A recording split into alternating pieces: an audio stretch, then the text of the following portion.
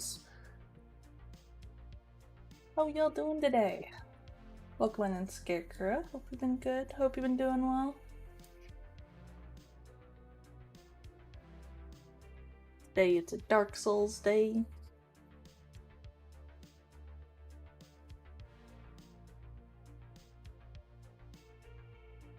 So eliminate like I thought I did.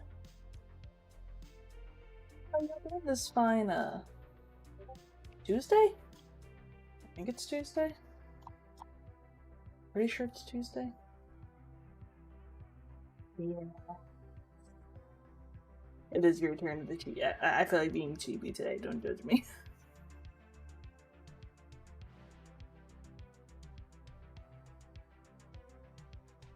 I mean, cheapy has to come out once in a while.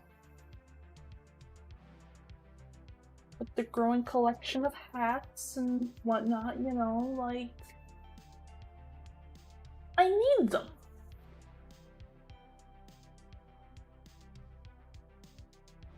How you doing today, Queen?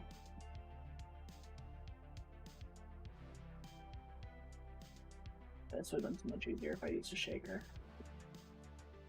You're okay. I felt that.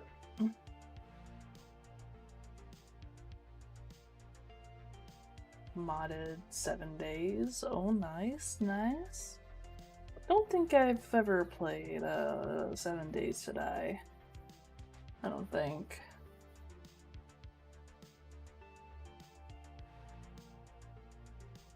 Let's mix it up. Eh, if it's not, well, I'll just try later. More. Yeah, I need the Power World Terraria crossover collab thing to, like, be out already. He's like, oh yeah, it's like this summer, and it's like, I know, but I need it sooner! Hey Minna, welcome on in, hope you're doing well.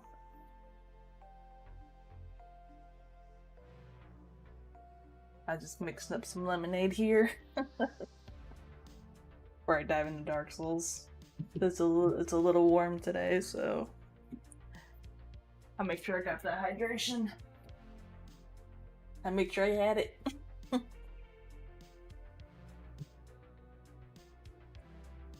Okay, this should be fine. This should be fine. You're not capturing! Why are you like this? Why are you like this? Why?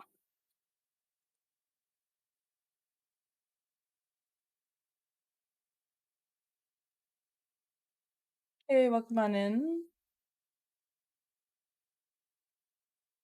Don't check Discord or I might get jealous. Well, like, I have an AC. I just choose not to use it. And secondly,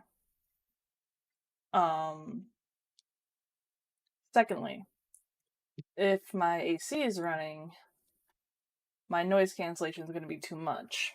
And it's going to cancel out my entire voice, so I'm screwed either way.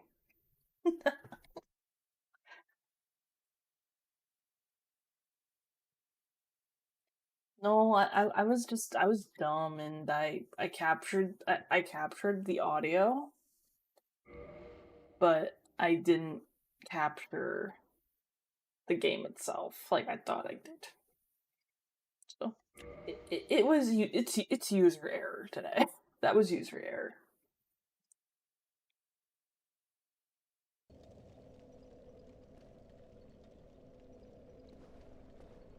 Okay. Where did I leave off?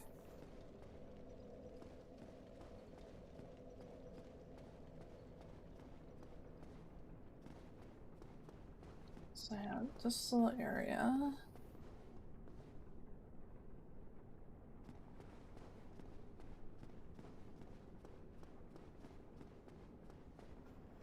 Oh, so I have to go. Oh, yeah, I was gonna have to go up to the valley. Right. That's the thing. They're both working.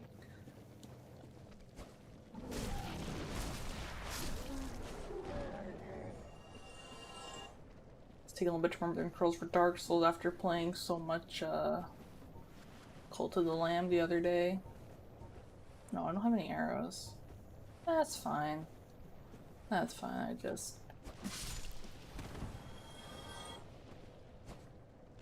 What if you didn't hit me with those? Just easily cross that. No, maybe. Perhaps.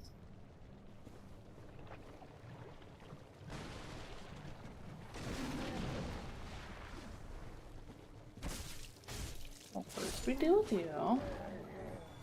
Then we deal with you. We got the little annoying mosquitoes. So how you guys all doing today? Do anything fun?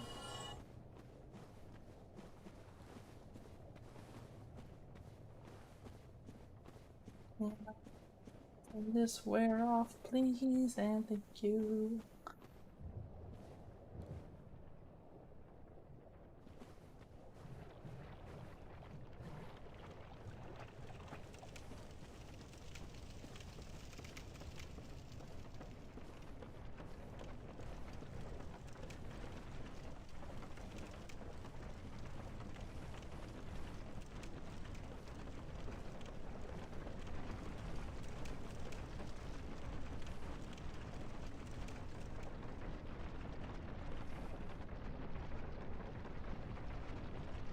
This seems familiar.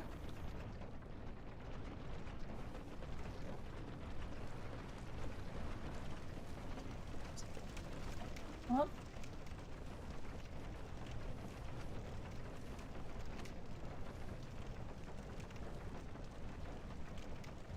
We'll do first. And where's the little mosquito go? Where'd he go? Prestigious sniper, nice.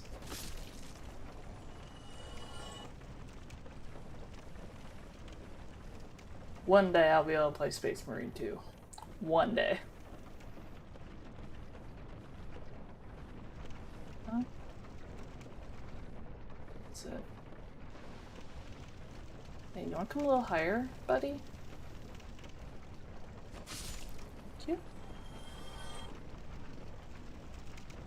Okay, this is the path that...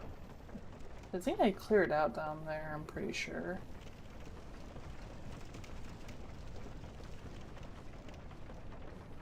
Or my reaction to it. Yeah, like the moment I get a an SSD, we're doing it. We're playing Space Marine.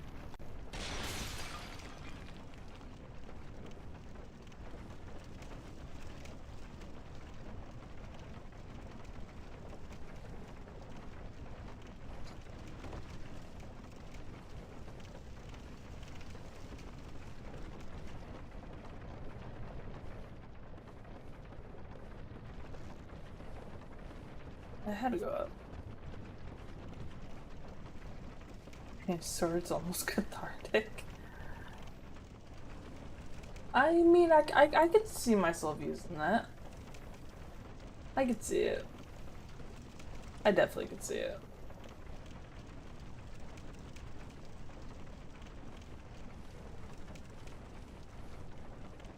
I have not gotten that far yet. I want to wait until I have the actual, like, game in hand before I, plan anything. Because I would want to make sure, like, the game actually, like, runs.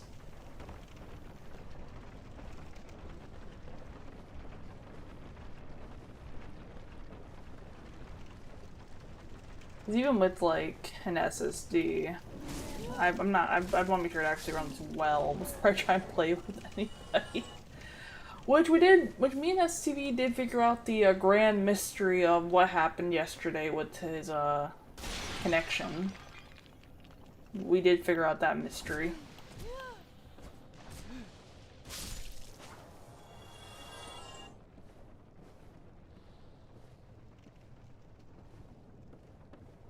Turned out he was on the wrong internet.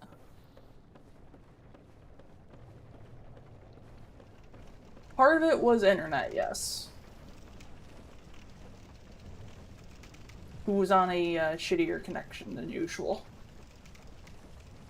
Apparently, to quote him, AOL dial-up would have been better. His words, not mine.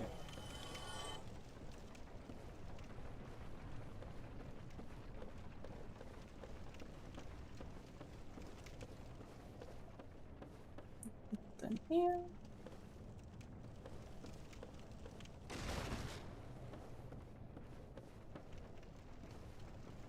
Where did I get the value of drakes?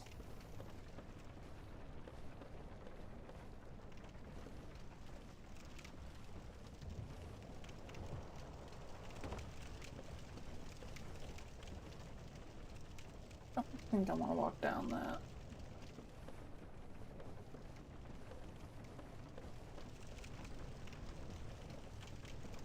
Well, because I was able to...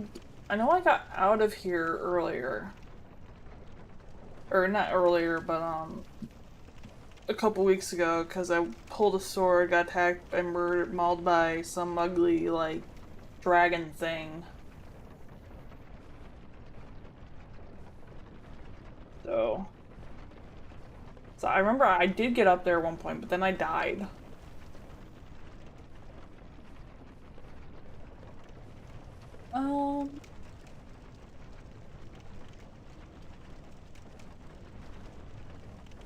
Up the elevator?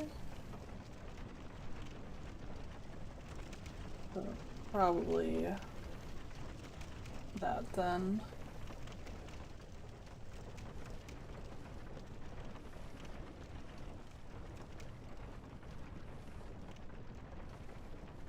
Next highest elevator. There's stairs over there.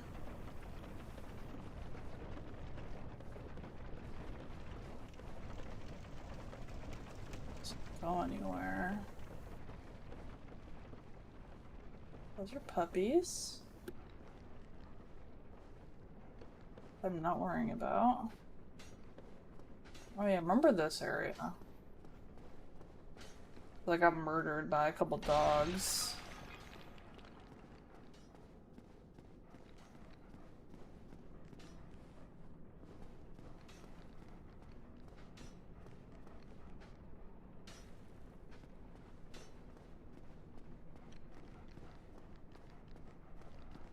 Double check, make sure I cleared this little segment.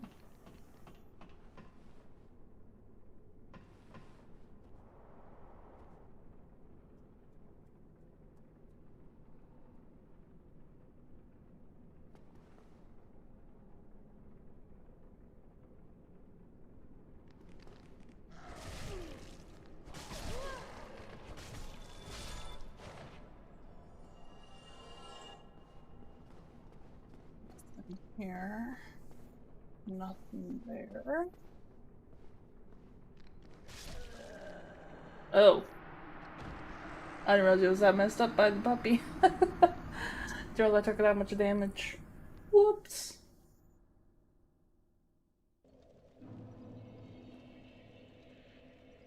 Now I should be up the elevator. Okay.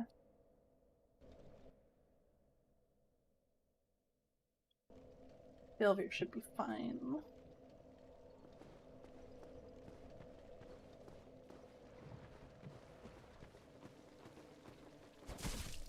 Okay, no, we'll just say that one didn't count. You know, that's where we're going. That one didn't count.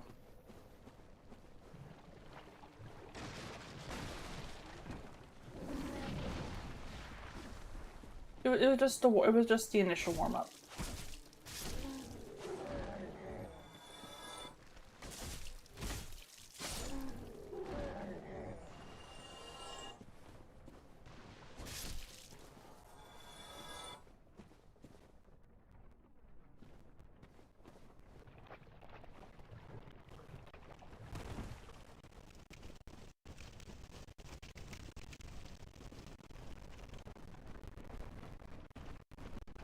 Back here.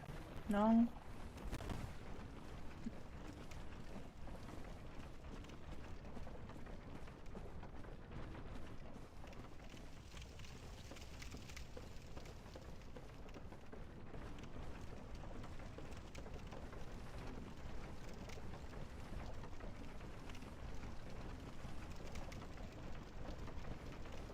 Take this elevator first.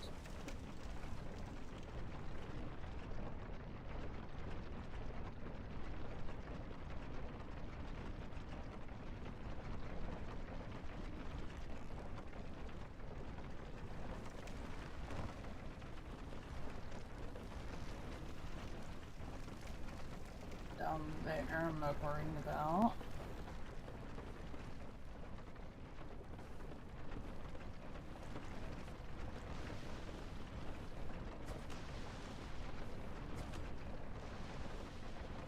Y'all being little bitches where I can't hit you. That's fine. That's fine. I'll just go above you.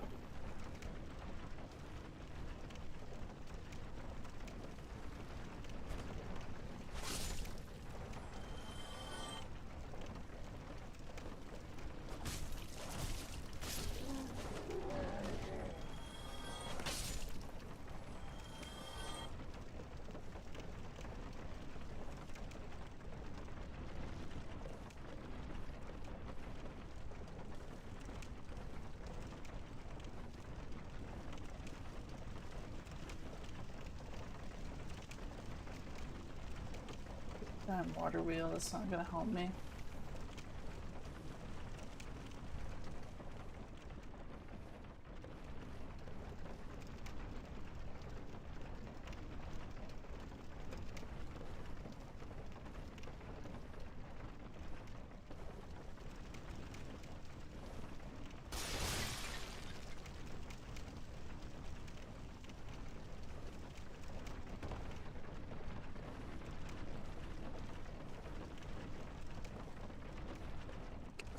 The soups are on this.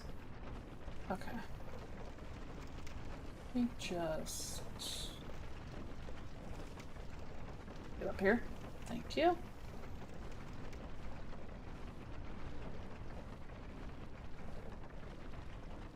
And we're gonna go this way.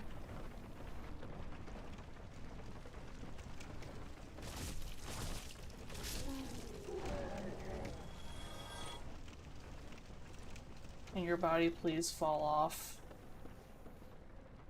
That would make things so much easier.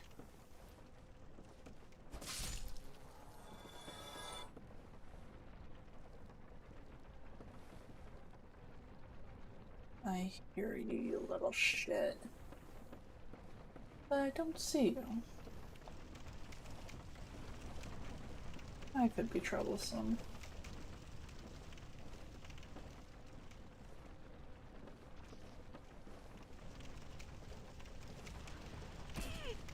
Can you go down lower, please?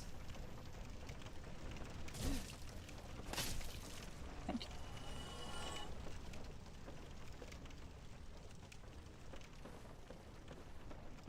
Just keep climbing up.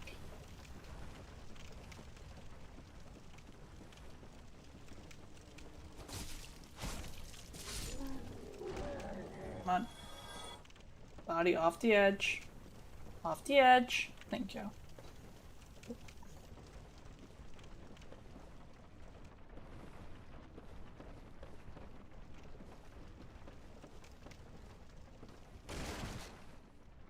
I don't either. I hate the sound they make so much.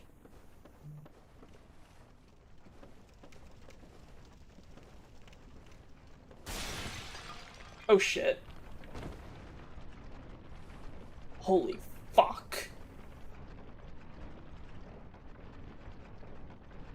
That could have ended badly. Holy shit, that could have ended badly.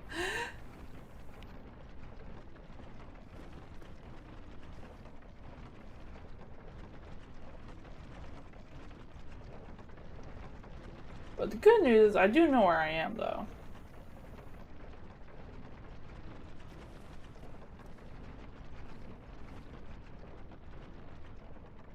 I got annoying puppies A and B. Then I know on the side there's a couple other dogs that'll am I right?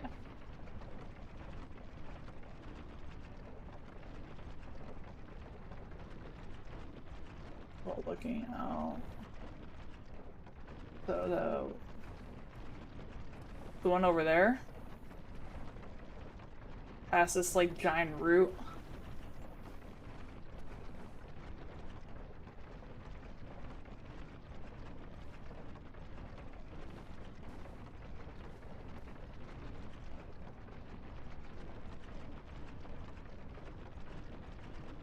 You fucked up.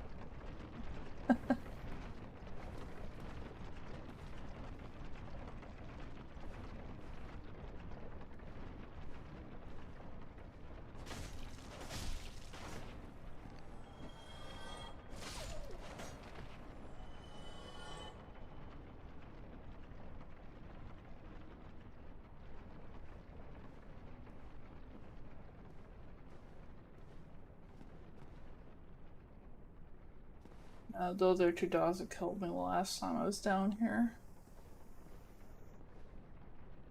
Wait, where's Poison Shooty guy? Yep, there's where I died. Last time I died the other day trying to get that item over there.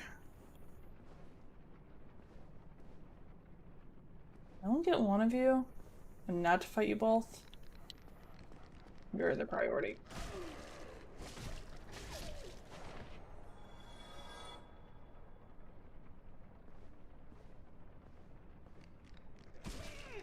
Just on the draw.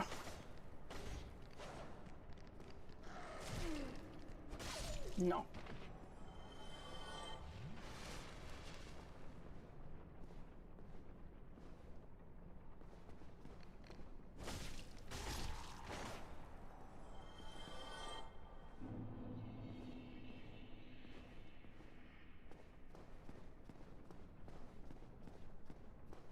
It's gonna...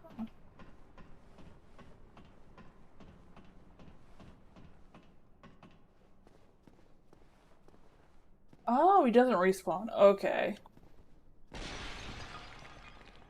That is a bit of a relief to know.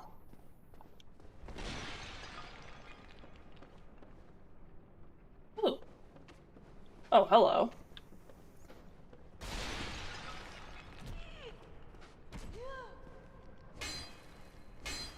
Let me hit you.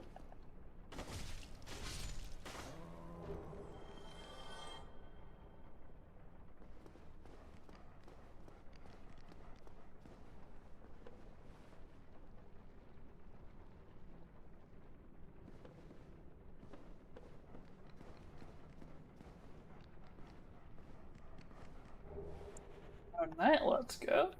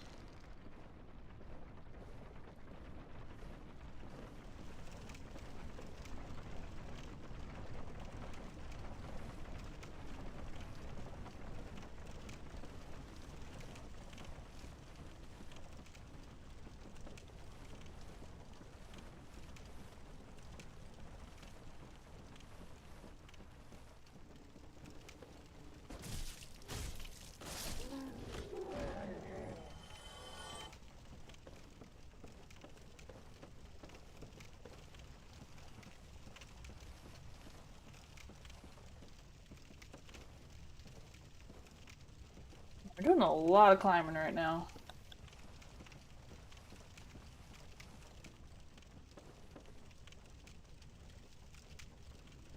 This looks familiar. I think that this is the path that leads to the valley.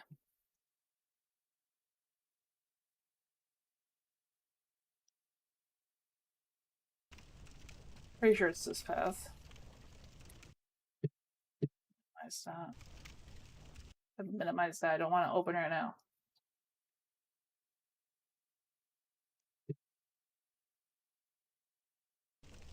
There we go. Yeah, very, very deep.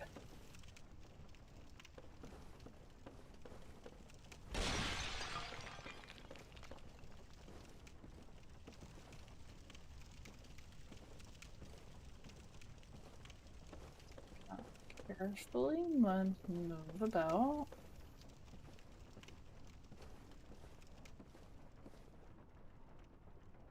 That's a big guy back there. Can I make him run off like the rest so far I've had to deal with? That'll make my life so much easier.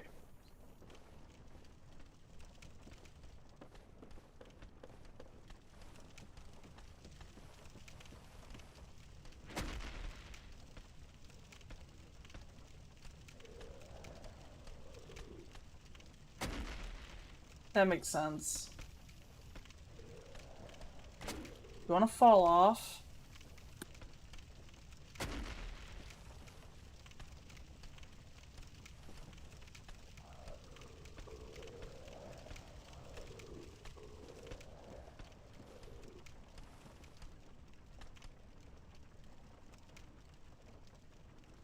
Bye.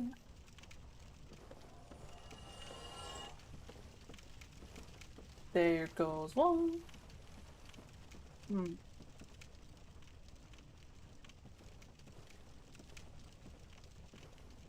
True.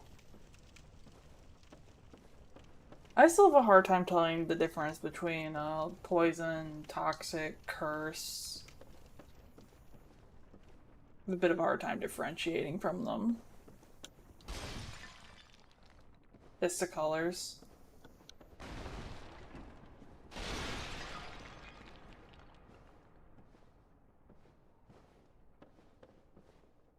Oh, hello. Is he following me? He is following me. Excellent.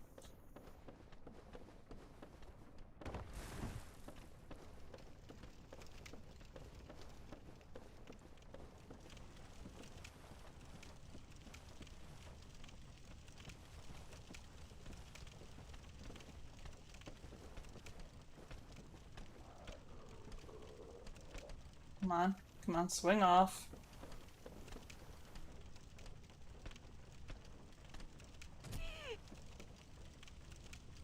Okay.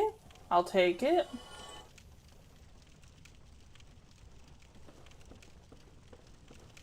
Blue flowers, red thorns. I don't even know what that means.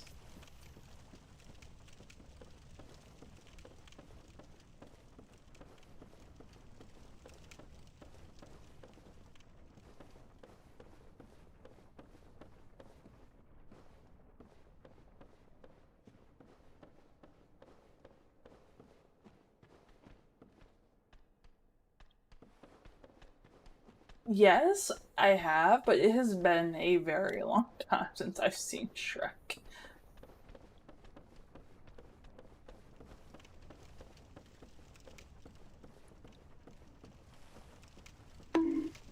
Hey!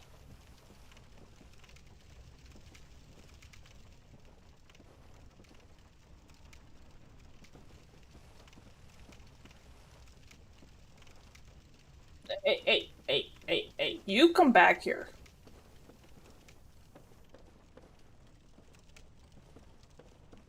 Unless you're gonna let me stab you in the back, in which case, by all means.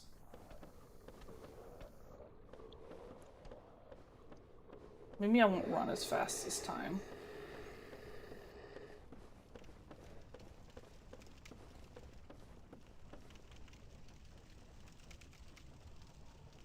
Come on, Slowpoke.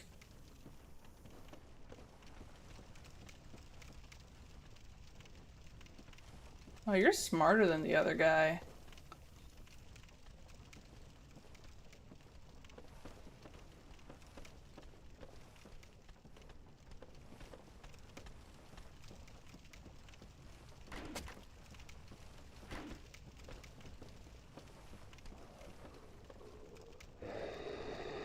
Come on, take the swing, take the swing, take the swing.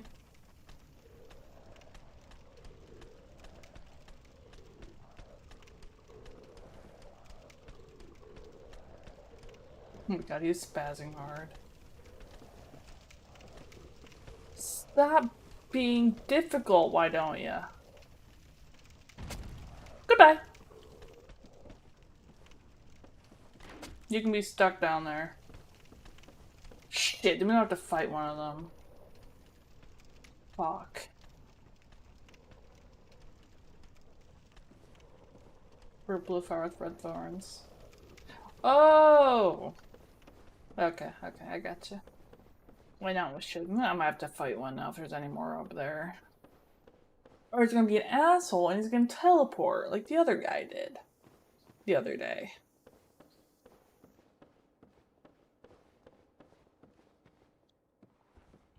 Jeez, I'm drinking a potion. So I don't get one shot as less, or it's less likely I'll get one shot.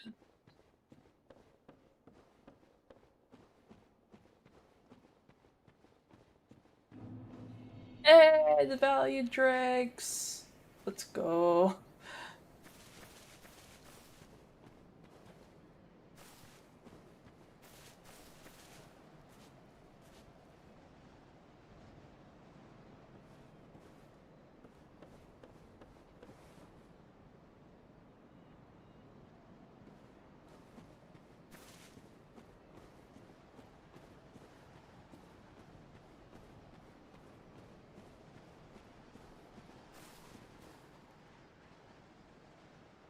He remembers me. He remembers me.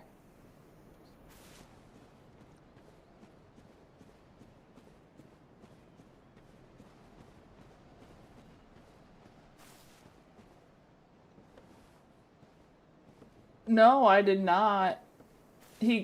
So, I grabbed the item,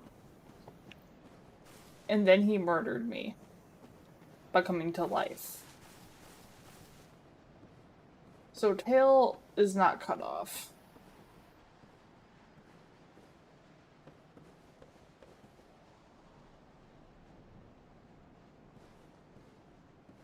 Man, I really don't want to fight him, but I don't really have a choice.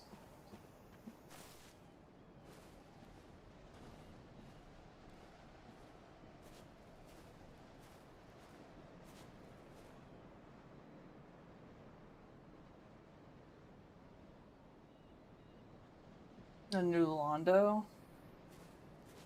So I'll take it like this is a path towards New Londo.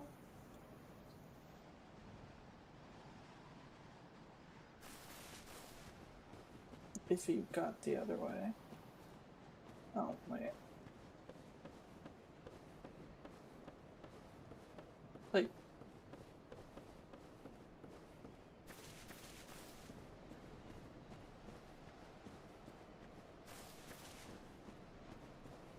Wait. Is that a door?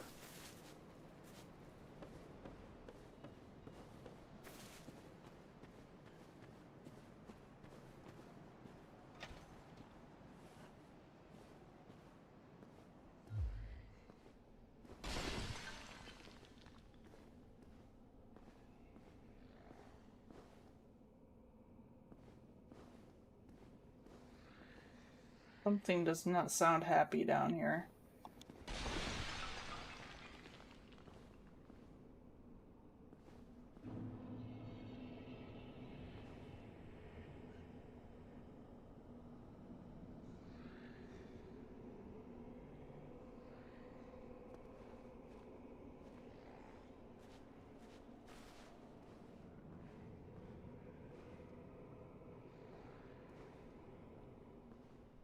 What's with this place?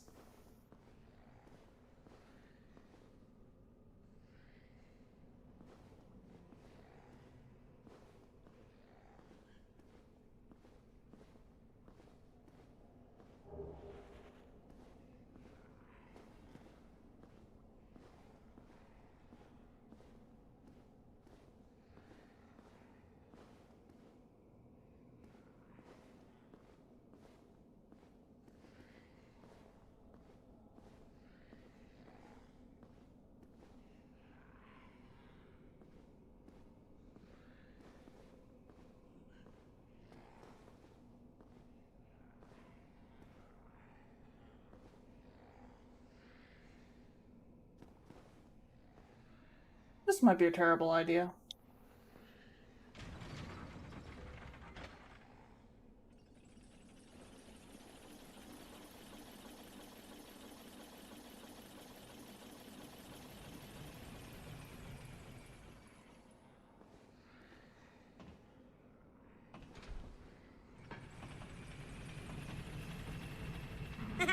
I'm in danger. That's literally how I feel right now.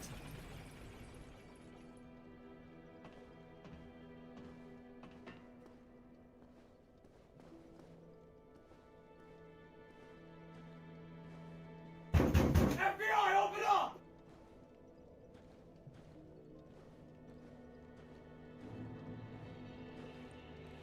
What?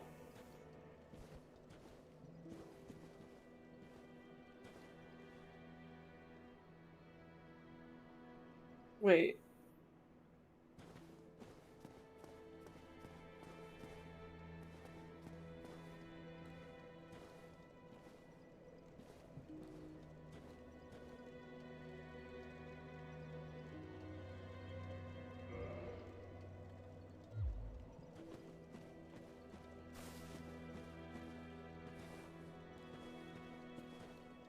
Whoa, wait. So... this...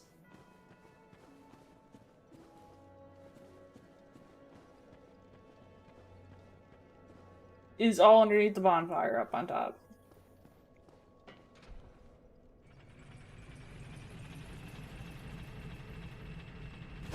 Emotional damage!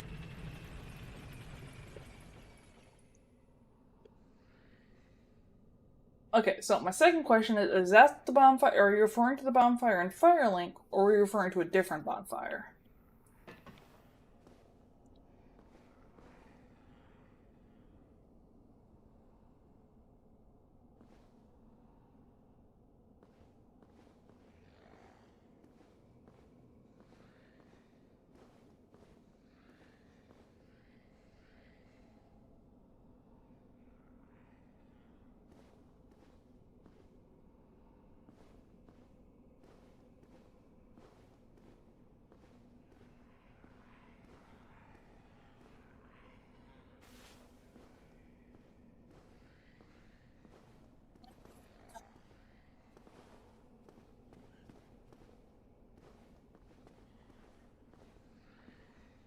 Like, this concerns me. It makes me wonder, what could these guys possibly be being afflicted with that's making them not hostile?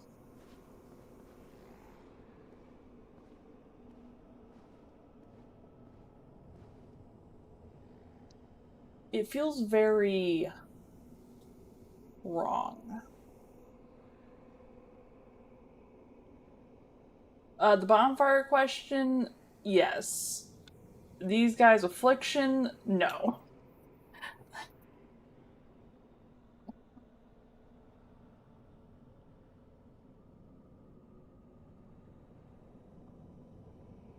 This place is creepy as fuck.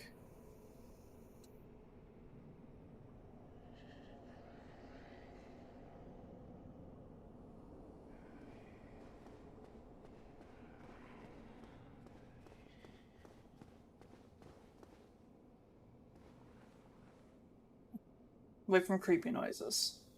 Cool.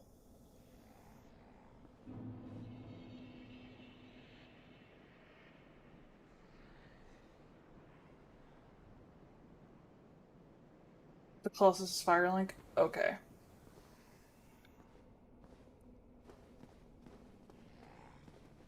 Okay, then I'm going to reset to Firelink then.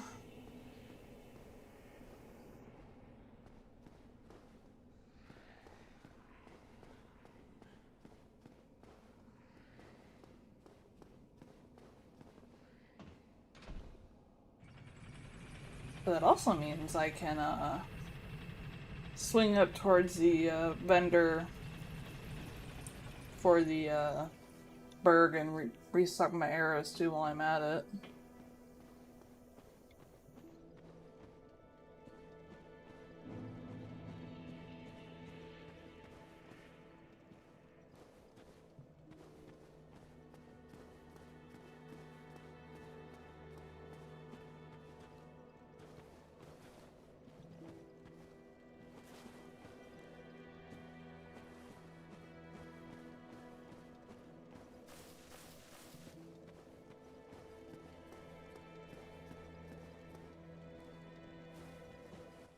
What a... Don't try any...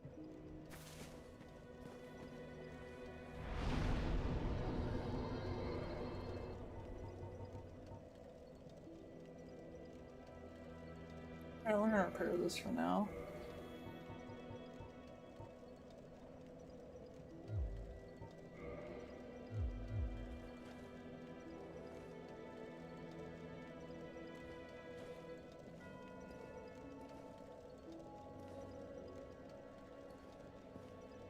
Well, something tells me I don't quite want to go that far into New Londo yet.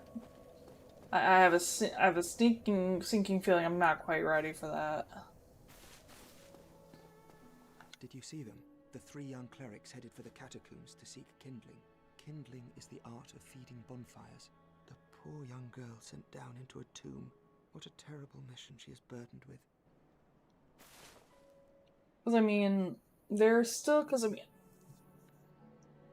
I still technically haven't even cleared that stupid freaking temple. Because I had to go back to for Capra.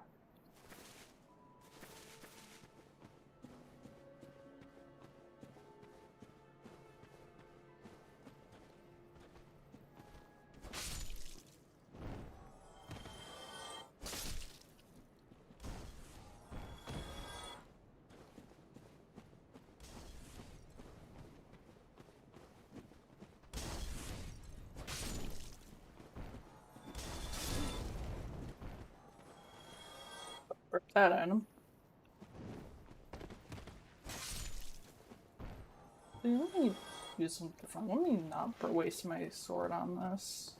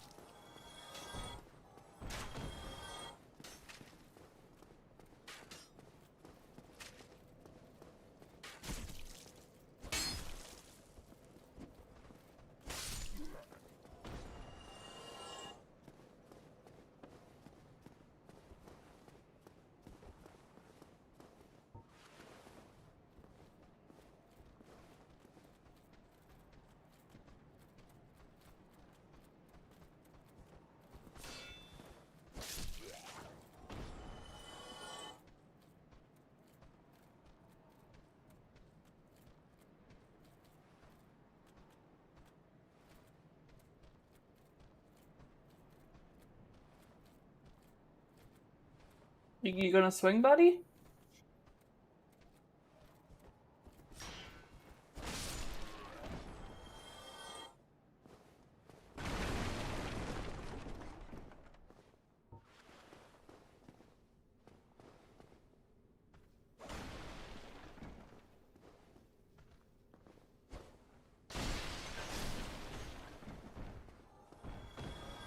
I'll take that for what it's worth.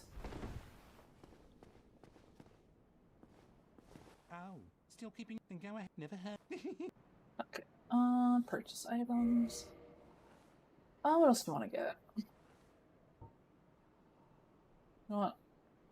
We can buy the bottomless box too. Why not?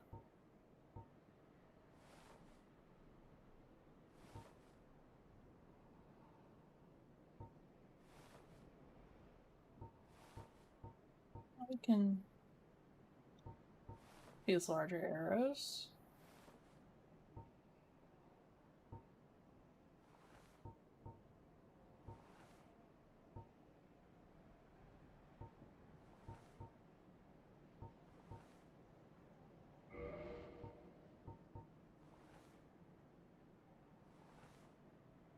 Yeah, sure, why not? Thank you kindly.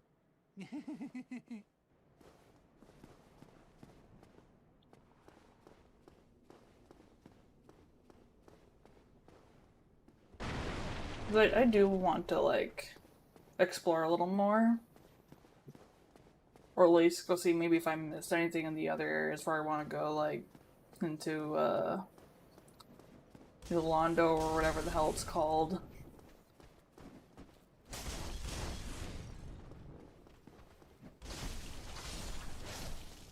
I'm not using the Drake Sword right now. It's fine. It's gonna be mostly tapping these guys without too much issue, so I'm not worried too much about that.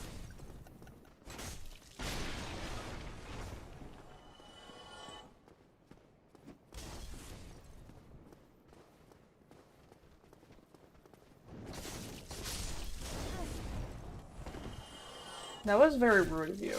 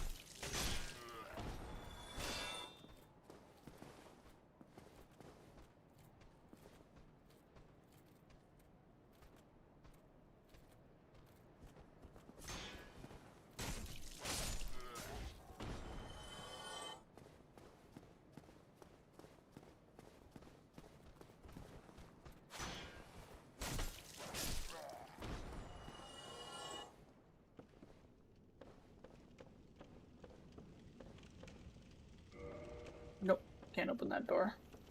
Okay.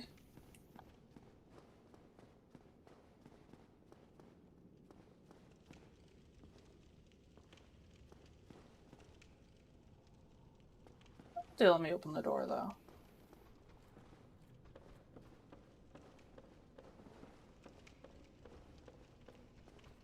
Like, I mean, seriously. I'm not gonna bother with those guys.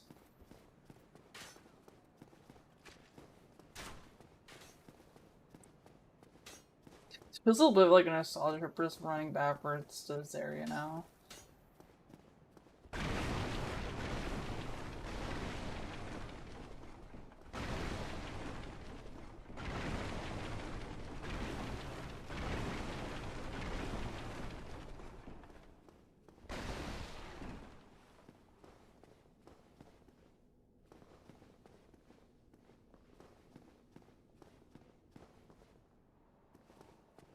Then I had what's his name back here. We had mean old dragon butt, who I still don't like.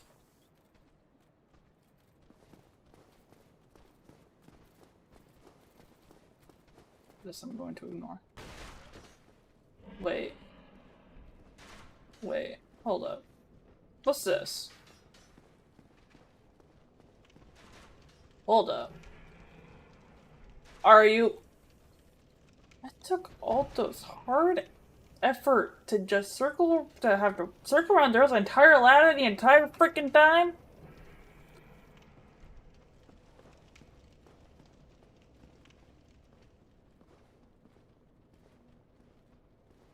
Oh, that's gonna annoy me. That there's a ladder there the whole time.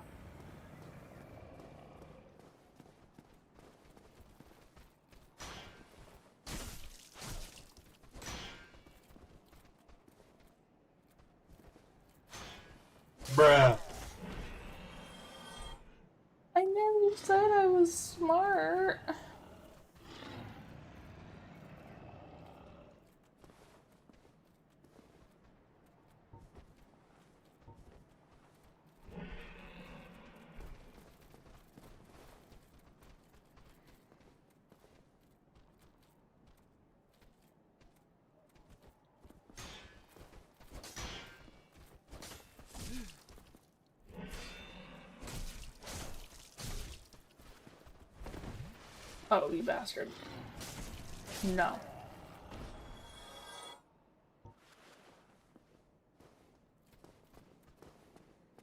And, the rats.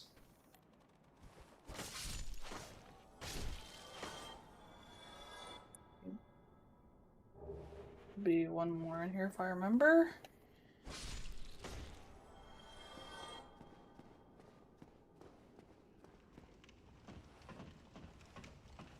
Okay.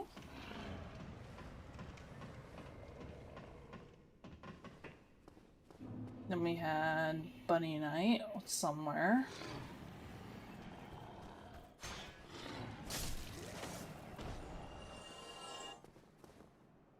The queue was up, I think.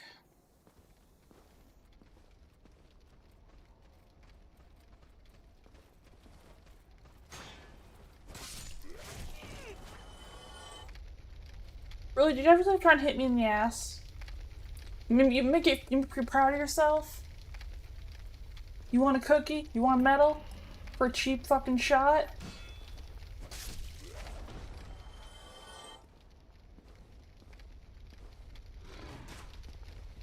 You? The fuck? Oh, yeah, oh, I see you guys up there. Y'all ain't worth it.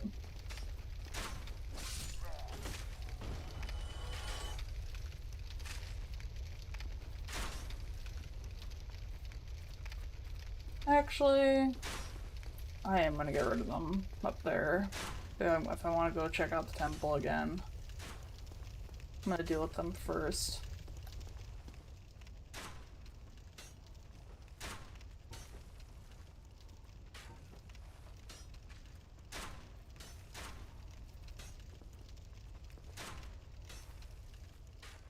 Over there.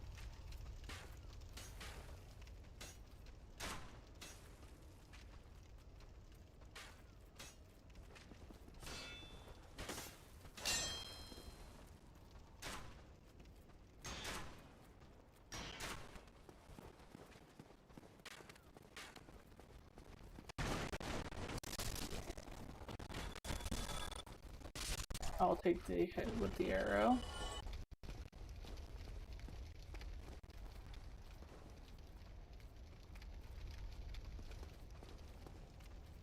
I am just genuinely curious what kind of stuff I missed by grabbing the key for Capra and then going back.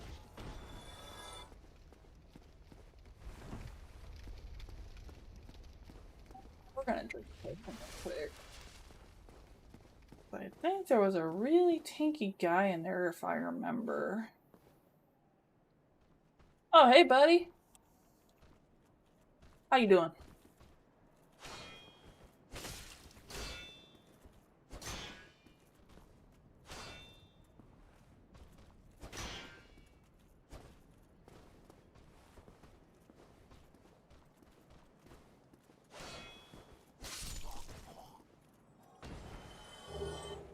Baller gauntlets, Titanite shards. Okay, I'll check those out later. Just provoke you to come out.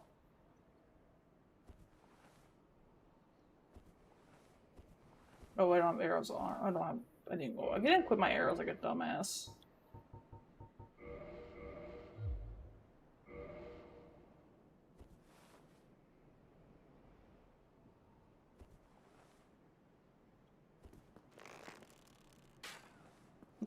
Too high. That's fine. I just want to drag him out of the building. That's all I want.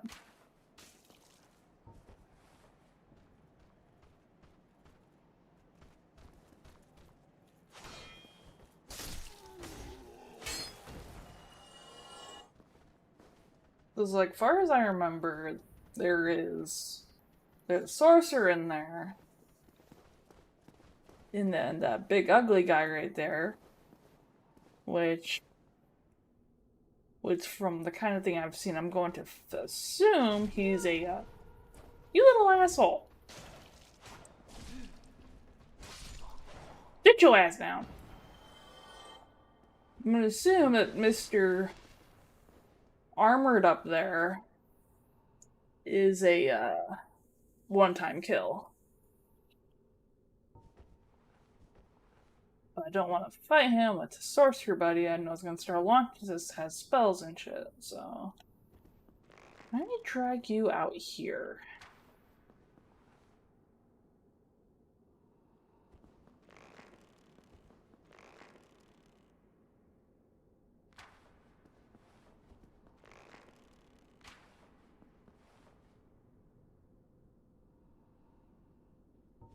Oh, he's a-coming.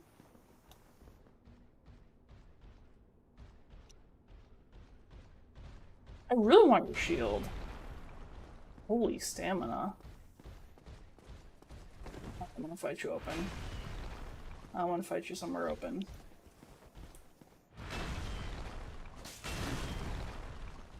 What is this?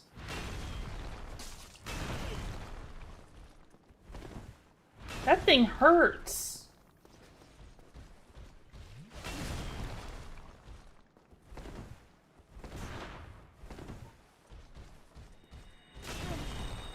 You're not gonna let me heal, are you? I get it. You're angry. I get it, man.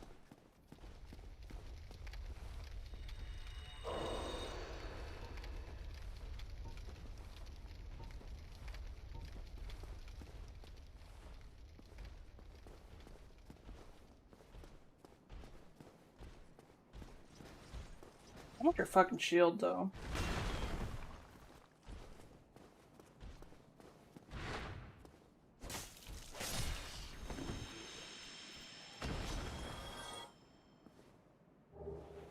And shard? Why, thank you.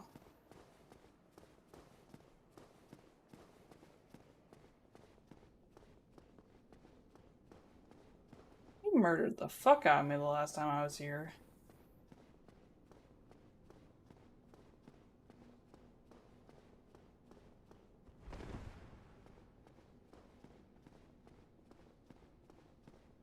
What's this? Fire Keeper soul?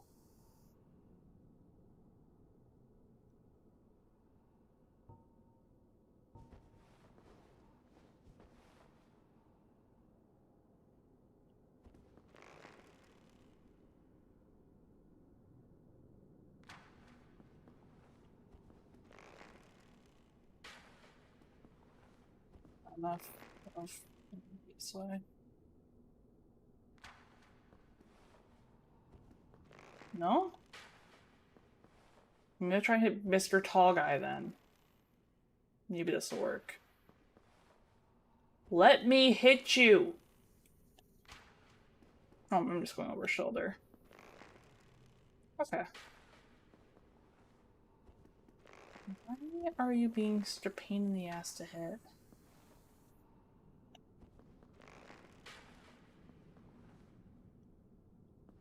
Okay, that's fine. That's fine. Go up the stairs like a normal person. Yes? Yes, you may.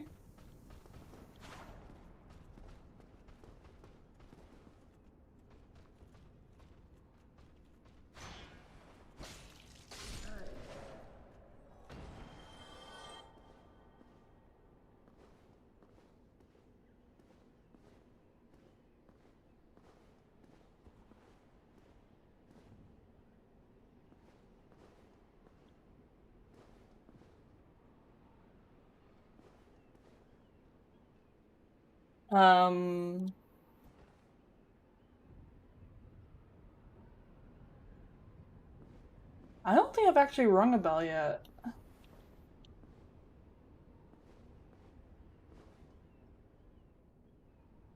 To be entirely honest with you.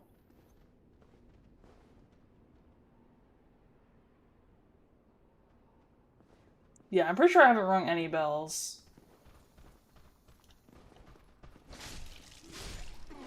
No. Oh, there's a lot of you in here.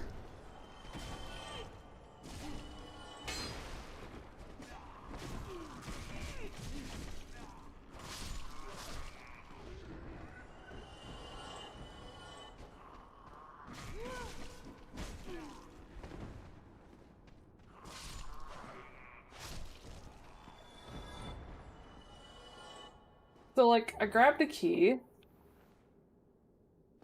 And then I was told that about Capra and the Berg, and then I went back. And never came back here until now.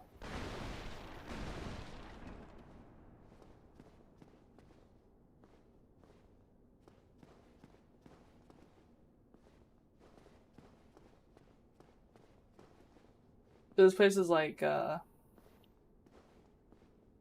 think it generally was, beating the crap out of me.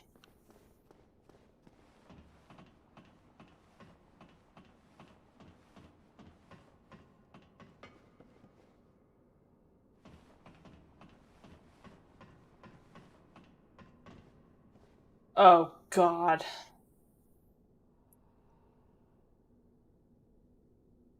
I'd be scared.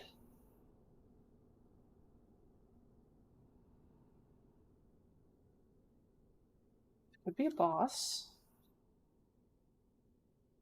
Or this could be a temple, or this could be another area.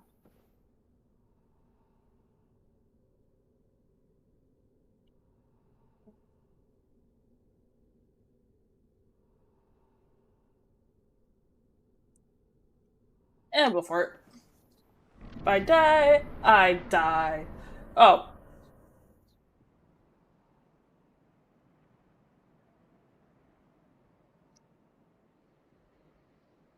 I suddenly feel very threatened.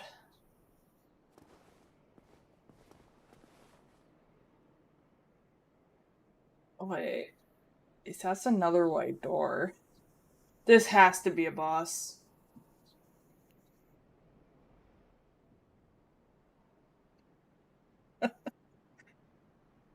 It was literally a case of went back to go. Was like, oh yeah, there's this guy, this boss in the burger that you still haven't beaten. I was like, okay, I'm gonna go beat up Capra, and then I just followed the path and found my way into Blighttown.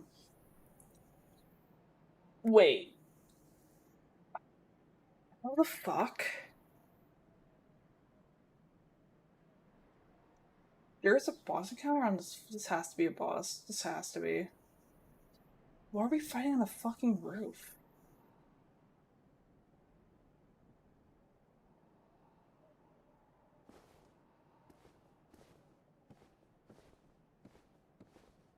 Yeah, I have a tendency to explore.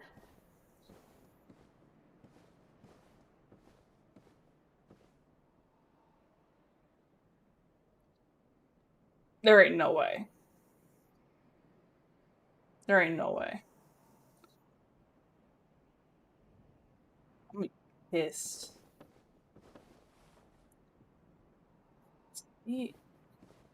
No.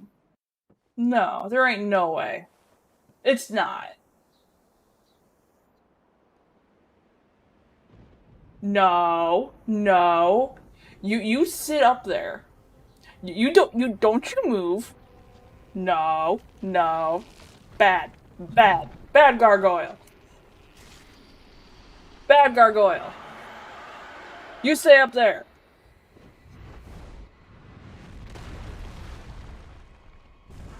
Oh shit, that means I'm gonna be able to fly too. Oh.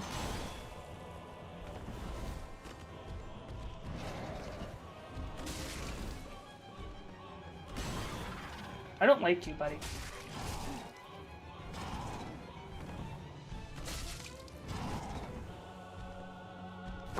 Emotional damage.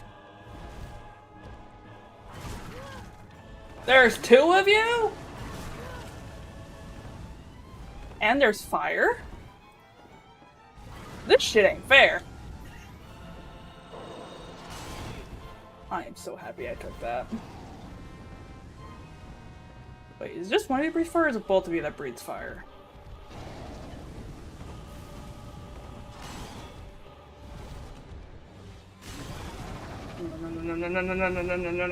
No. I don't want to be roasted. I don't want to be roasted. I don't taste good.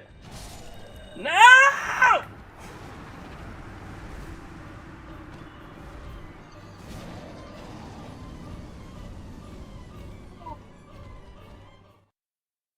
You know what? I will take that. I will take that.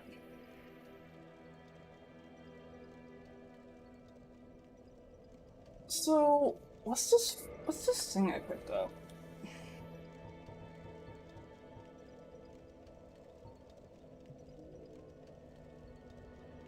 You just gain many your storage HP at the cost of losing the phone under firekeeper.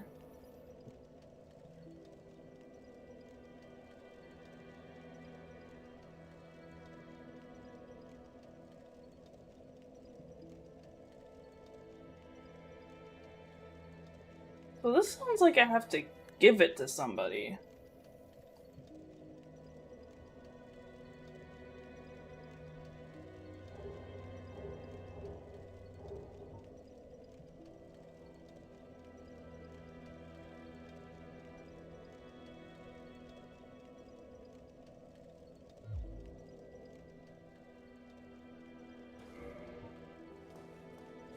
Wait.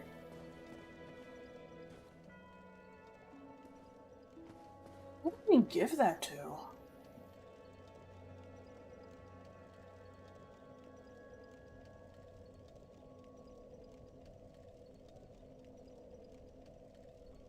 Man, only one NPC so far I've met that I haven't done anything with.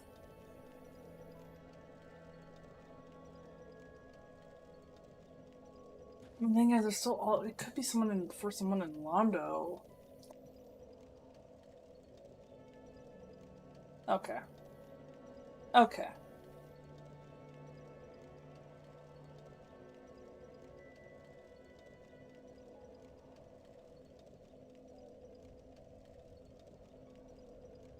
I'm gonna forget about Blighttown stuff for a moment because I know there's still like a boss over there I still have to fight. That was unfortunately spoiled to me, but I think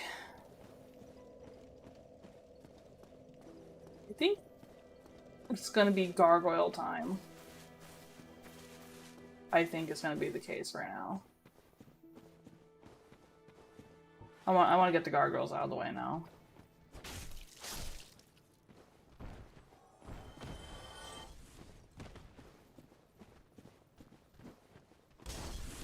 I ain't fighting all you. You ain't worth it.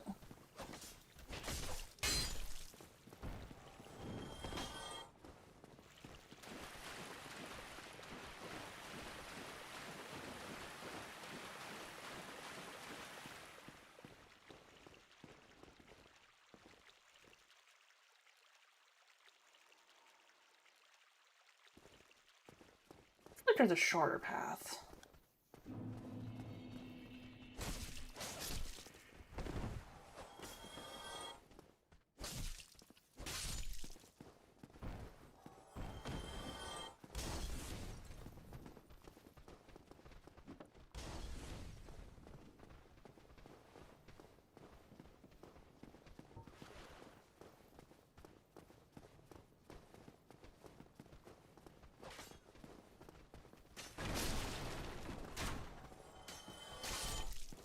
If there's anything I've learned about sorcerers, they're generally one-time spawns.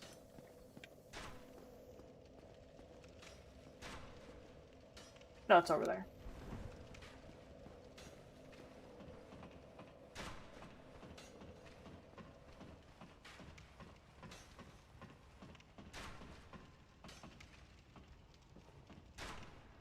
Okay, that's fine, buddy. If you want to come up here, that's fine. But you're not gonna have a good time.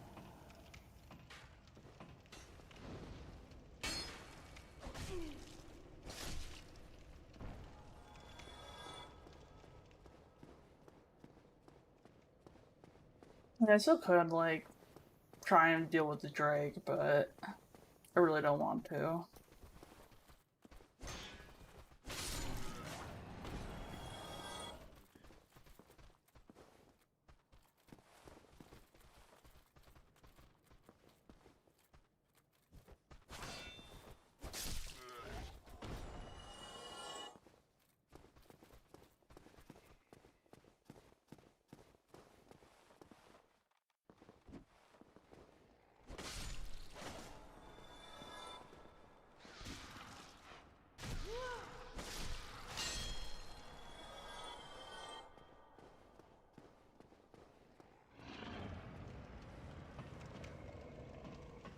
I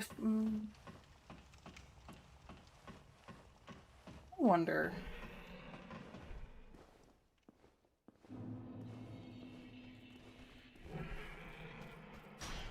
So I have a feeling that the bell is at the top of the is after the gargoyle fight. I have a feeling.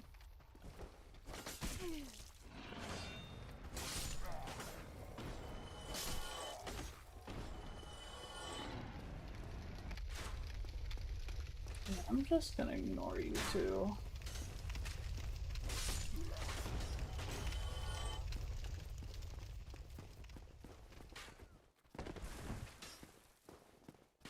Oh yeah, he's no longer out there in there. Let's go.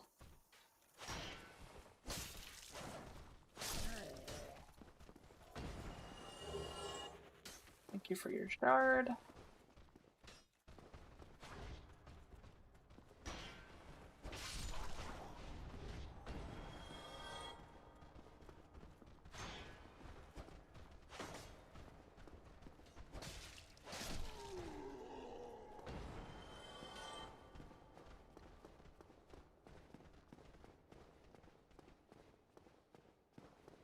Alright, is the sorcerer up there? Nope. Okay. Hell yes.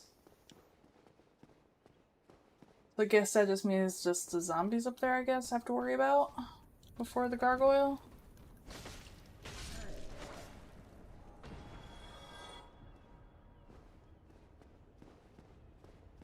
That's what it feels like anyway.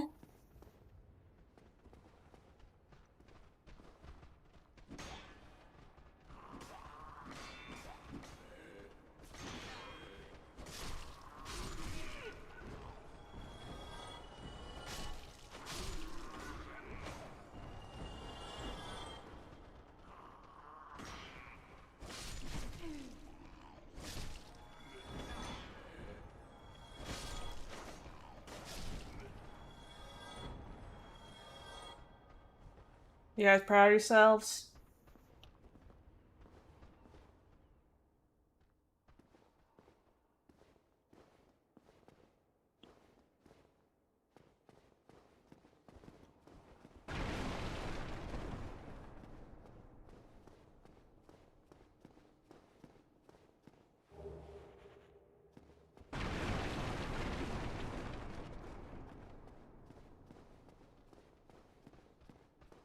Oh, wait. Where'd you come from? I don't even know.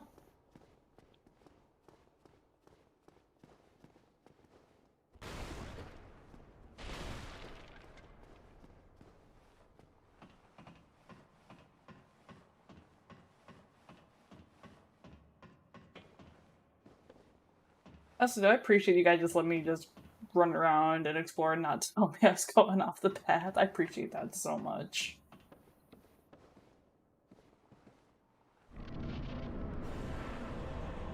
Okay, is just one of you? I wanna land.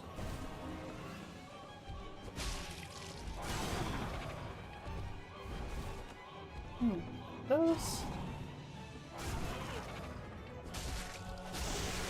Oh! That's cool.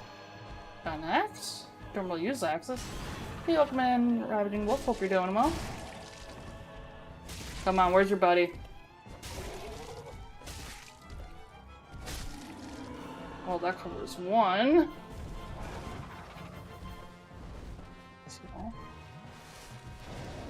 Surprise, motherfucker.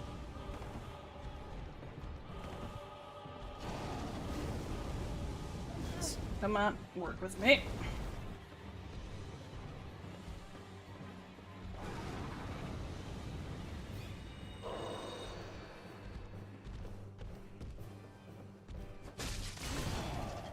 Come on, come on, come on. Glad to hear.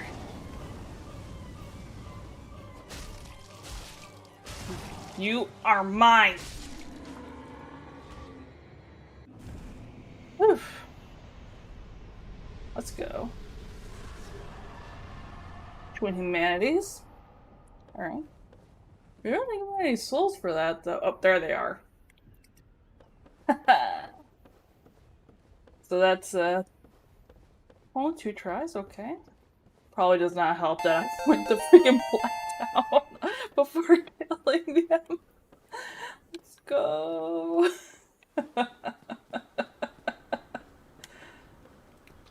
You know what?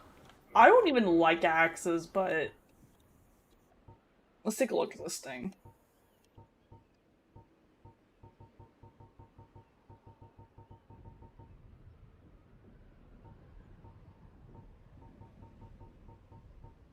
Where is it? Gargoyle tail axe.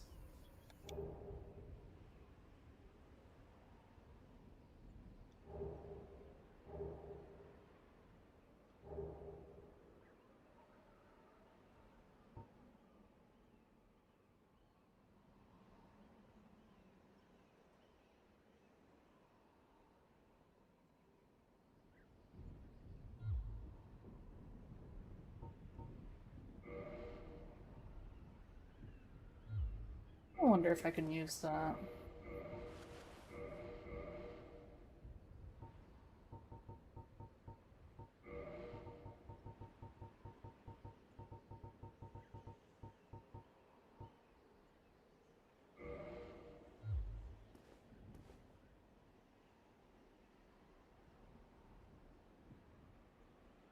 Axe is freaking huge.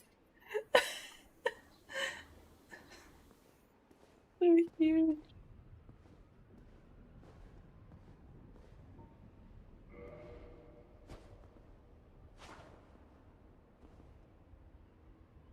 Wait, I can wield this one-handed? That's cool as hell.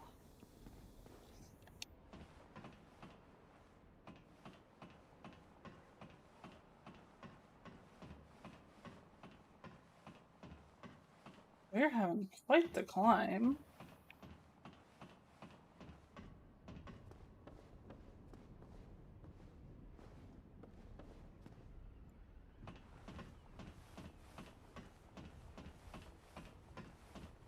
I swear, if you two gargoyles come to life, I'm gonna be pissed.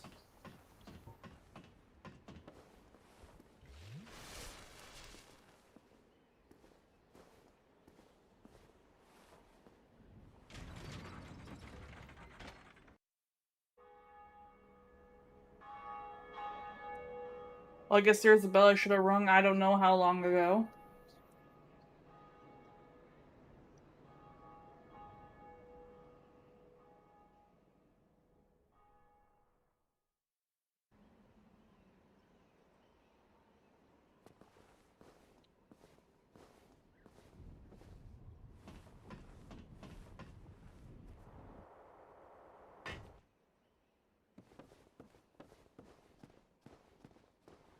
Just crying 14, nice.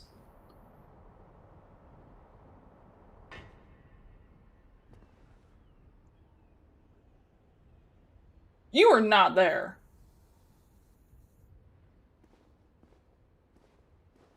Who the fuck are you?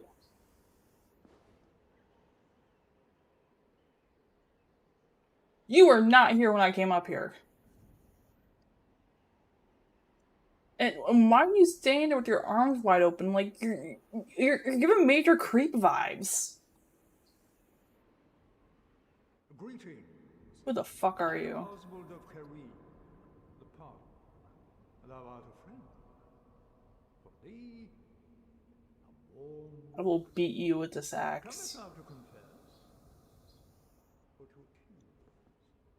For indeed all sin is my domain.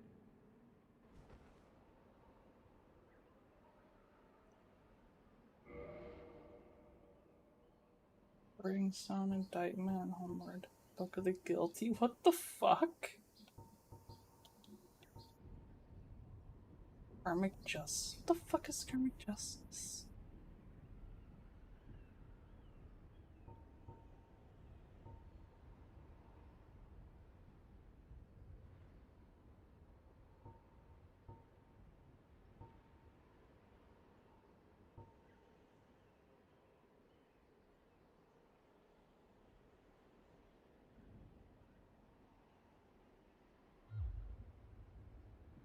Thou art welcome any time. It is only human to commit a sin. Duly noted.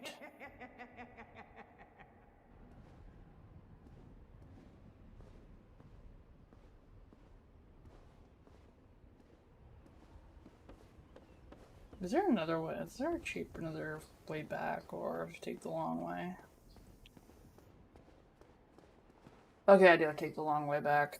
Okay, no big deal. Are the holy magic spells? Okay. Yeah, I just look so ridiculous with just carrying this big ass axe.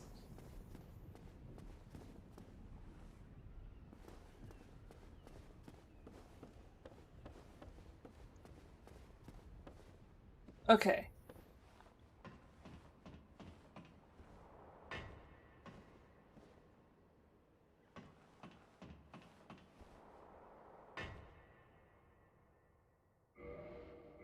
Is there anything else I'm missing? Yeah, I guess there is the woods.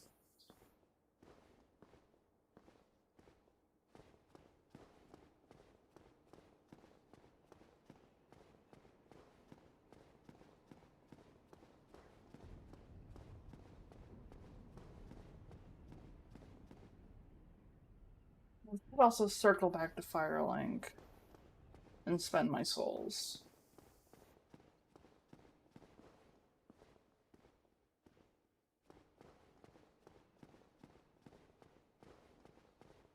I think that might be a better idea, is to head back to Firelink before I do anything.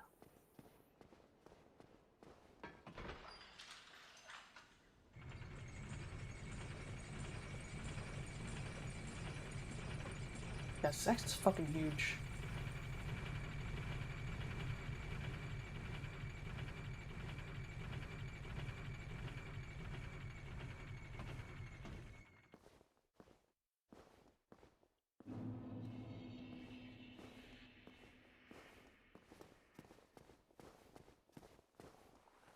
Yeah, there's shit up here, right?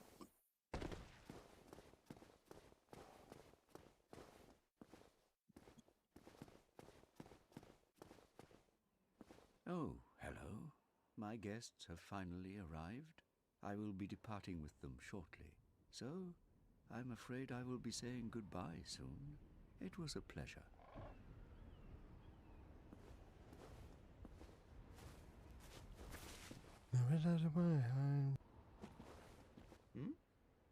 What have we? You look awful. Times are grim. Don't you dare meet my lady like that. You are undead as well. Then we've no time to fraternize. I have my mission and you no doubt have yours. We must not let this curse overcome us. Oh, miracle.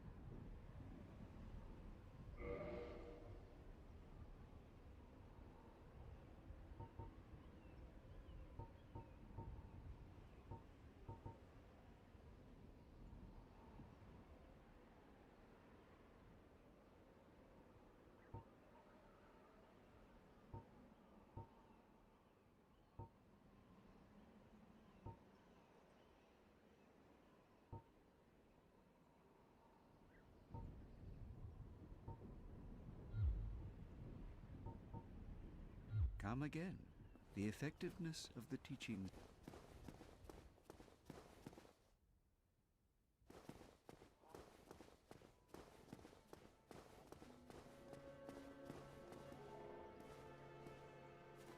Well, I see you made it out. Yeah, I have my pyromancy of the Great Swamp, so I can... Oh, yeah. I think you have a knack. I'll be pleased to... Oh, really? But I'm on the fringe. I only wish that I... Oh, hello. I'm pleased to... Oh, and I'll be pleased to... Yeah, wonderful. I'm sure that... Here. A flame from the Great Swamp. Now, well, let's get started right now.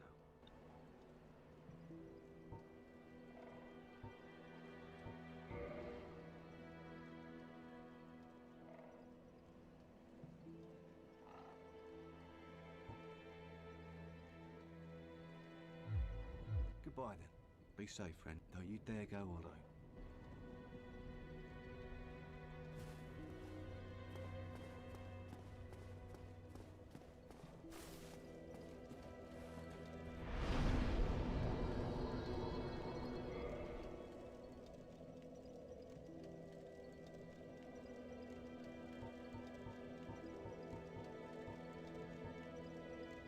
But we can, like, get rid of some of these.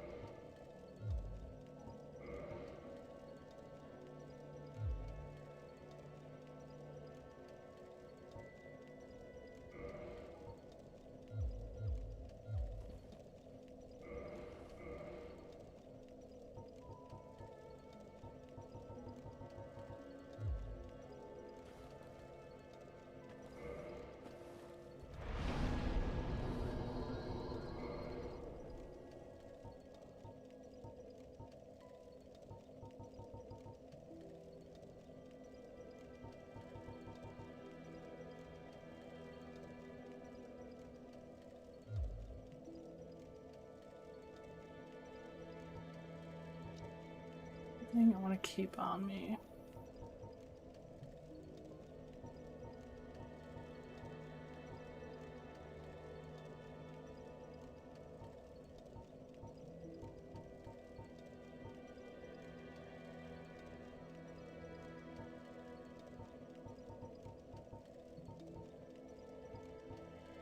Not carry as much of this on me.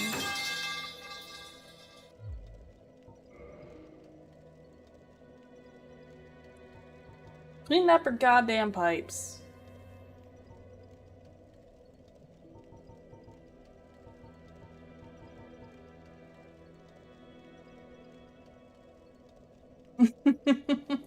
Welcome on in, AJ. How you doing?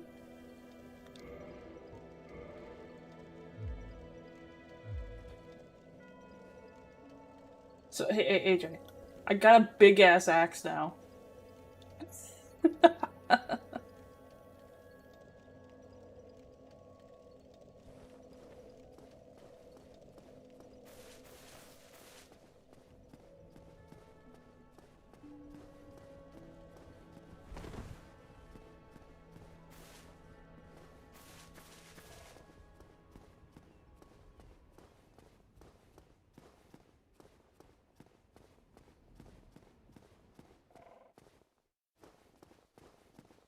I guess now we can just, I guess I'll continue down, I guess.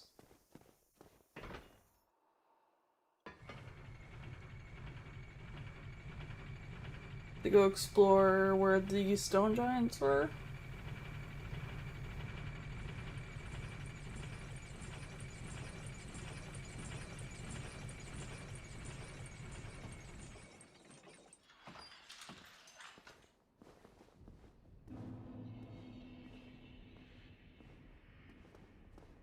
Yeah, and I finally rang the first bell.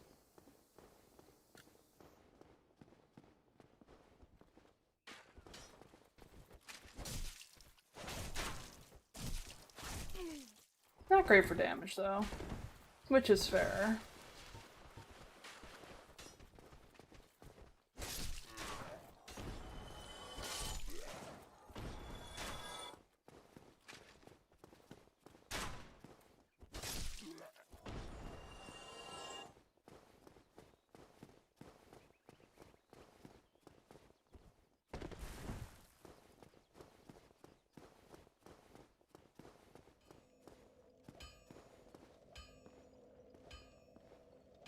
Yeah, it's so huge, I love it too.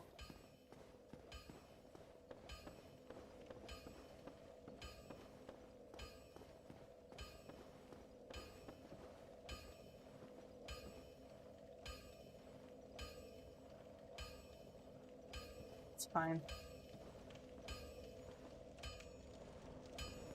I'm assuming I... Well, what's up here? Grab the armadillos. Why did you take the armadillos?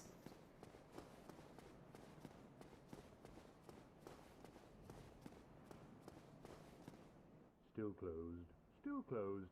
Hmm.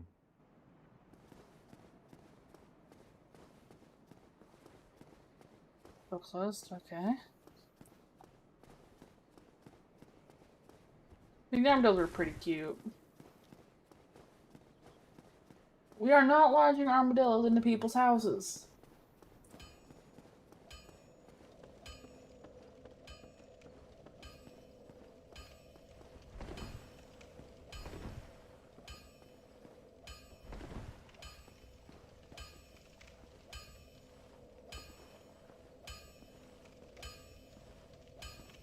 Okay, fair point. Says I. Says I indeed. What are you? Oh, yeah, I remember I ran past you last time. I just completely ignored you. Oh, you have a lot of thunder.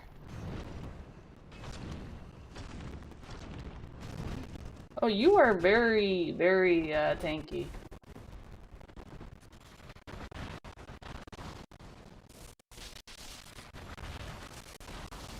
You are so very tanky. I don't think I want to fight you. So I'm not.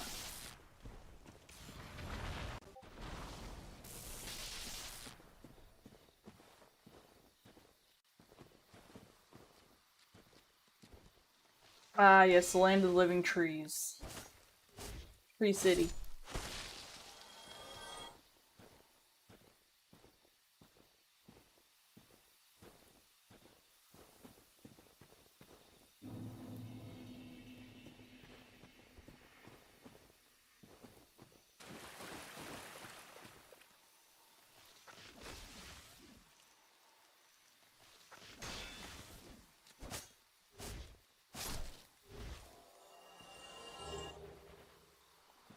Purple moss.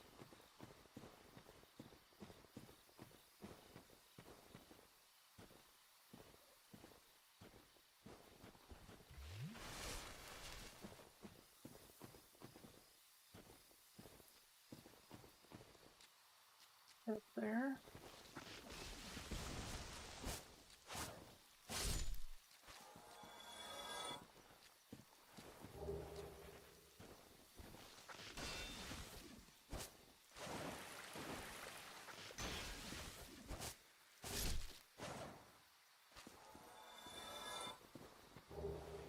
More moss.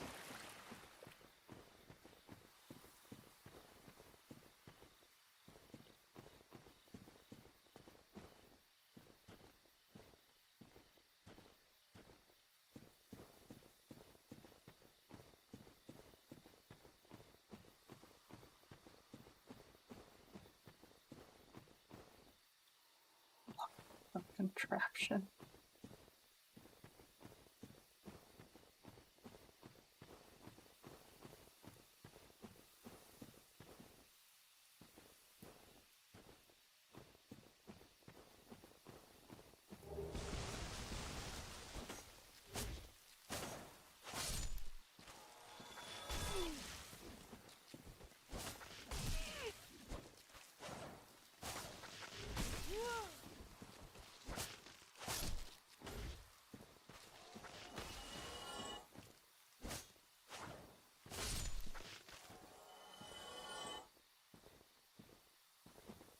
More moss.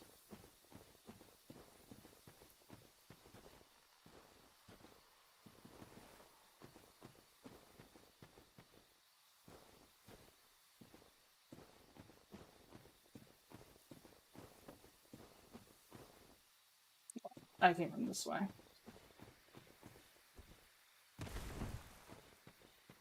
It's really weird having come back to this place now. It feels weird.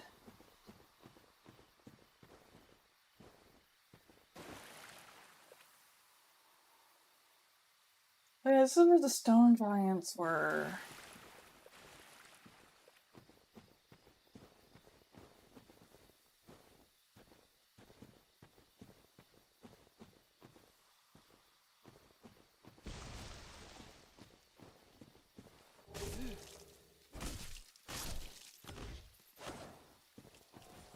Are you a fucking lizard?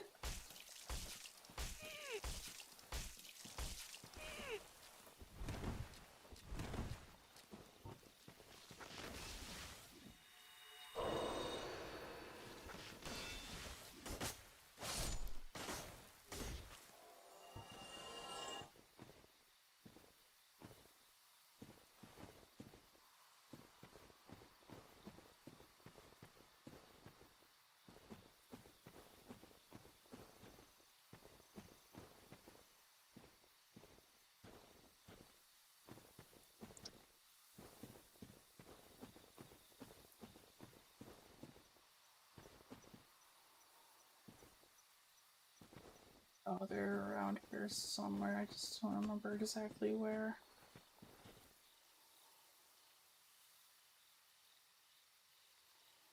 Oh, you're snakes. You're a two-headed snake-like thing.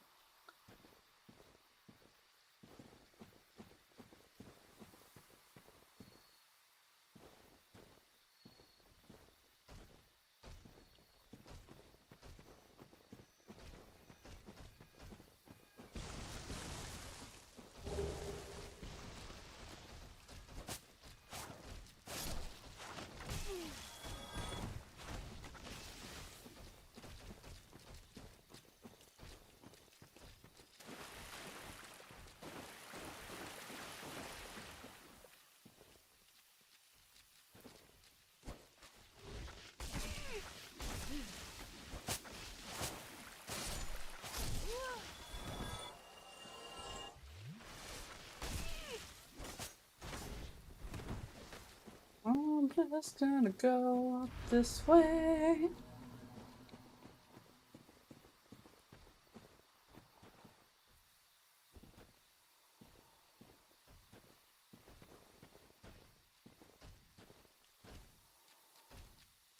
Okay, you're both coming this way.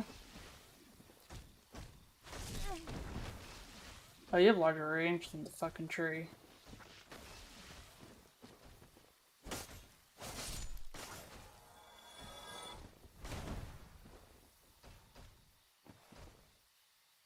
Ah, so that's as far as I'll. So you won't chase after this point. Okay.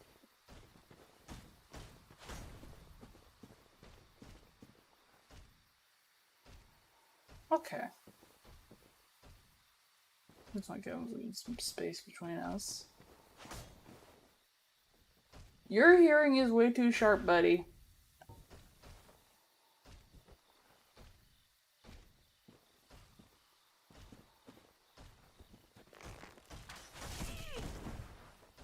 Okay, I get it. You don't like me. I get it. I understand. I'm gonna let him just go farther back in.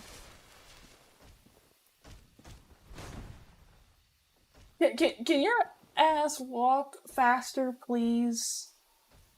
So I don't have to, like, immediately run backwards. I didn't even move.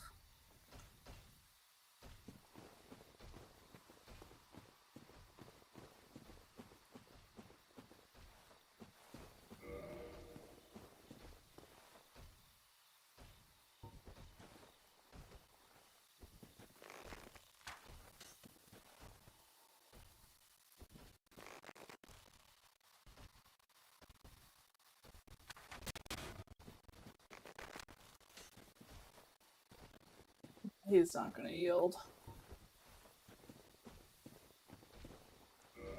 What armor I got?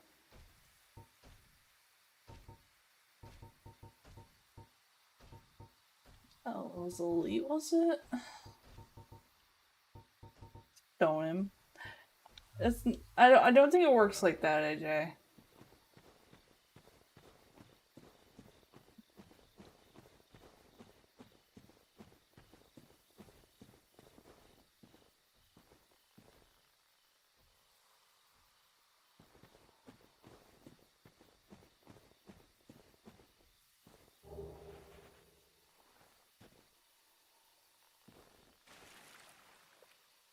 I see him up there.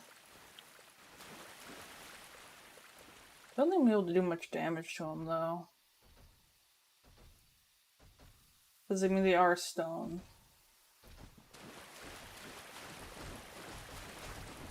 4,000 souls still isn't too many to risk losing though.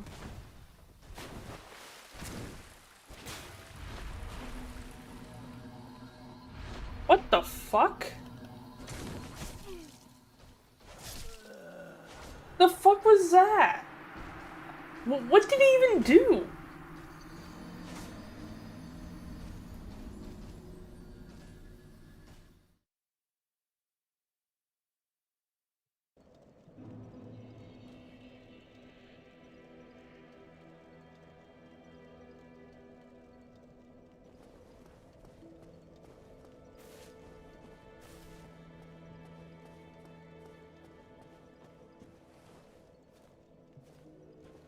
Oh, hello. Hello. I don't think we've met. I am Knight Lautrec of Karim. We're both undead. Or perhaps we can help one another.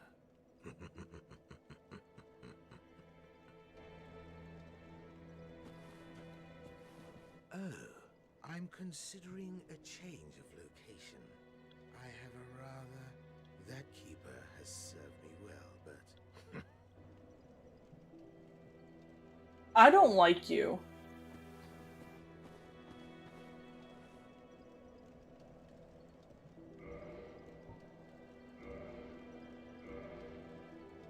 Okay. That's cool. I guess that's what the soul was used for. Oh, I have a rather... That keeper has served me well, but... Enough with her. Wait. There's only a few NPCs. Can't mean the old lady here, can he?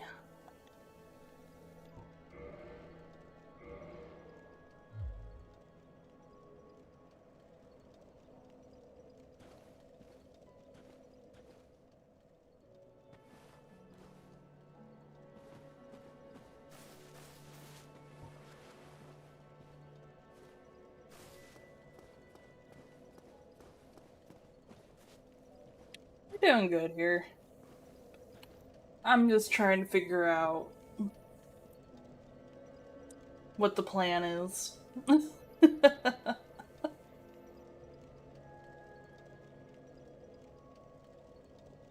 Yeah, Dark Souls 1.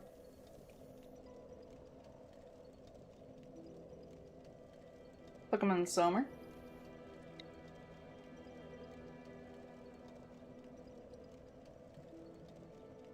It's really it's either stone giants, which I'm pretty sure are gonna absolutely destroy me again. Temple. Or the lightning bolts. I'd have to beat the lightning guy down there. Just throwing lightning bolts. Or to try the undead dragon.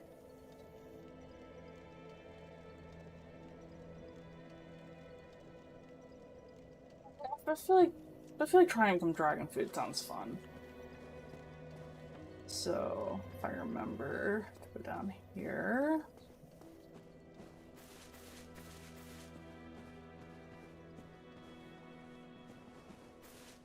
There's the stairs. I know there's stairs. Oh, there. There they are. That works.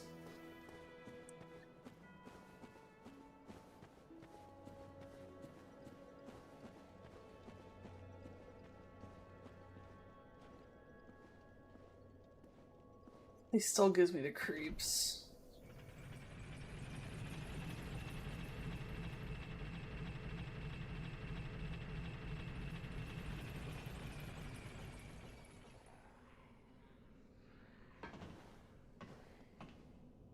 Oh, I hate this place.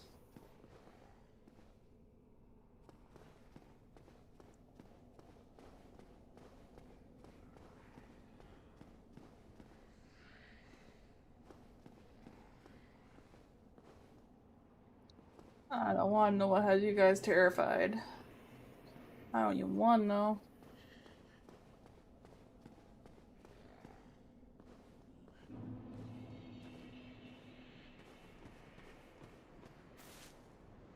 Which way was it for the... Might be on this side, I think. Yeah, I think it's this side. And if I become dragon food, I become dragon food. It's fine if I do, it's fine.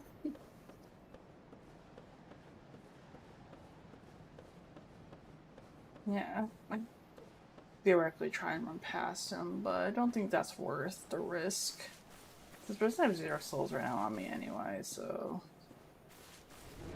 Oh, hi, buddy. Ow.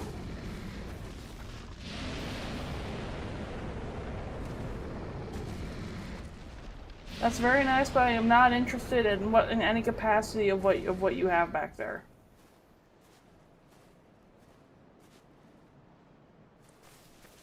And Harley, we're doing well today. We're doing well. I am being a certified chicken. We got a Blighttown. Oh, there's another dragon. No, no, no, no, no, no. Ow! Holy shit, that hurt.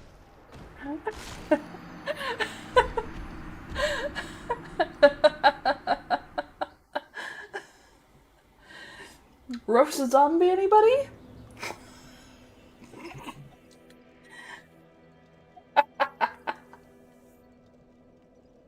Well, shit.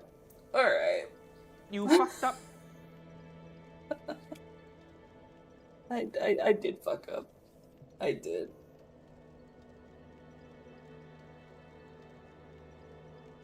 Ringing the other bell might be the next best step. That's great and all, but I don't know where the other bell is.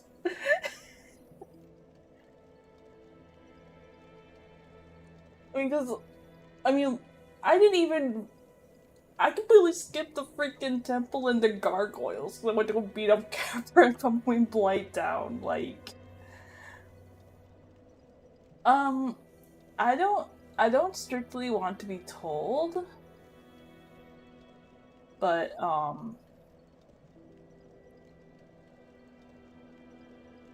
I'm just trying to figure out, like, because I know that there's still the stuff with the stone giants I still have to beat up. The guy outside the blacksmith I still have to slay, which I'm pretty sure they're both pretty tanky. I also know I could probably try and navigate through the Valley of the Drakes, which is also going to be pretty dangerous. So, I'm not really sure which way I need to be going right now. Because I'm pretty sure I've thrown off my entire, like, trajectory right now by finding my way all the way to Blighttown without ever doing anything else.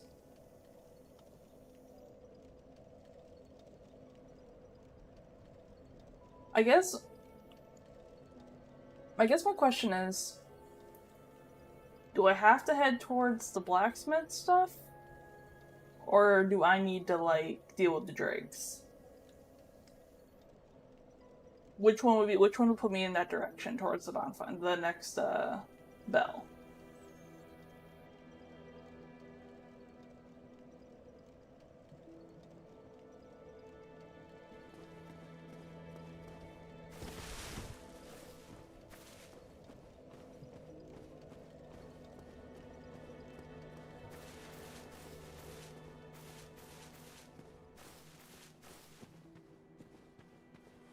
Back to the swamp gets me to the second bell.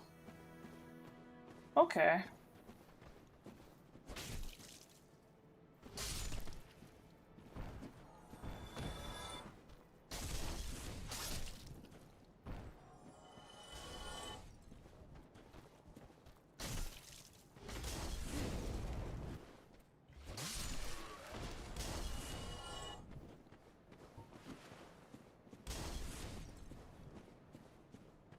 Okay.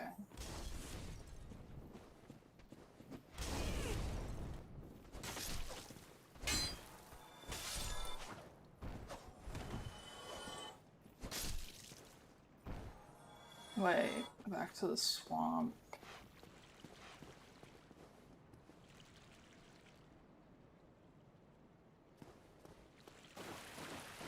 Well, I guess technically I haven't fully explored the swamp yet.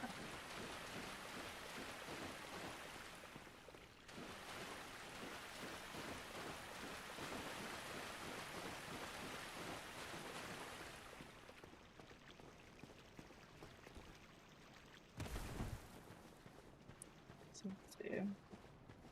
Well, I didn't. There's still a lot of places in the swamp I haven't explored.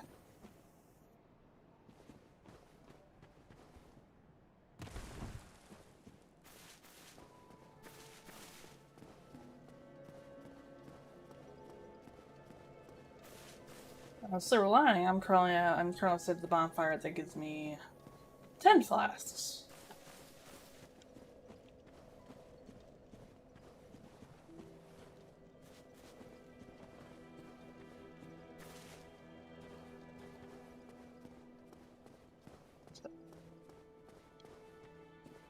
Back to Satan's ass we go.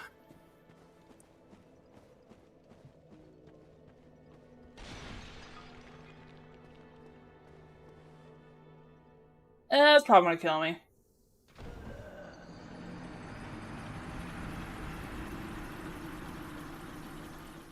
I don't know what I was thinking doing that.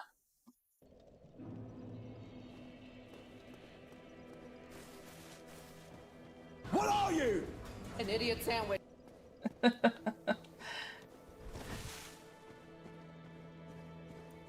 Look, I thought it may have been a little shorter distance than it was.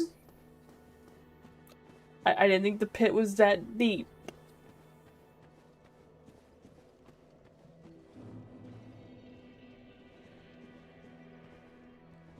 Hey, at least it's up here now.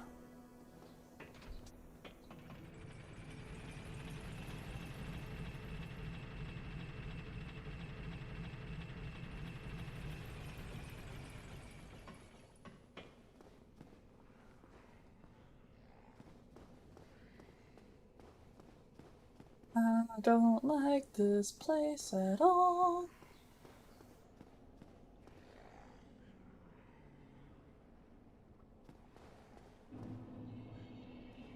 All seems so miserable.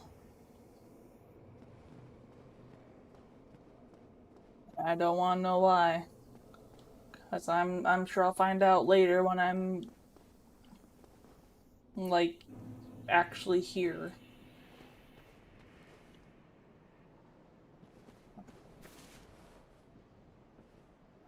I'll figure out how to get back into the swamp.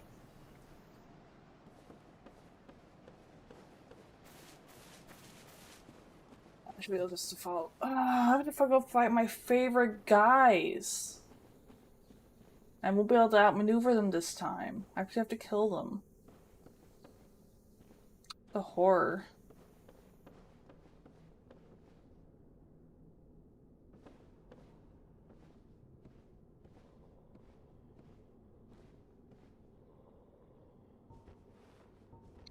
I really don't want to fight you. But I'm gonna have to. There's two... I mean... Could just run.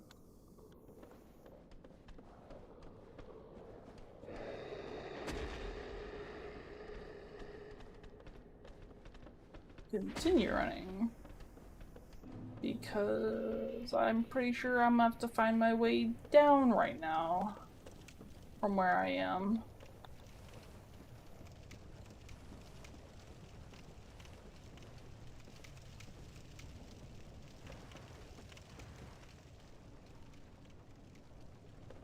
Because I know out of the swamp, there's a few places I haven't been at the bottom.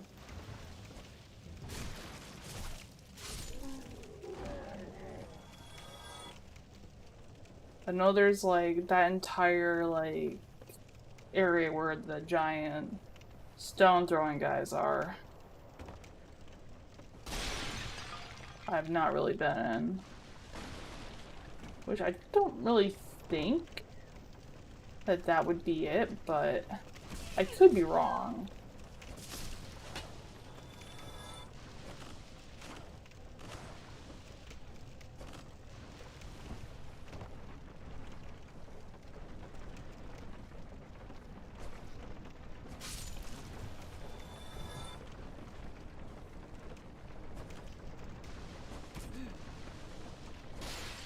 Y'all aren't gonna be where I can hit you. That's fine.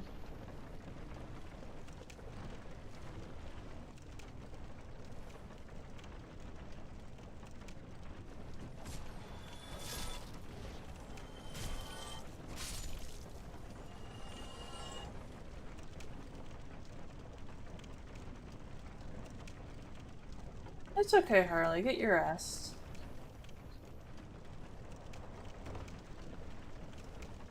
Hope you feel better.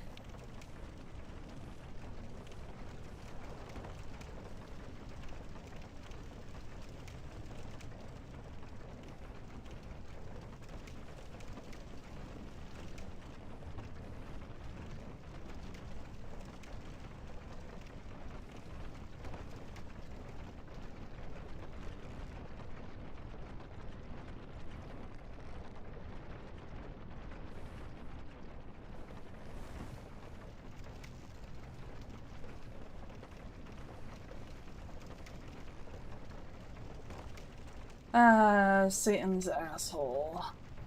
We have returned.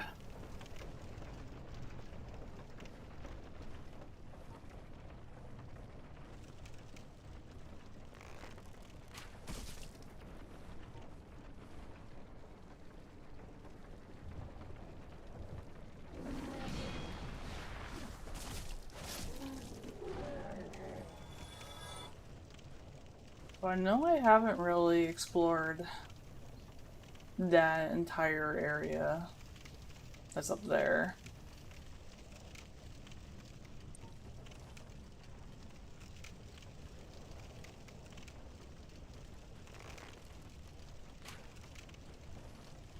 Not enough power. Enough height.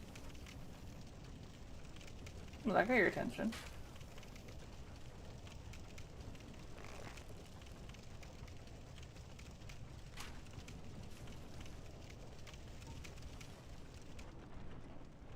Come on, buddy. I'm not fighting you into poison. Not worth.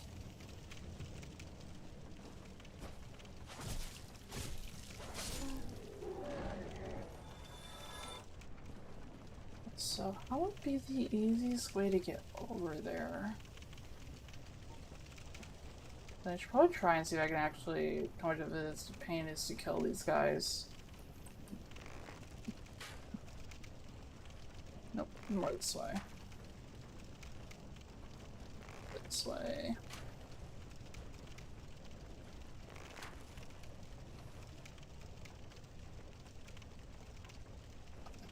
It's a rock.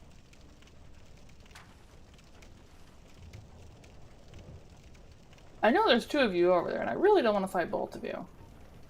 In the name of science, I really don't. That just does not sound like a good time in any capacity.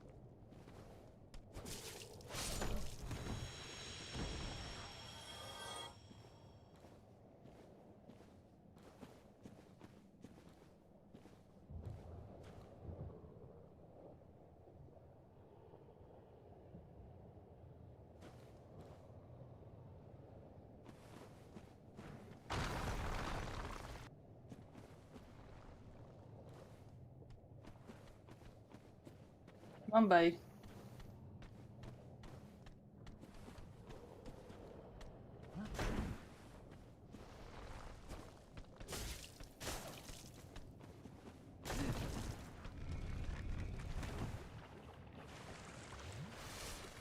Fighting you down there.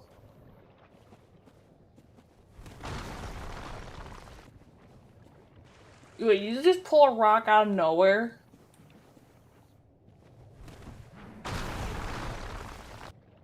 That's just kind of disrespectful.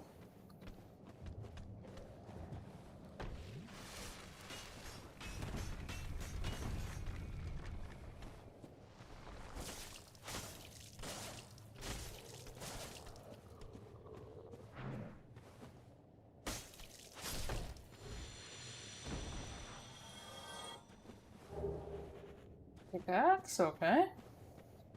We're just gonna systematically work our way over there.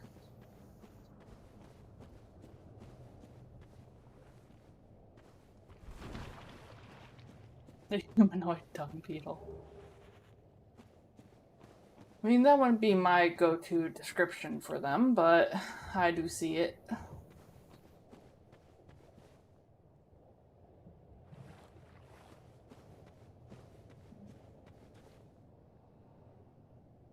Still gonna be a pain to get over there.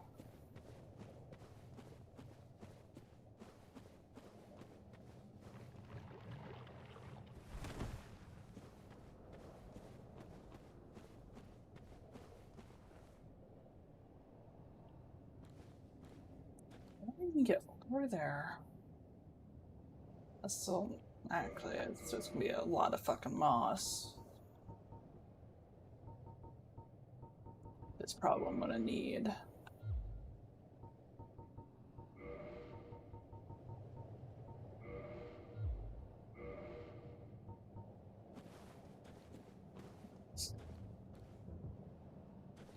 Do this. The easiest, shortest path.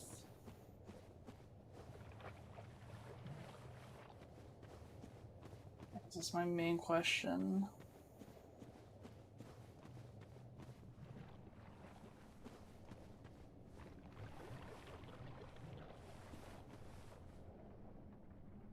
What if we go...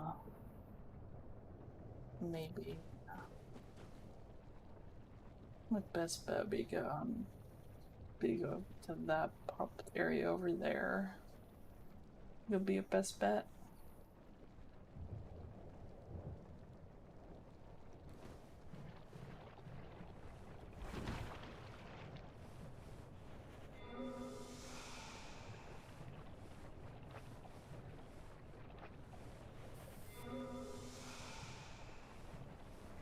I have to have some platform edge thing I could stand on. Preferably. No? Damn. I have to have something here. Thank you. Jesus fuck.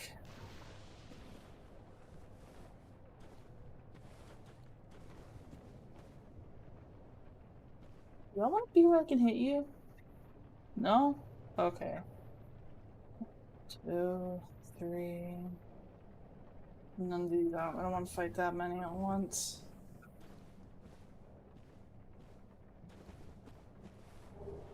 Lartenite shard, okay. Let's go. 2, 3.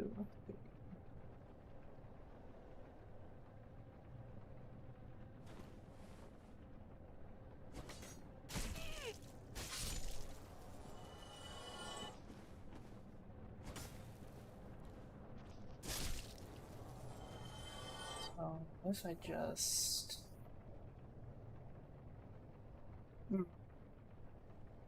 Yeah, we're still gonna... That's the path we're gonna take.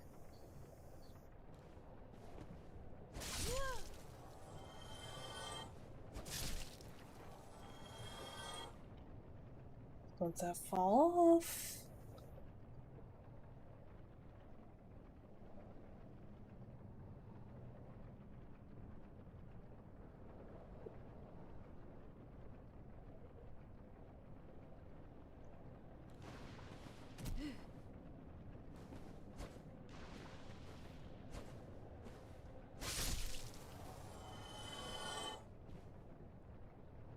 That's still spawning mosquitoes.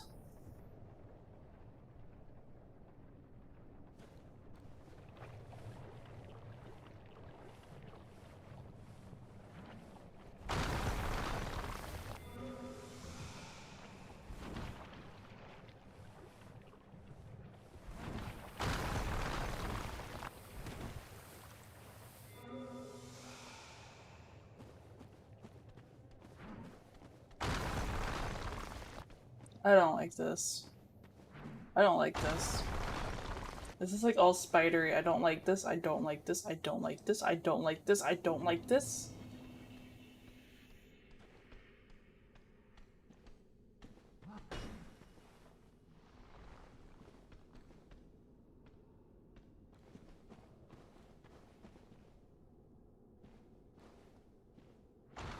I don't like this. I don't like this. I don't like this. I don't like this.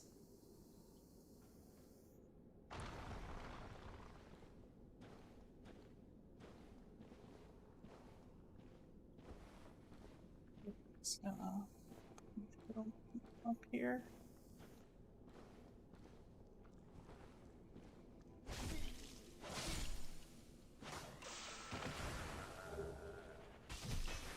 The fuck?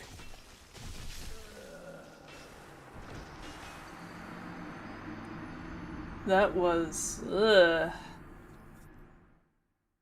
The fuck was that? That was ugh. Ugh. Not like that at all.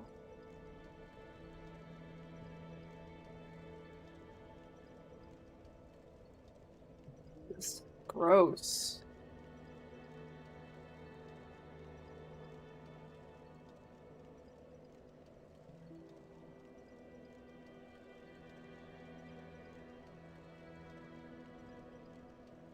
Yeah, that's an oof. I'm going to assume Quaylog, however it's pronounced, is the boss.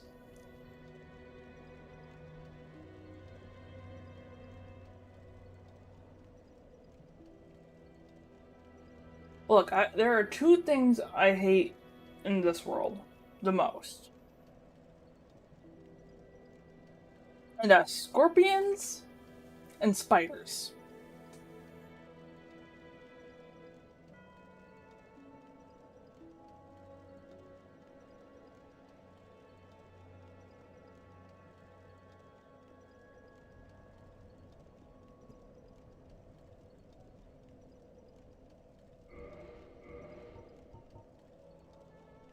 Spider makes me think poison.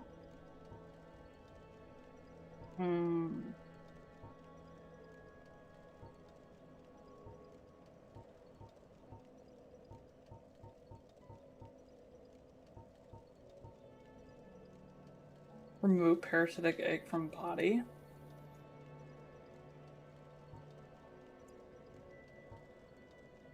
That sounds mildly terrifying.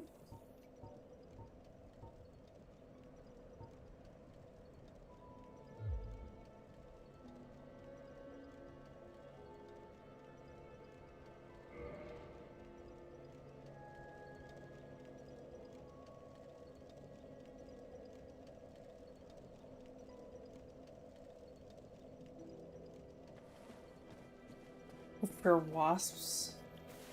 I hate wasps. They're no.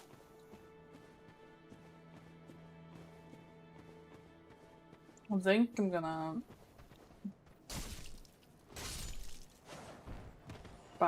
get some more moss.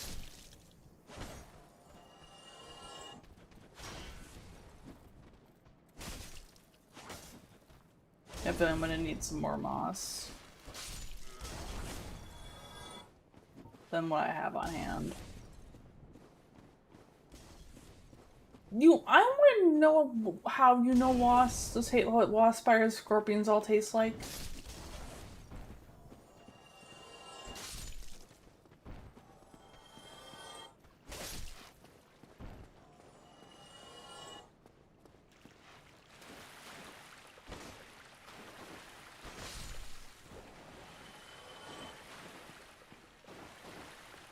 How much is moss?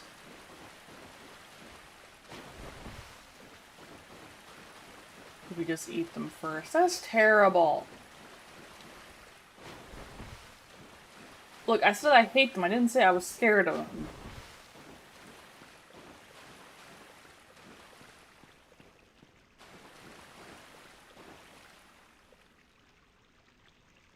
Oh, you left me high and dry for a while there. I thought maybe you'd forgotten about me. Are you back for more of my moss then? Plenty of it here.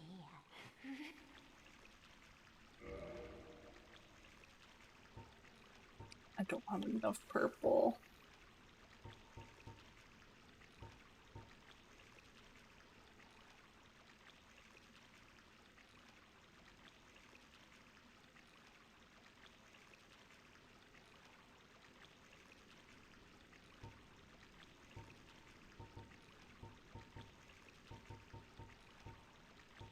You scare me sometimes.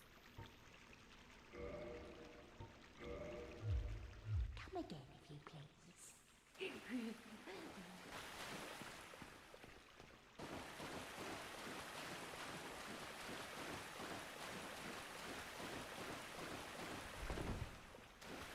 The little chili powder. Yeah,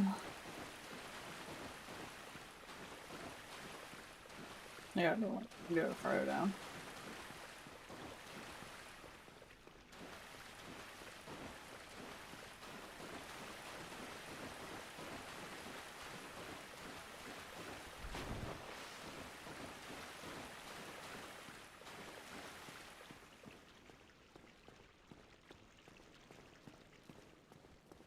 You scare me sometimes, Minnow.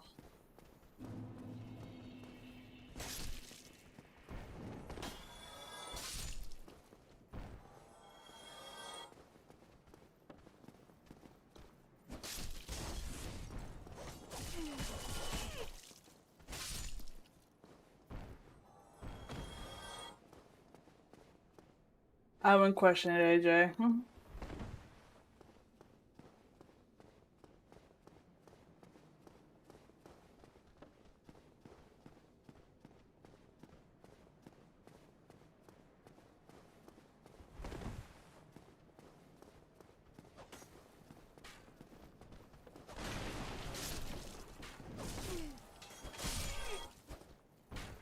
What's an easier way to kill a log? There has to be an easier way.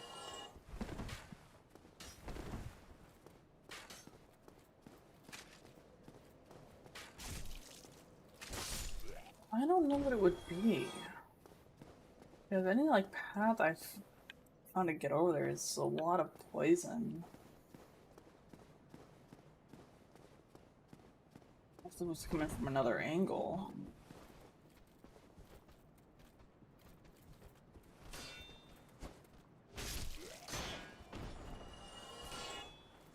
It could also be an option.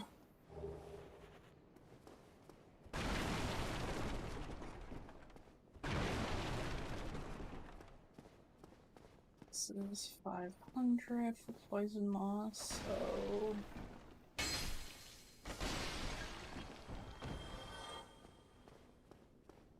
Will it even have flavor? I mean, it depends on how much barbecue sauce you use.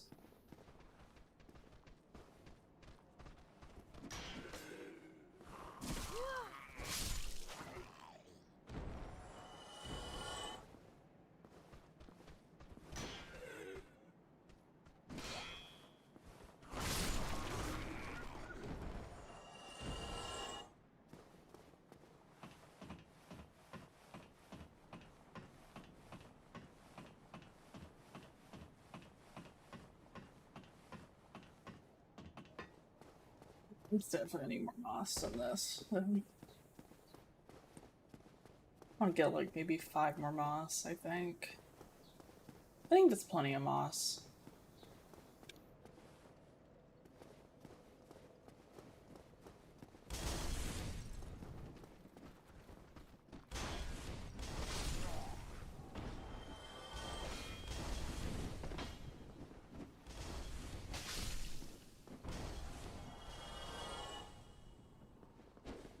skid seasoning.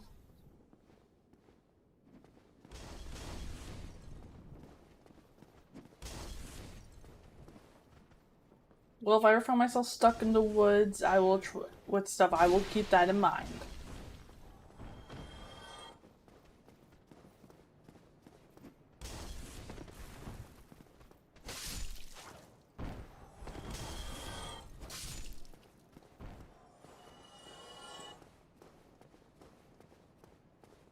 Animal souls.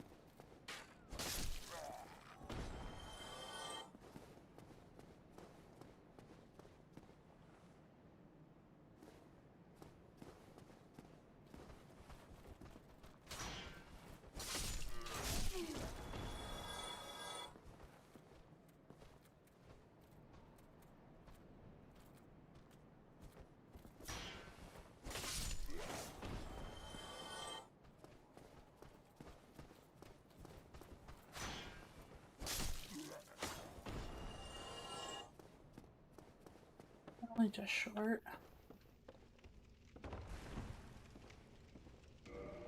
Where the hell's the keys for that?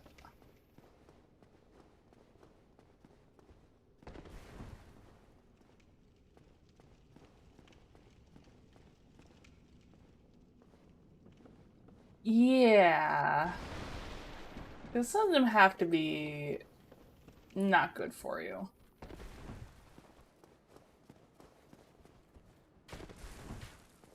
Yes, because eating venomous, potentially venomous insects are a great idea.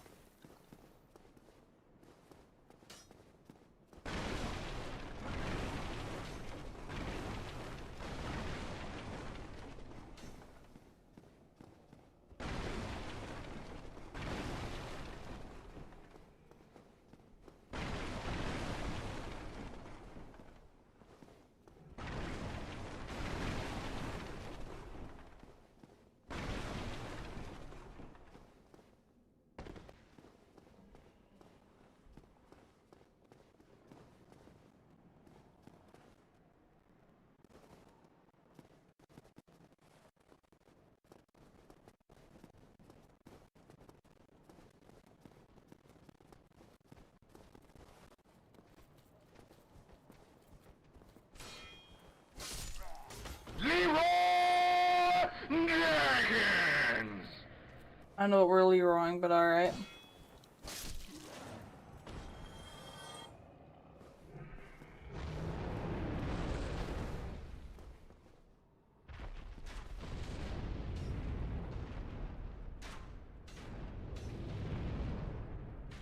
That could have ended badly.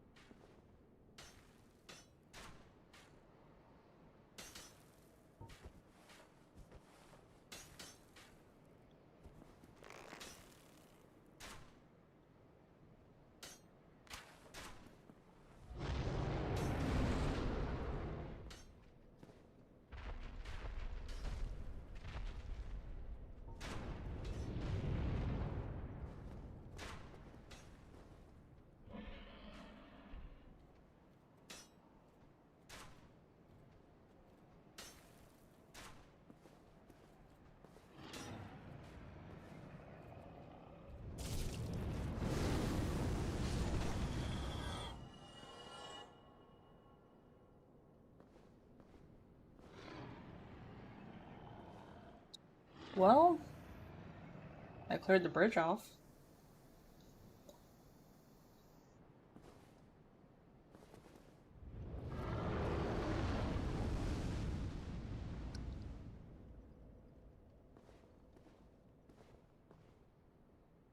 That's not very nice of you, buddy.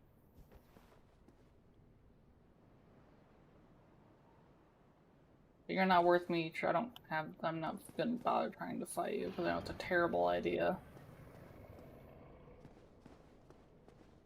But also, I'm only on a mission for Moss right now. Not getting my ass beat.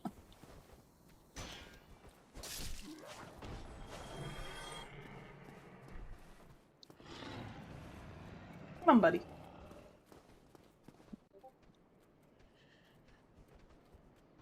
Hey, buddy, come back here. Don't run away.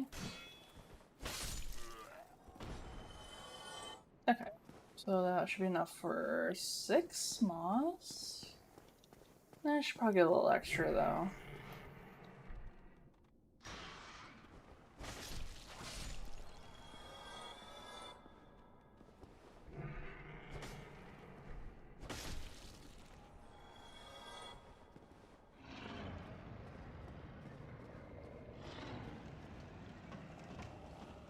Everything's edible once. Yes, that is very true.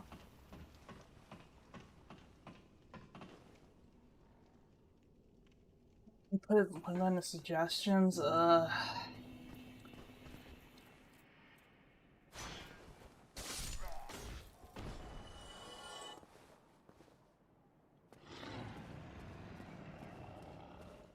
Wait, what was up here?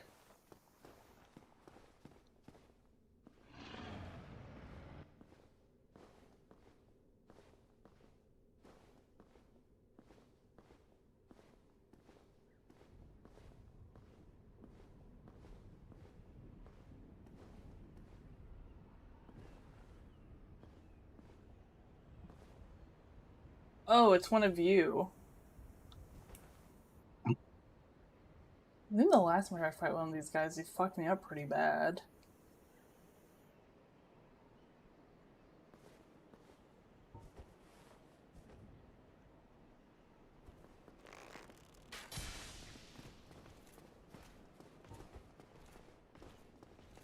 That probably wasn't smart.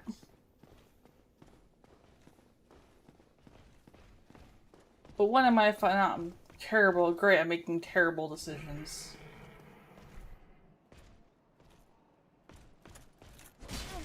Oh, jeez. You're like...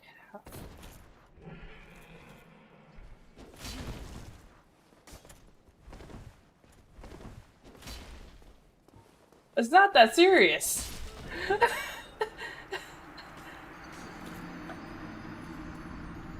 I only poked you with an arrow. It's not that serious. Not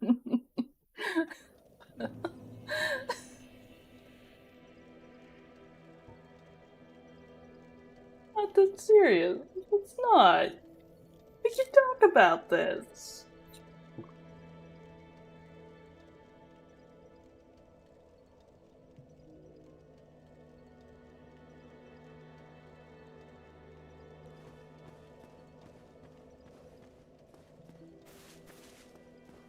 I need to get the souls back.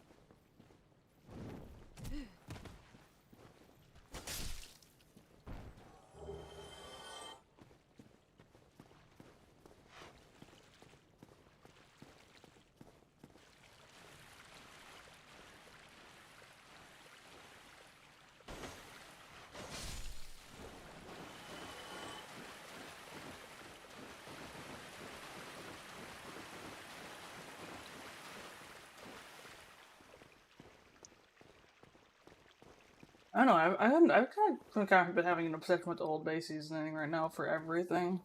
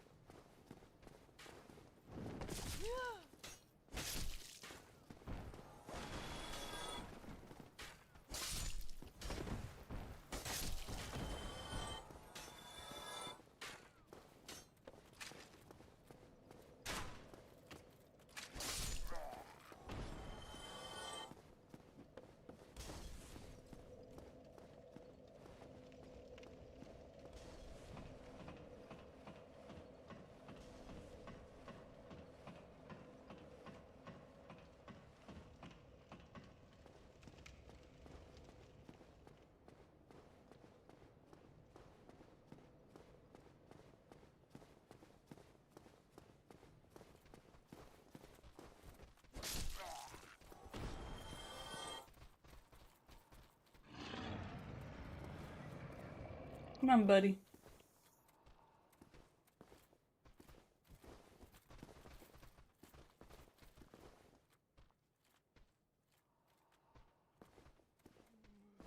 I don't even want to know.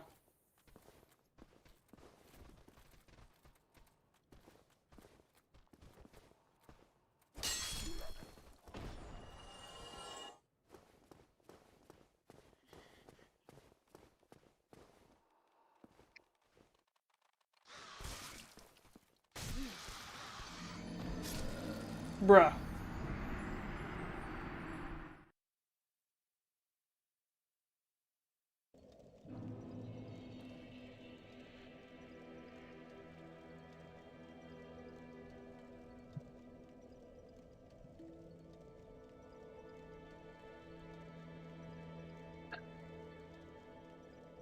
Tarantula burgers. Yeah, I don't think I want to know.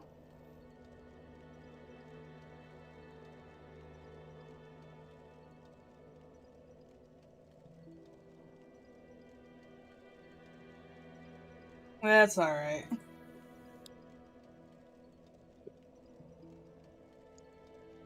I'm gonna actually go take a moment to go refill my water, actually.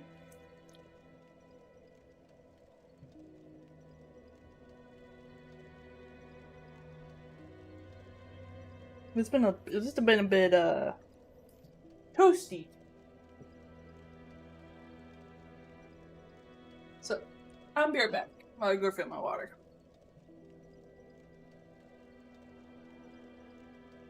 Behave yourself for like 2 minutes.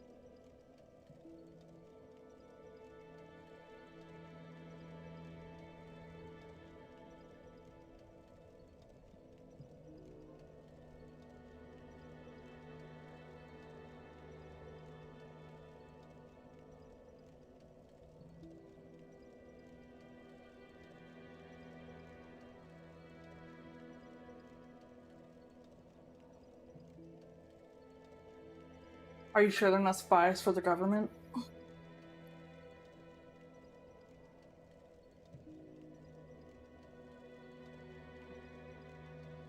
Sneaky, sneaky armadillos.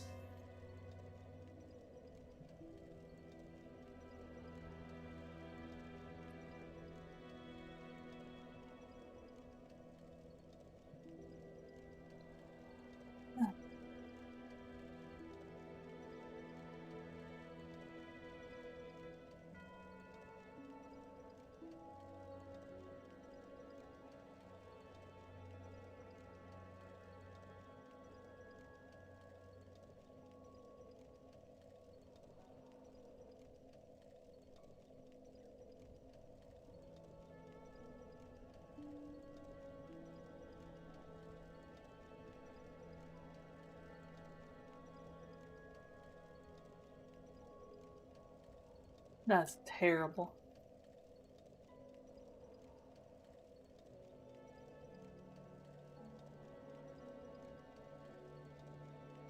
Maybe if I can stop playing stupid, I can actually collect moss.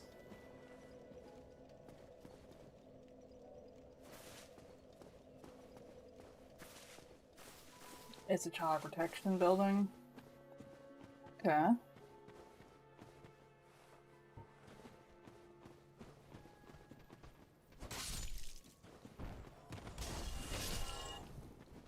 feel like you might traumatize the kids if you did that.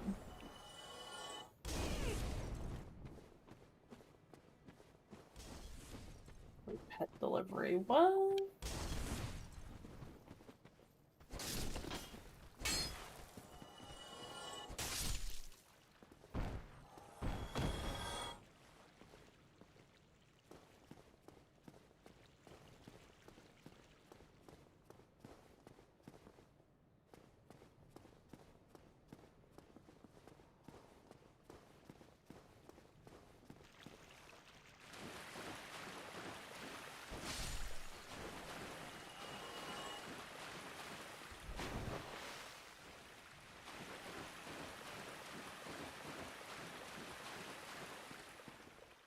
It's so terrible.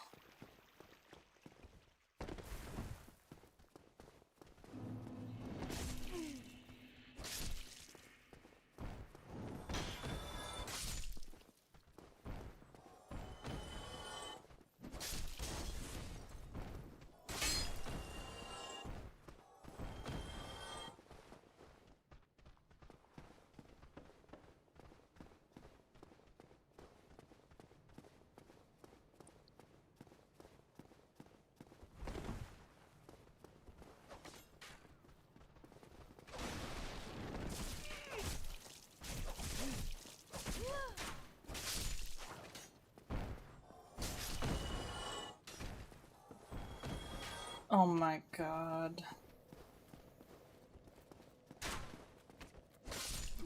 I mean, I could see why buckets. I could see it. Because their shell is kind of looks like a bucket.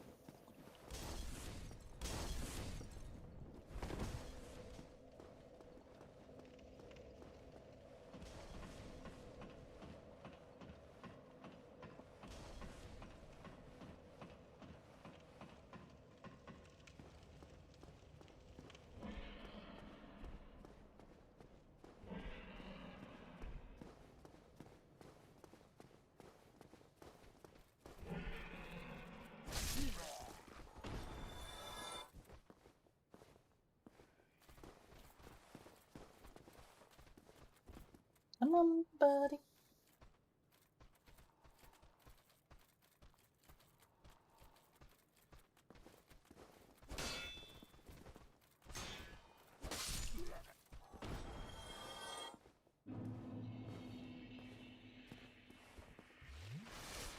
Like 520.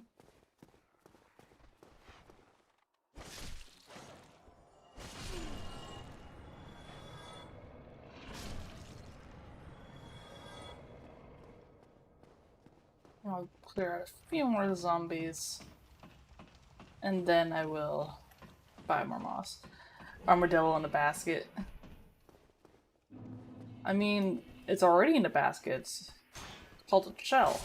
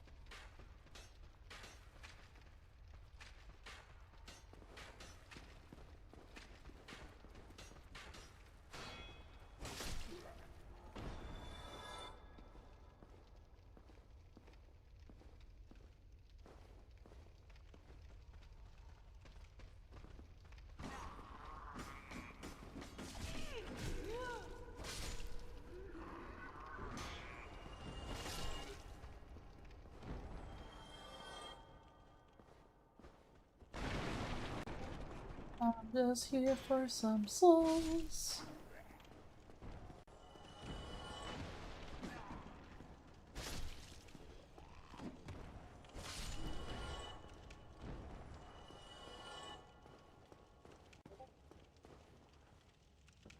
I tell you that's fucked up, but you already know it's fucked up.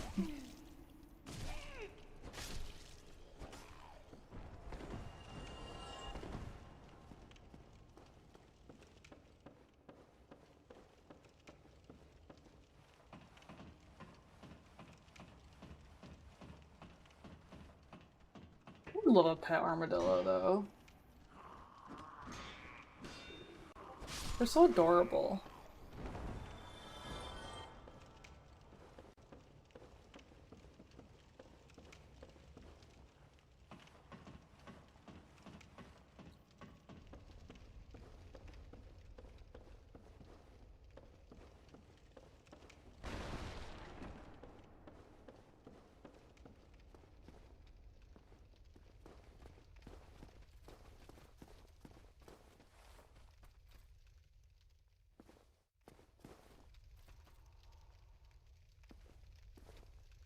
Yeah, that's good. It's fine.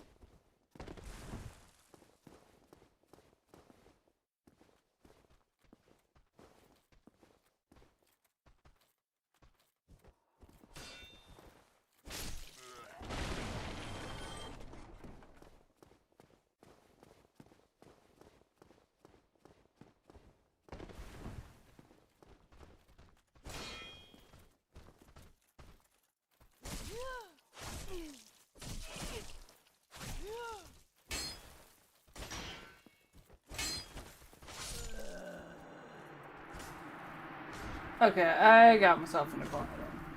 I'm starting to play stupid.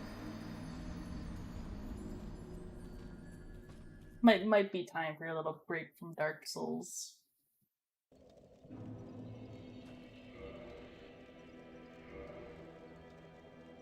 What can we do? What do we do outside of Dark Souls? I wonder.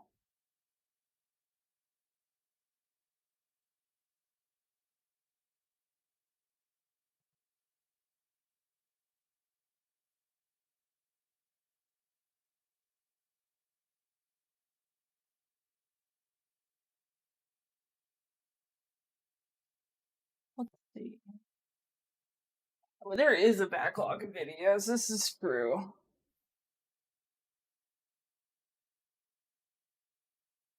This is true. We do have a backlog right now. So let us get into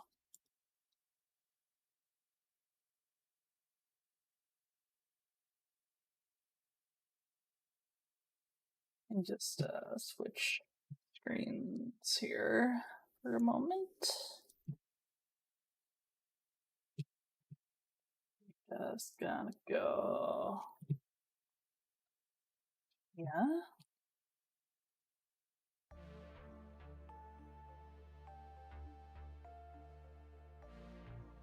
No, not the brain freeze. No. No. Don't want that. Don't do that. Okay.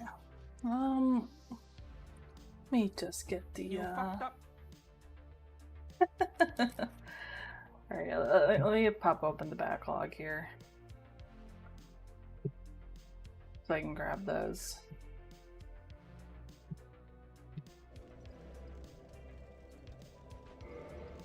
Of Dark Souls here. Quick game, yes.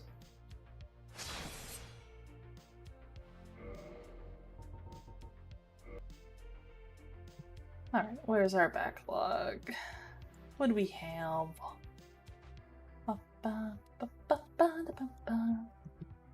React video suggestions. Yes. We are so watching this.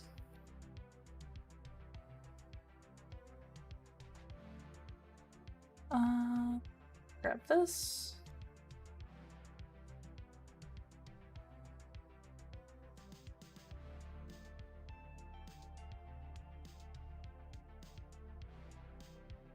Anything else I need to grab? Grab a couple videos.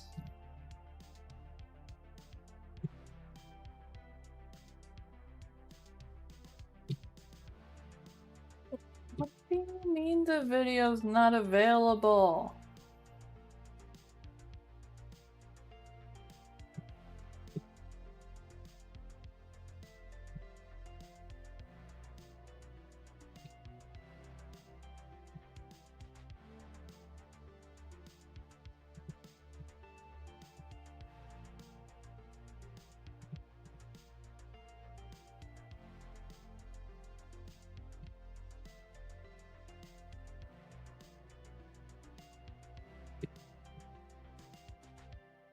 Your brain survived, let's go. I'd hope it would. Let's get my foot back and just chatting.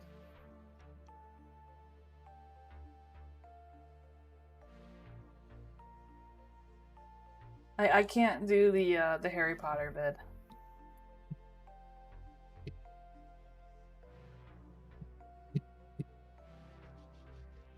That's not allowed.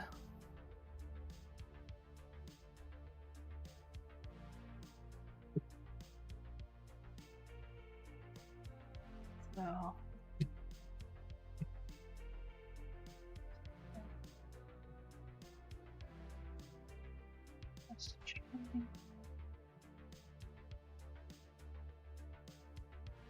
yeah, the video was pulled down for violations of something. I didn't catch the entire thing before my thing booted up, but yeah. So we can't watch the Harry Potter video. Big sad. But it's fine, it's fine.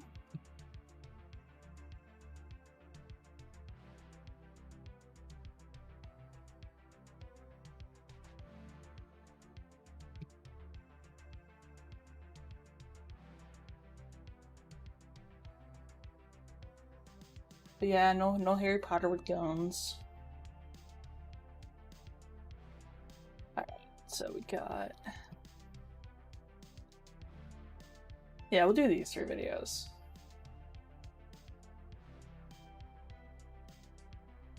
Alright, so then we gotta go...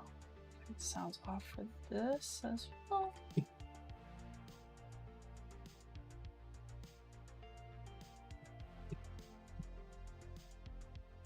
These ones are courtesy of Minnow. Yeah, it was some sort of violation. I don't know what it was. But yeah. Okay. First things first. We no longer need these. But these can poof. That you can poof. Let's go. And then we are turning this on to this. And now I'm gonna have to play Russian roulette on which thing has the sound.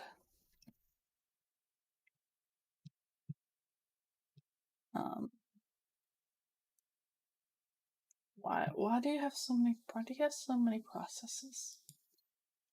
No? Not you? What about you? Actually, I'm gonna make my life really easy.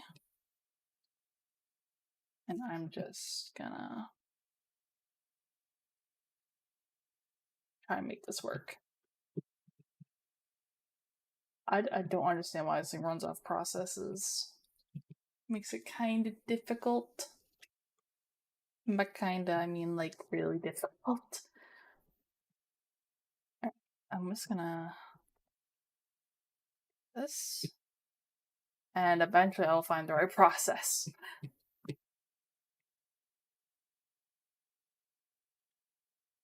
Okay.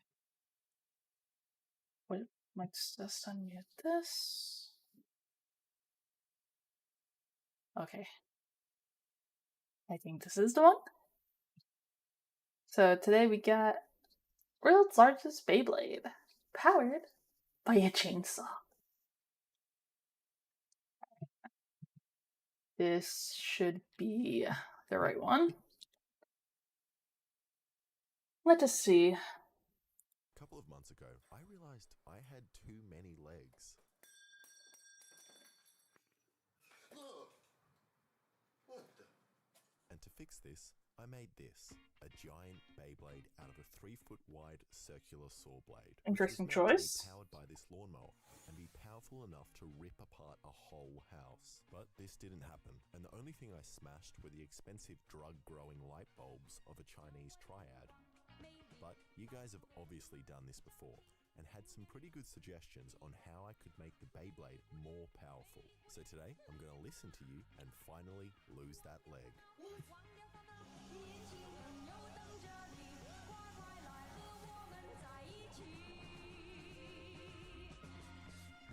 Alright, the first thing I need to do is clean the Beyblade, as who would have known that if you leave your giant Beyblade outside in the rain, that it gets rusty. No! Yeah, that's good. You can stop spraying it with a hose now.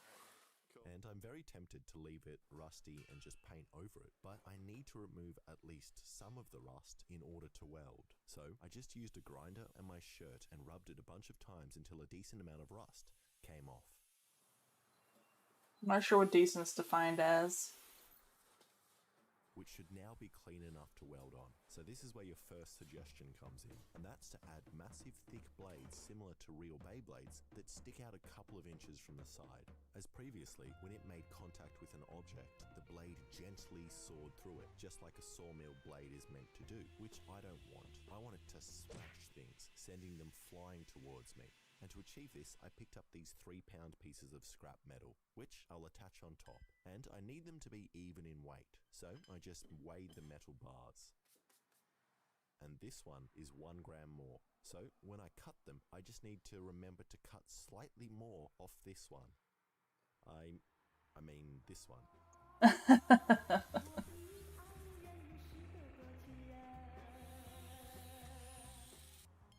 And now that they look a little more appropriate for a Beyblade, I need to figure out the right place to put them so that the blade is evenly weighted. So I just drew some lines and randomly moved the bars around on top until the blade manages to stand up on its own. And I don't know if this means it'll be evenly weighted when it spins, but at least it looks good in A little bit suspicious. Then I just whipped out the welder and put down some tacks, then welded the bars lightly in place. Now they should be stuck on enough to not fly off, so let's give it a kind of slow test to see what happens. That is pretty good. And it wobbles, but I don't really care, as long as it stays upright enough, as I'm sure that these bigger blades are definitely going to give it more destructive power. So I just welded on the blades permanently. And a lot of you are always giving me crap for my weld, but take a look at this, Brian. That's not actually bad. And if you don't think so, I will 1v1 you in a weld-off, alright? All I need to do now is make I'd love to learn how to weld. This new power, which is where the second suggestion comes in, which is to give it a rubber tip so that the Beyblade is more grippy, meaning it will walk around the room. As last time, it just spun around in one spot and was super depressing. And I do have 100 rubbers I could put on the tip, but I reckon a better option is this industrial rubber dip glue. Now you may have noticed that when I was cleaning the rust off, I decided not to clean the tip. And that's not because I'm lazy, it's because I reckon the extra friction will help the rubber dip glue stick to the metal. And this rubber dip gluey stuff is super underrated. It's extremely useful, fun, and easy to apply. Fork isn't grippy enough? Dip it in rubber glue. Allen key isn't grippy enough? Rubber glue. Actually, maybe it's me that isn't grippy enough.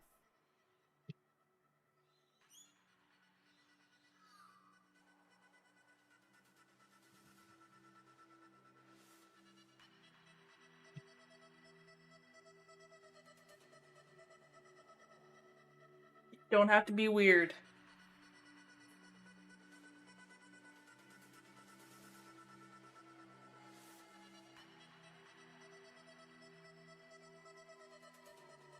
Oh my god.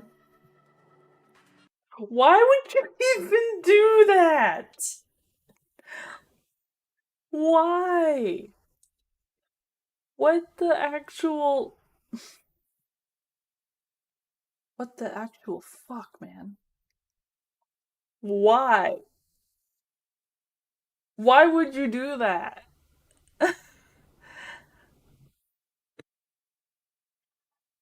Oh my god, that hurt.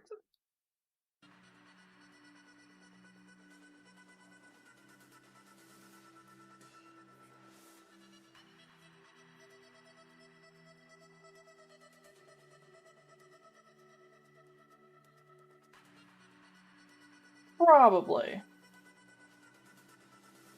But the color looks slightly off. But that's fine. Probably.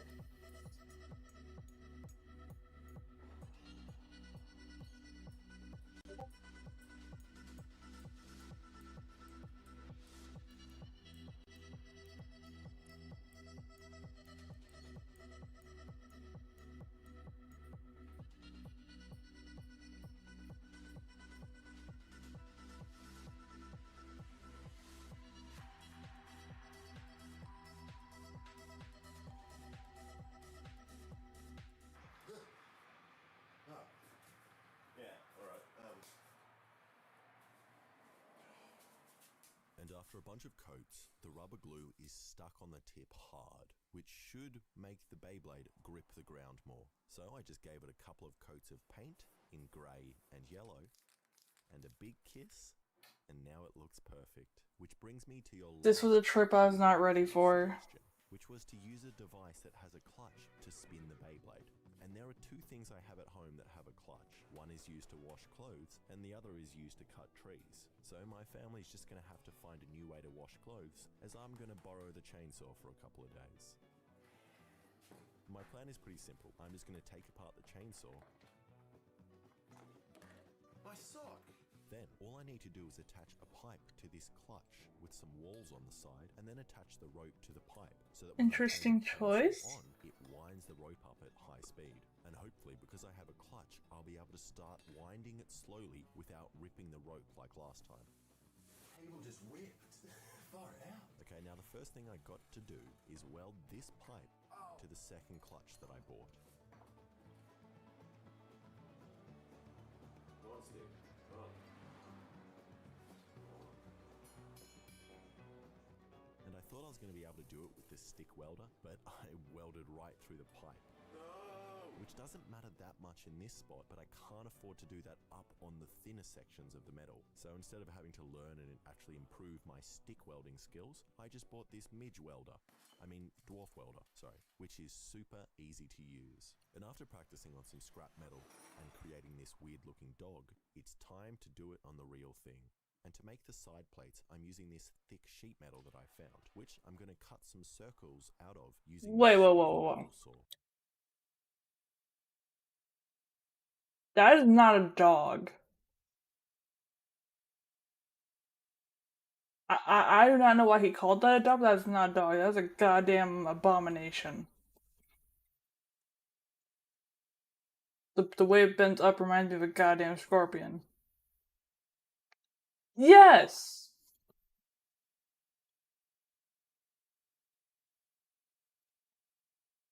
Listen.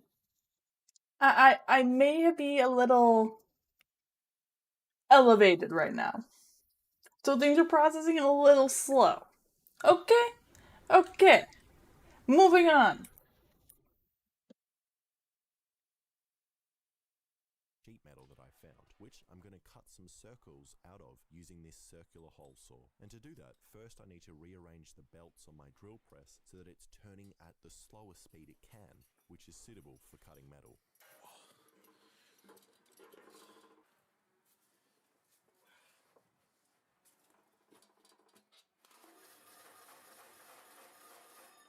But after cutting out the circles with this hole saw, I think this metal is a little too thick and heavy, which might actually cause...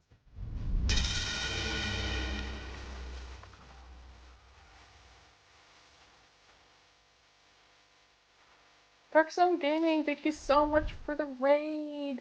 How was your stream? What are you playing over here? All about it. Welcome on in. We're just mining from Dark Souls, just chilling, just watching videos.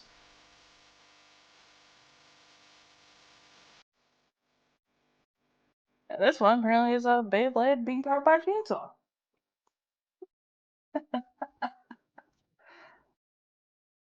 I might be a little crazy right now. Marvel Rivals, Minecraft, and COD. Nice. I haven't played Minecraft in I don't know how long. So I just cut the piece of metal straight down the middle to create two thin pieces. Then I just cut another hole so that I can put the pipe in the middle of the metal. And now to weld it. And if I stuff up this weld, I'll have to order a new clutch, which takes a couple of weeks to arrive, meaning this video is going to be super delayed. But I guess you already know if that's happened or not. So I just said some prayers.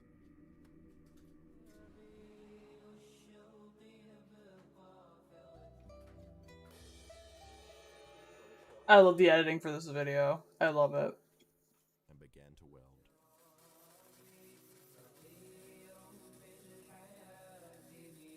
Or I guess it's gonna be production in this case. Welding with the midge welder is definitely much easier. You kind of just point and click, and then it welds. Almost like a hot glue gun, but for metal.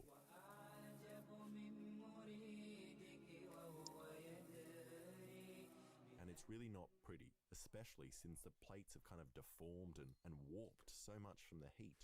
Far out. But it's nothing some pliers can't fix. And you know, I definitely wouldn't hire me as a welder either, but this should still work, which at the end of the day is all that matters. Okay, now I just need to make a guide for the rope so that it only wraps around the pipe and not the chainsaw and me.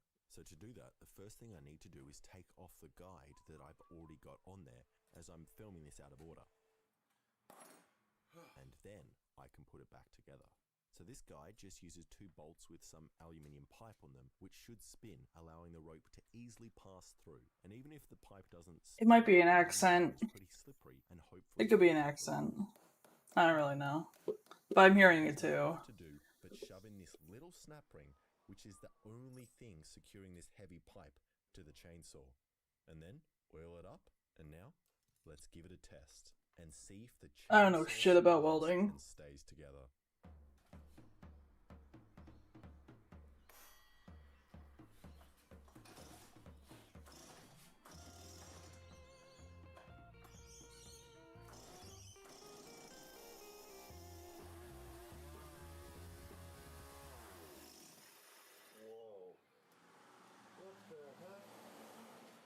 It rotated the clutch brake out. Why the heck did I put that on? That's hilarious. And it was vibrating so much that it popped the clutch brake clean off. So I'm going to try again with no brakes.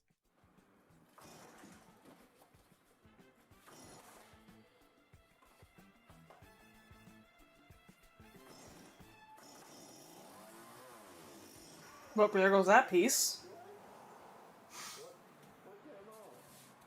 And it flung something else off this time, but it did seem to rotate alright, so I kept that missing part off and decided to test it outside. Alright, let's see how well it pulls a 2-litre milk bottle across my yard.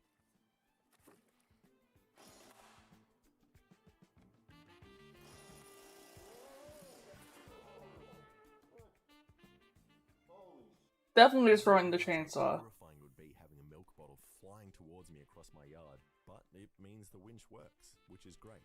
And I now also have a quick and easy way of getting milk out of the fridge.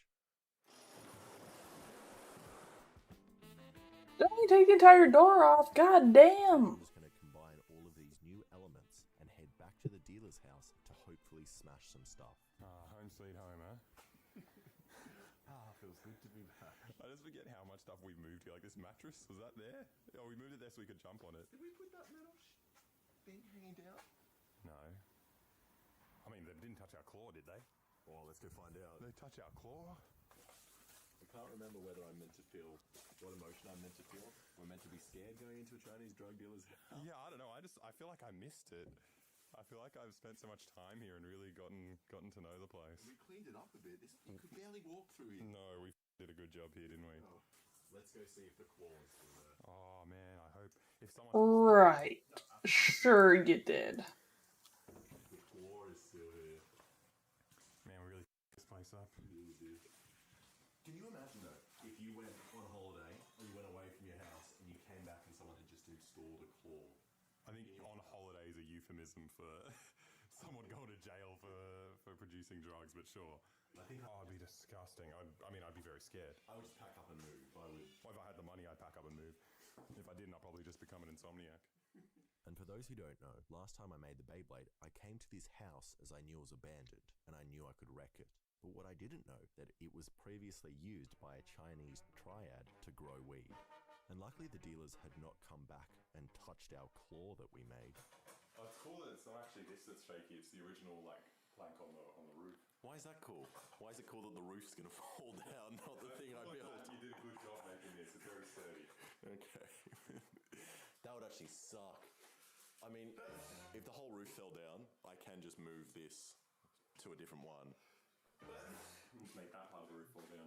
It's dusty in here. You alright? Yeah, I've just got dust in my face. Maybe you're high, man. Maybe you're high. Oh, man. Yeah, the old marijuana sneezes. Oh, here it comes, boys. I'm so high right now. It looks like you left your Beyblade parked at a legal spot and they impounded it. No Beyblade parking here. Oh, I gotta call the council to get it off. Yeah, it's no rip zone. No rip zone. So we just tied up our previous mess and constructed a normal living arrangement, including, of course, a cow leg bone chair. So I got this bone for a human leg comparison to see what would actually happen if it smashed into your leg. What kind of human has half a bone in their leg? Well, it'll still work, you know. You couldn't spring for the full bone. I'm gonna tape the bone to the chair. Oh, okay. So in that way, together with the wood, it becomes a full leg. It becomes a full leg, exactly. I understand. Oh, that'd be so much better than doing this whole thing just to leave the cell like this. Have a bone strapped to a leg. It looks like a torture scene. It looks like there was a man here with a full body connected to the leg. Oh my lord. Besides this half body. He cut his whole body off. And I thought we would name it after one of my Patreons. Okay. Tommy the Rat. I was hoping that he's not going to see the leg and go like that. Most of my stuff way to say thank you. Your trauma. Then we checked the chainsaw was working.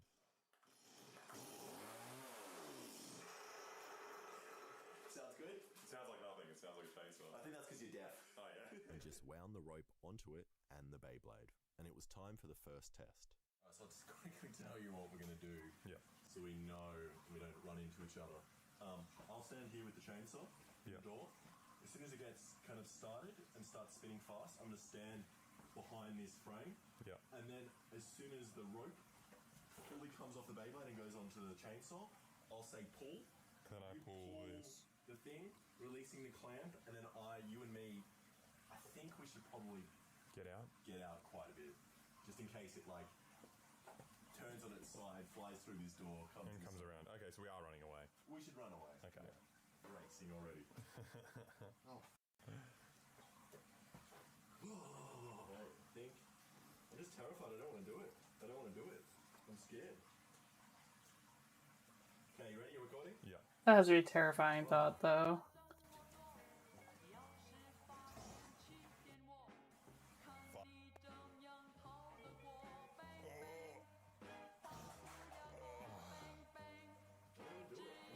Is there any way to nail that to the table?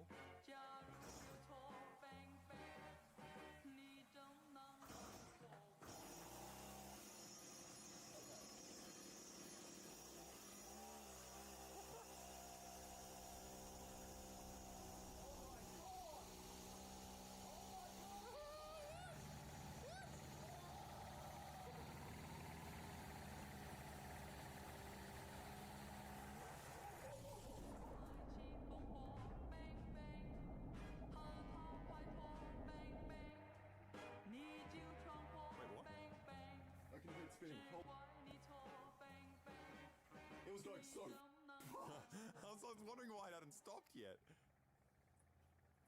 How can you hear it spinning? You got that stuff on your ears. You can hear it spinning. Should we go look? Yeah, it's just on the floor, not moving. Not moving? Oh, it's just spinning there. It's just spinning in place menacingly. Yeah, I'm gonna throw something into it, yeah? That's okay. Like a nice little tennis serve. We gotta get it to that worked so well. That spun so fast. Yeah, you're just screaming. So it definitely works a lot better than before, and as you can tell from my screams, it was also a little more terrifying than before. Almost sounding like a helicopter attempting to take off inside the house. But the rubber tip didn't seem to make a difference, and the Beyblade still just spins in one spot. No. Let's look at the bottom. Because I dipped the bottom in rubber. Yeah, if it is too balanced, it could have a hard time moving. Look at that bare tip. Been circumcised. So we introduced a little slope to help it out. Thanks, Tommy, #1 subscriber, who donated their leg for this experiment. So if you guys ever lose a limb, consider donating it to I Did a Thing. I don't ask much from you guys, so it's the least you can do, I reckon. Just one leg. Just one leg. You've got another one. It's only a leg. It's only a kidney. It's only an eye. No. Not once. Now you're calling in that favor and saying smash that leg. It's only your appendix. Easy does it. Easy does it. Here we go. You're really trying to sneak up to a baby. Actually, appendix isn't even really any good anymore, so wouldn't be losing anything.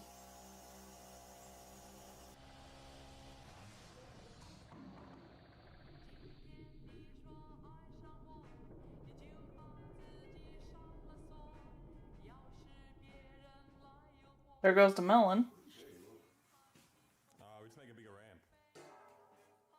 And it managed to hit this lousy melon, but I want more. And we do know which way it seems to run now. So we did the same setup, but this time placing Tommy's leg right in the Beyblade's path. Best I can spare is an appendix. Ready? You bet I am, boy.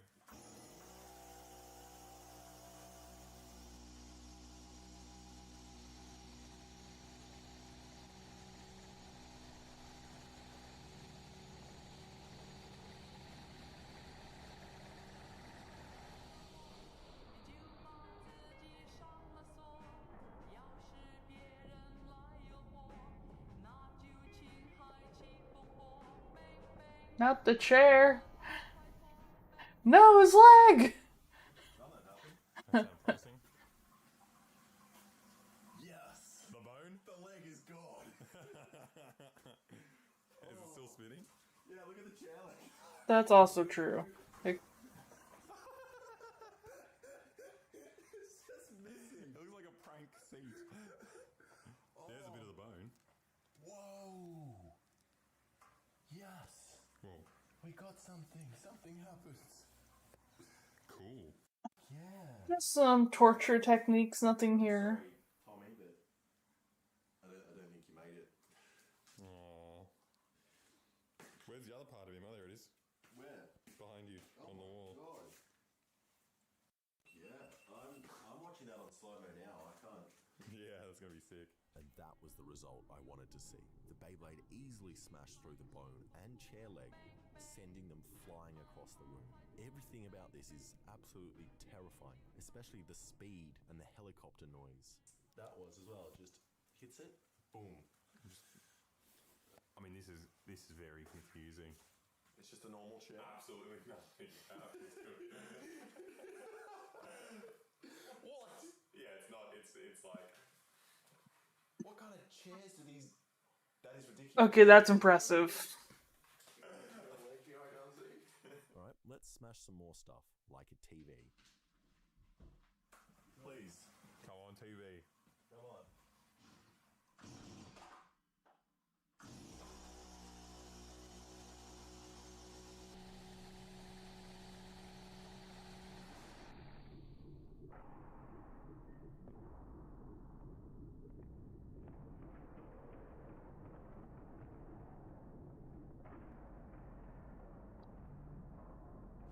Yes. I guess when my parents had that exact same TV. And the Beyblade's fine. What's in there? The fragment of the chair pierced the. Wait. That's insane. I was considering looking around the corner. Imagine just having Get stuck in you. And the glass is still intact. What a TV. The entire TV is intact. I love these old TVs. I think we say that TV just wins. Yeah, we don't even try. The older TVs are fucking intense. Bulky as hell. But I suppose I got it. It did smash some stuff, and it's definitely safe to say if your leg was first cut in half vertically, the Beyblade could then remove it.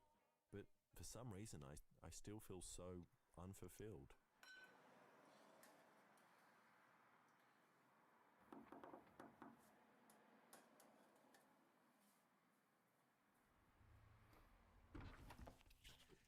Do you want to look like me? Sorry? Do you want to look like me? No, I don't. Sorry? No. Well, I got news for you. This video is sponsored by Keeps, and they help you to prevent your hair from falling out to look at all like me. Do you know that 2 out of 3 guys... Okay, it's all just sponsor stuff at the end. Okay. That was that was a little bit of an adventure. Beyblade. Oh my god. That was also a bit terrifying. Little terrifying too.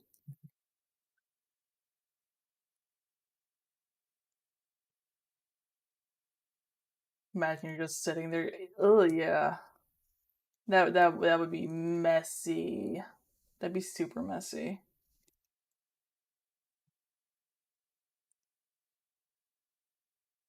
You know you're doing this weekend? No. No, Minnow. No. No. No making giant Beyblades and questionable decisions. You don't need to do that. You don't need to do that.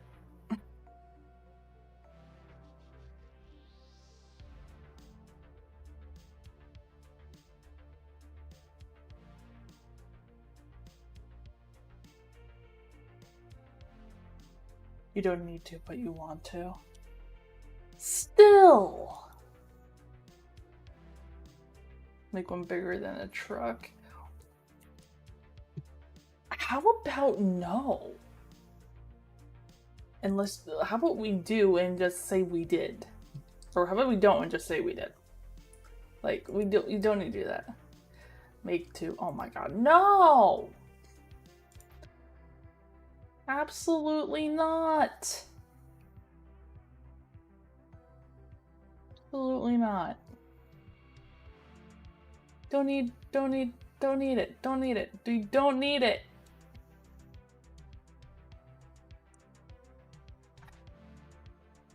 Like, why?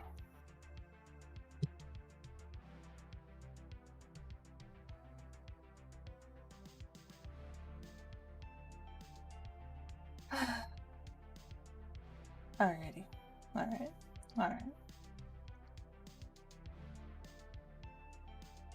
But you need 2 to battle.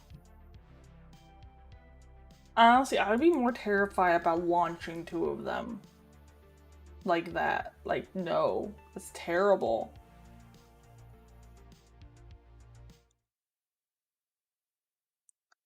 Anyway. Moving on. Same person. I made the world's most powerful hammer. You know what? I'm gonna make it that you guys are not, so you guys are not like facing sideways. I'm gonna fix it. You guys are no longer going to be like crooked. If I can figure out how to fix it. Can I like you guys out now? So you guys don't need to be sideways. Okay. Alright. World's most powerful hammer! Hammer time. How you going? I'm still in lockdown, and I'm bored, really bored. So bored, I've been finding ways to make mundane activities more of a challenge and dangerous. But so far, haven't found anything exciting. Was this during COVID? But then I saw the experts, Mexicans. So today, I'm gonna make my version of their hammer. Not the hammer.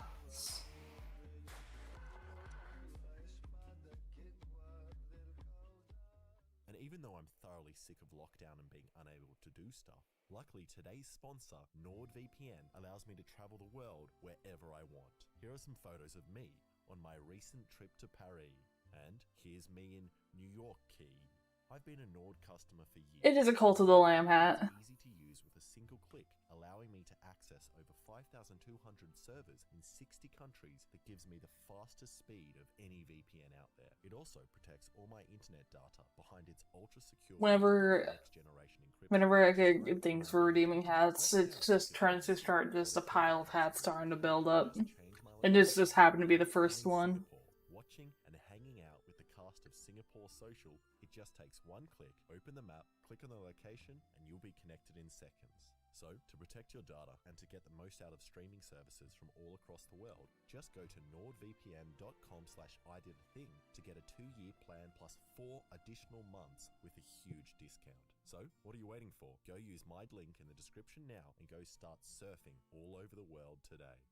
Alright, now some of you probably already know I'm not the first to copy the Mexicans with explosive hammers, and an Australian company, Ramset, beat me to it making this, which is used to drive nails through brick and metal. And I could just buy one of these, but look at that price, $1,000. I'm definitely better off making my own. So, the first thing That's a little expensive. Okay, so this is my plan. I've collected all the scrap metal in my house.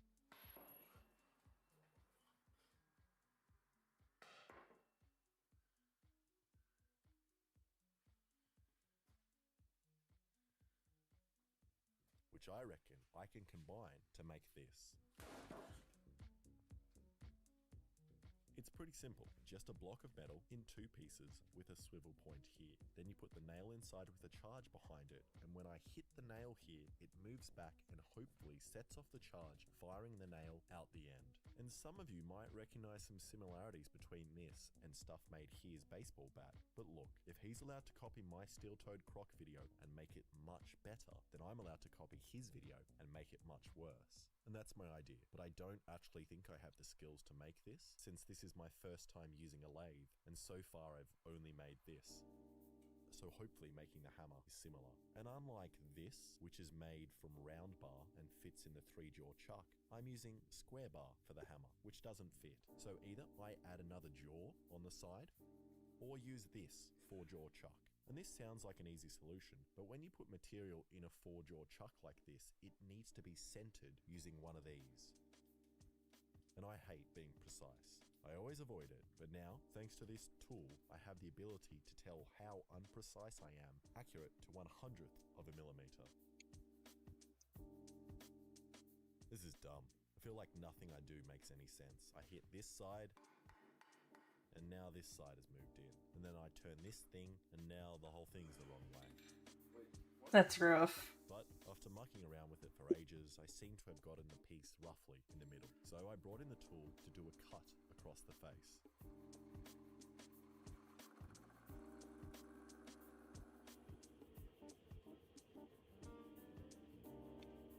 And lathing is a lot of fun, and really makes you feel like a man with a big manly tool, mainly because it allows me to finally grow facial hair.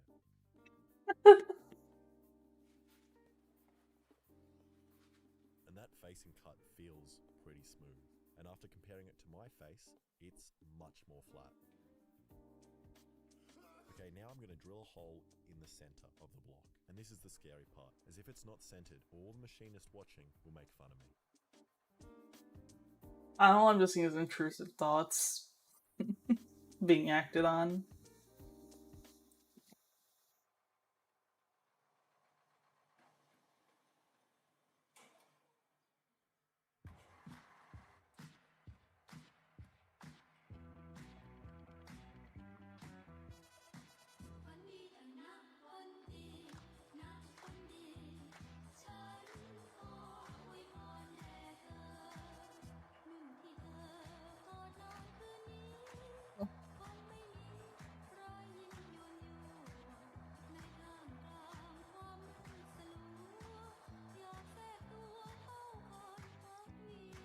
It's wild.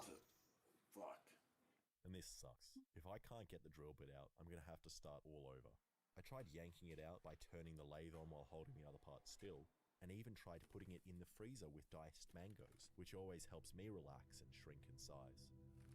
But nothing worked. But then I had a genius idea. I grinded some flats on the side of the drill bit and used this wrench to attempt to turn it out.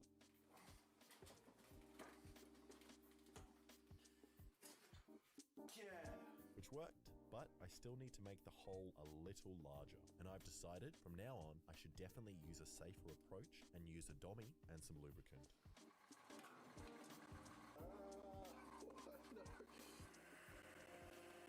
And I'm pretty sure the lathe isn't meant to be making this noise. So I just built some ear protection to fix the noise, and that looks pretty good. And the blank also fits. It's pretty perfect.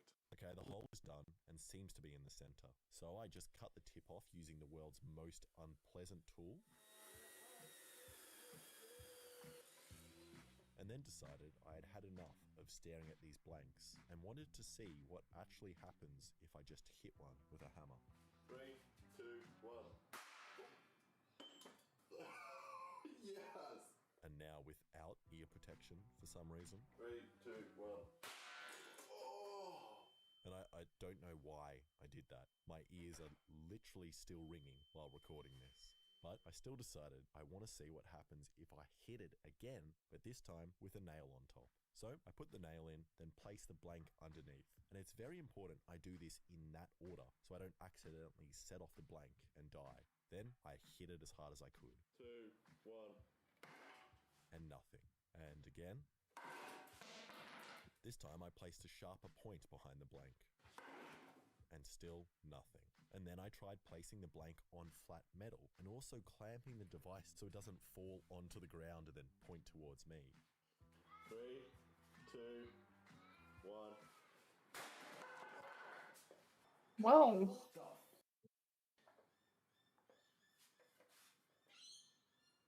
Holy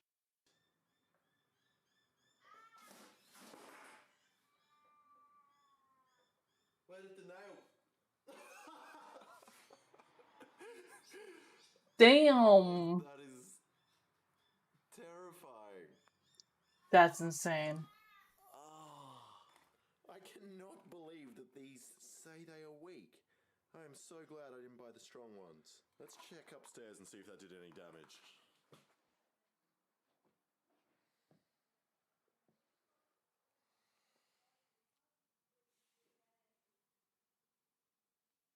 And that works a little too well, which might be my fault, as I spent an hour like a sweatshop worker machining like 100 nails down until I had an airtight fit in the hole of the hammer.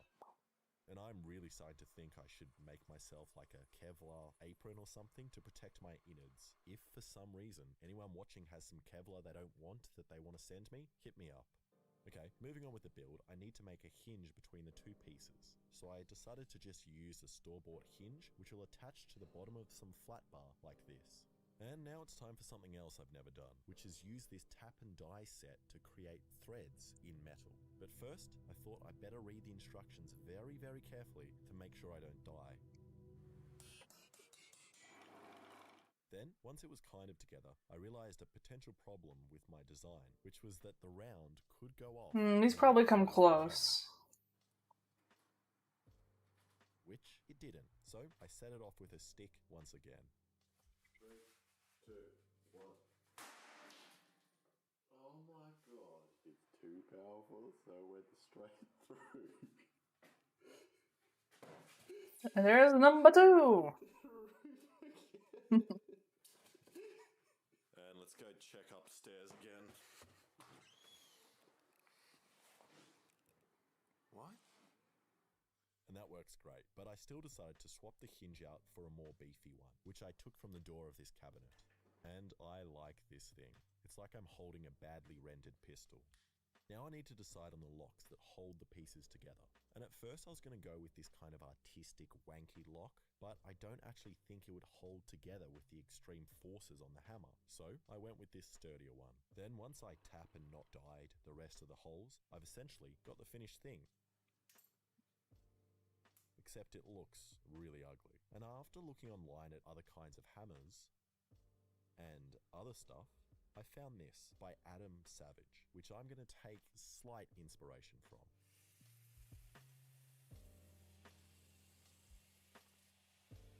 And after all that grinding, I was curious as to how much metal I had actually lost. So I measured it, and strangely, I gained around 1 centimeter. Then I cleaned up the other pieces using my sick tech deck skills from my childhood. And so far, this has actually been pretty easy. But now comes the hard bit, where I grind in the more delicate details and risk stuffing up this whole piece, which I'm terrified about. So I rolled a die to see which piece would be sacrificed first. Now I'm going to try and create an angled section on the side, and I can do this in 2 different ways. The first, by locking the grinding face at an angle, or I can do my favorite method, which is to lock myself at a 45-degree angle so I'm consistent with my grind. And after combining the two, I created this. So then I just did the same thing on the front to create these cute little triangles, which despite my fears, actually look pretty good. So then I attempted the scariest part, which is a rounded groove cut into metal, which blacksmiths and whitesmiths like to call fullers. So I tilted the belt at this sharp angle and started. And while doing this, I actually found the best angle for grinding was when I placed my head right here, which allowed me to see right along the face. But it also means the metal dust gets a good view of my face as well. And after all this grinding, I was starting to create a bit of mess on the floor with all these iron filings. But luckily, I had a mate who told me a tip, which was to place a bucket of water directly underneath the grinder, which is actually great, as it keeps me nice and cool while doing this hot work. Okay, the floor I never thought about that. although it is starting to look more like the G word, which I'm too scared to say on YouTube. And this definitely isn't a G, it's a hammer, not illegal, and it's just a homemade, slightly a dodgy version of something I can buy from stores. So then I switched to this belt, which I found in the bin of a waxing salon. And the tiny hairs stuck to this belt give the metal a really nice finish. My God, that's smooth. And look at that, I'm proud. It actually all looks good, except these little overhanging lips. So I gave it a labiaplasty. Now you're probably wondering how I'm going to stick a handle on this thing. And so am I. I definitely should have planned how I was going to do that from the start, because now I'm just going to have to go with the easiest, worst option, which is most likely going to ruin all of this work. And I'm going to attempt to weld a piece of pipe here and then just shove the handle in like this. And after a quick test, cutting another piece of pipe and welding that onto another piece of metal, and then hitting that as hard as I can against an anvil,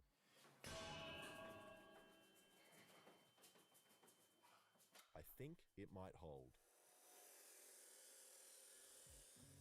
So I just got a piece real hot, squished it in the vise, and then closed my eyes and hoped for the best. And I really hope this doesn't stuff up. We are not approved. No, they are not. Crazy 13 minutes and 59 seconds to get here. And I had to sit through a Nord sponsor and 2 unskippable ads. So this better work. And after filling the piece up with about 1 inch of lava, the weld actually looks alright and the piece hasn't deformed. So then I cleaned off the black stuff until it was shiny again, and then did some research trying to decide on the finish for this metal. Oh, fears this man. Understandable. Then people on the internet will get that metal and put it in a rock tumbler to get this nice looking surface which protects the metal from rust and looks rustic. And I don't have a tumbler, so I figured out another easy way to make your own. All you do is you get your metal, put it in your pocket with some stones from the garden, and then put it in the washing machine for about an hour, which gives you this. And I decided I don't actually like this very much, so I'm sticking with the shiny finish. But I'm also going to copy what every WOG that moves to Australia does and cover pointless parts of it in gold in an attempt to make myself look more serious. Then I grabbed some oil and rubbed it all over the wood before using some quick set epoxy and a bolt to lock the No, that's a washing machine. Now the instructions of the epoxy don't say you have to panic, but I Is it one of the older ones or the newer fangled ones? Which I then have to cut down and then burn myself on. I then like to freak out that I'm not going to get the handle in place before the epoxy sets, ruining my whole project, meaning I'm not going to be able to upload a video in time and I'm going to become irrelevant and not be able to upload on YouTube ever again. And it worked. Then I took it back to the beautiful hairy belt to smooth it out. And I do like these hairy belts a lot. But just like the Oh, template, fun. I find I get much better results when finishing. I've always found the older ones are easier to repair. And it's done.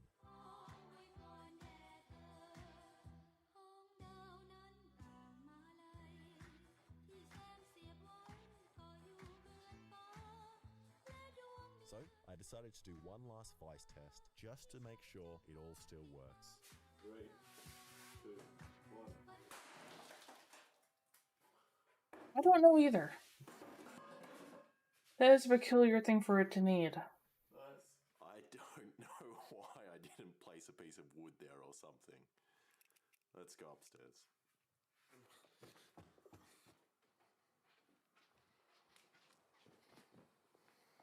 What? Oh,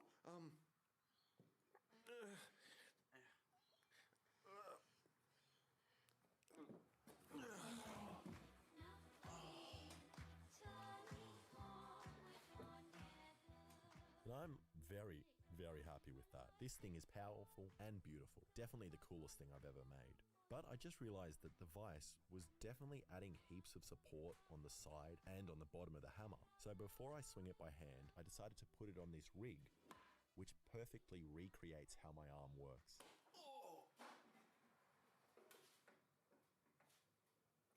I'd hope not.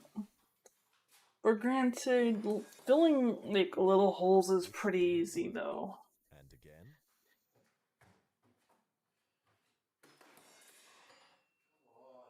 Then I figured out what was happening. My hammer was working in the vise, but not for the reasons I intended. I thought the nail was moving back and pushing the blank, setting it off, but that wasn't actually happening. Because I was scared and crouching down to make sure I didn't die, I was actually hitting the top of the hammer, not the nail, which meant I was squishing these two pieces of metal together, setting off the blank. So I switched to a shorter nail so that the end of the hammer would actually hit the table. And I'd imagine working with if this was their neighbor.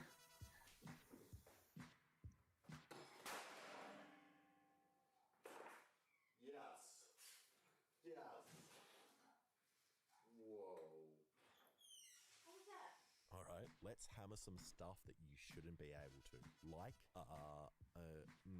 this fry pan.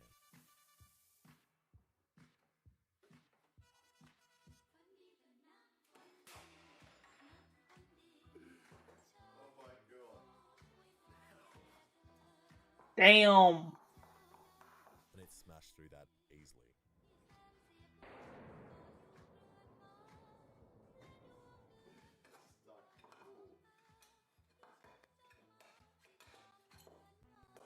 But it is pretty thin metal, so let's move on to some thicker metal, like this barbecue plate, which is 1.5 centimeters thick. I love the random egg. 3, 2, 1.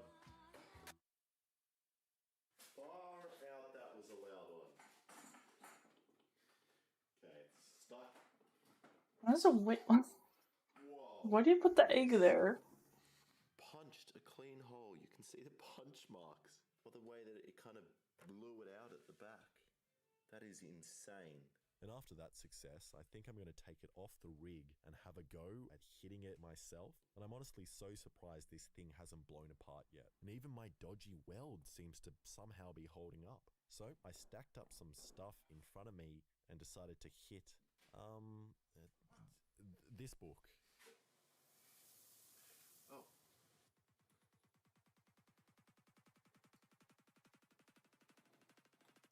That might be messy. Away from me. Okay.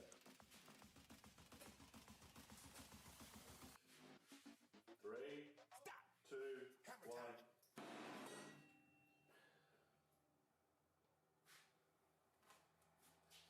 3, 2, 1.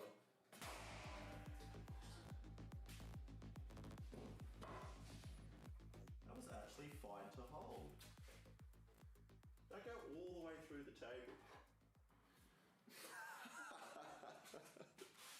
Damn. Went through the book, through the table, through this surfboard I have here, and is sticking out.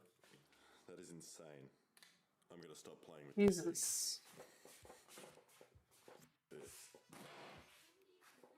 Thank you so much for watching. If you like that, please subscribe. Holy.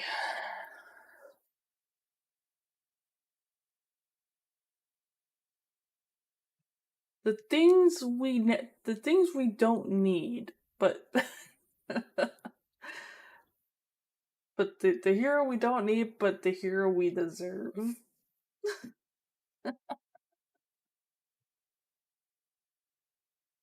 Terrible. It's terrible. Warhammer Tank Hammer.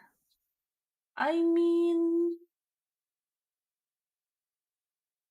I don't think that would probably be pretty complicated.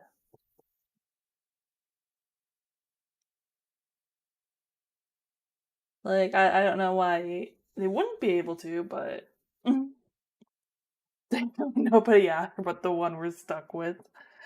Yeah, but you know what? It's fine. It's fine. It's fine.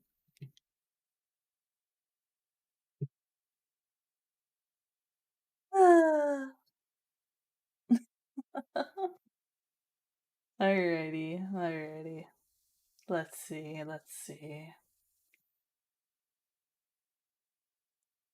We can do the Fat Electrician as well. Armadillo Catapult? No!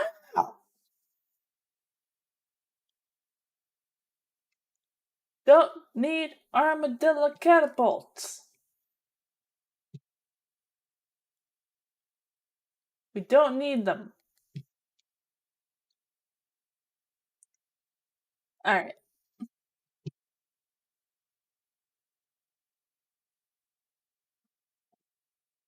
No. No.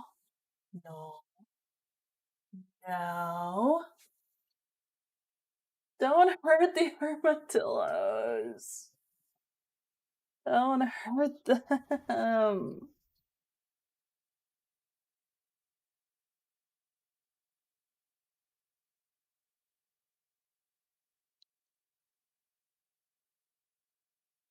Armadillo ninjas? I don't know. Maybe. Alright, so this one is the Fat Files, the movie Disney deleted, Togo? I'm not sure what the pronunciation is here, but I'm sure I'll find out.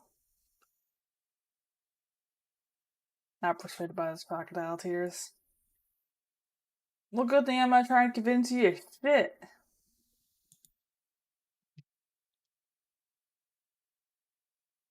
All I wanted to do was take my pain pills and watch my favorite live-action Disney movie. But no, Disney had to go and make it illegal. I'm sorry, what? We're talking about Togo. What is Togo? Togo was a dog back in 1925 that saved a bunch of kids' lives, and then the newspapers gave all of the credit to another dog by the name of Balto. And oh boy. Getting a statue in New York City. Doesn't really seem fair. And then in 1995, Steven Spielberg and Kevin Bacon came out with an animated movie that wasn't even slightly historically accurate, also giving Balto all of the credit. Okay, well now you're just being a dick. But then in 2019, something incredible happened. Disney came out with a live-action movie that was actually fairly historically accurate that corrected the record and gave Togo the credit that he deserved. And if that wasn't cool enough, it starred Willem Dafoe in a dope-ass jacket, and the dog that played Togo was actually the real Togo's great-great-great-great-great-great-great-great-great-great-great-grandson. Damn. That's a lot of greats. One of my favorite movies ever. And then in September of 2024, Disney comes out of left field and just does the Thanos snap and just deletes it from history. It's not a thing anymore. You can't watch it. And we're going to get into all of it right after word from our sponsor. Delete me. So good news. This works well on rabbits.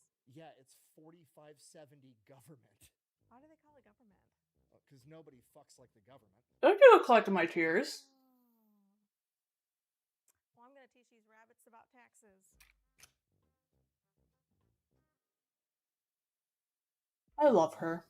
This video is brought to you by Delete Me. All right, real super simple, straightforward business model. You give them money, they turn around and make sure the data brokers on the internet aren't selling your personal information. What does that even mean? Okay, here's the entire internet and every free service on the planet inside of a nutshell. Okay, there's a saying.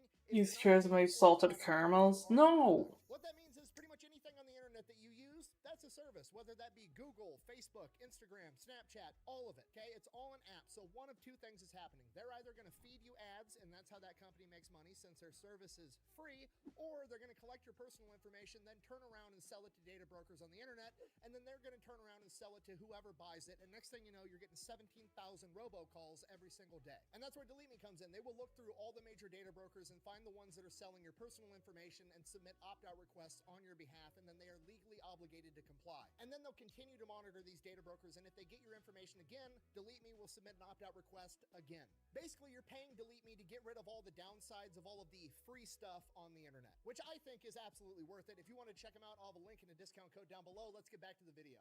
Okay, here's the deal. In 1925, in a very remote town way up in Alaska called Nome, there's an outbreak of diphtheria. Now, diphtheria has a very high mortality rate for kids. It's literally called the children's plague, and if they don't get an antitoxin, a lot of these kids are going to end up dying. And to make things worse, it's winter, it's negative 50 degrees outside, and the only way to get this antitoxin to these kids is to go to the nearest major city 674 miles away with dog sled teams and then bring it all the way back to Nome.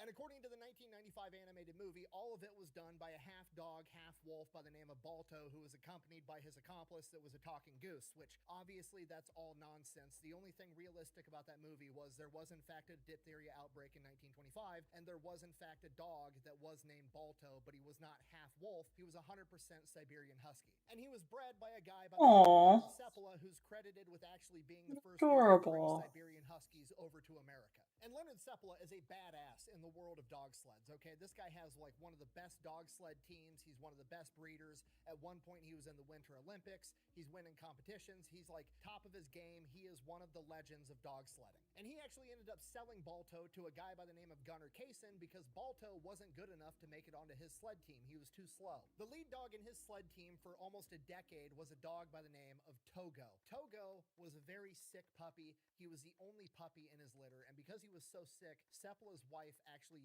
kept the dog in the house, didn't let him go out in the kennel, and kind of babied this dog. So once this dog was in better health, he was kind of spoiled, and he was a troublemaker, and he was a little bit rebellious, and Seppala just didn't really like him because he wouldn't ever listen. He was untrainable, and because of that, Seppala ends up selling him to be a pet for somebody else. And then one day, Togo, about 2 weeks after being a house pet, jumps through the kitchen window and runs back to Seppala's house and goes back to the kennel. At which point Seppala's like, well, fuck, okay, I guess you're not leaving, but you're still not part of my dog sled team. So then Seppala would go out, take his dog sled team, training, doing events, and Togo would actually dig his way out of the kennel and run alongside the sled team. And eventually he's like, fuck it, I guess we'll see how good you are as a sled dog. And he ends up being the lead dog, and Seppala said out of all the dogs he ever had, Togo was the absolute best.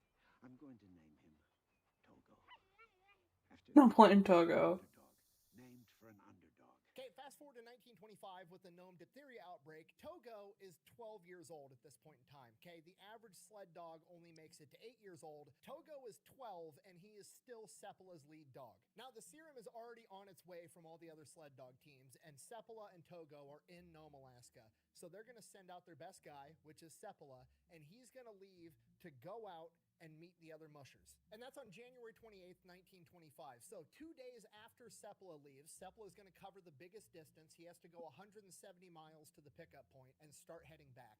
And 2 days after he leaves on January 30th, another sled dog team is going to leave, and they're going to meet Seppala. He's going to hand it off, and they're going to start bringing it back. And then the next day, on January 31st, another sled dog team is going to leave, and that's the one with Balto, and they're going to pick it up and bring it back to Nome. So Seppala is doing the bulk of the work. Not only that, but when Seppala leaves, because the clock is ticking, these kids are sick and they're going to die unless they get this antitoxin, Seppala elects to take a shortcut across the Norton Sound. The Norton Sound is a very small inlet of the Bering Sea that freezes over in winter, but the ice is very thin and it is not stable. It is not safe to go out on this, but the clock is ticking and Seppala's got to save these kids. So on the way there, he crosses the Norton Sound, makes it to the pickup point, picks up the serum, heads back, and he's going to cross the Norton Sound again. And the Norton Sound is absolutely terrifying. It's 25 miles of just straight ice.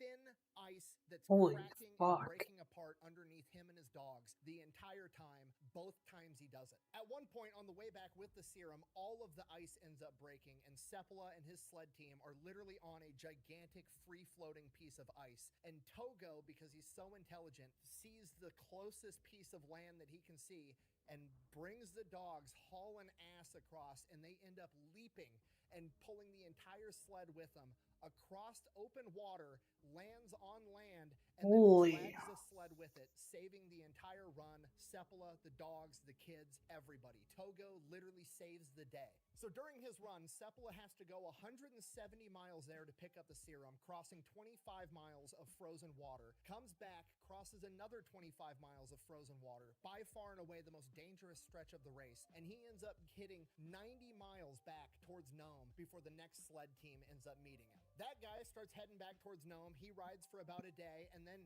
Gunnar and Balto meet him, and Gunnar and Balto finish the last 50 miles back into Nome. Okay, just so we're on the same page, Togo and Seppala went 260 miles, Balto and Gunnar went 50, but because Gunnar was the last guy to ride into Nome, he got all of the credit along with Balto, and that's all the newspapers cared about. They gave all of the credit to those two. Okay, do you understand? Do you Was Green Goblin from Spider-Man? It's literally a fat electrician video, but it's about a dog, and it was a movie made by Disney. Okay, this is my entire MO. That's the only reason I'm popular on the internet. I find an obscure historical figure that contributed greatly and did incredible things and got shafted in the annals of history, and nobody talks about him, and they give all the credit to somebody else that did less. And not only that, it even had Togo had a troubled youth where he would get in trouble, ends up being a terrific leader, and then the icing on the cake, it's his last hoorah. He's 12 years old. He's too old to be doing this, and he gets his, old age and treachery moment. The only thing that could make this movie more of a fat electrician video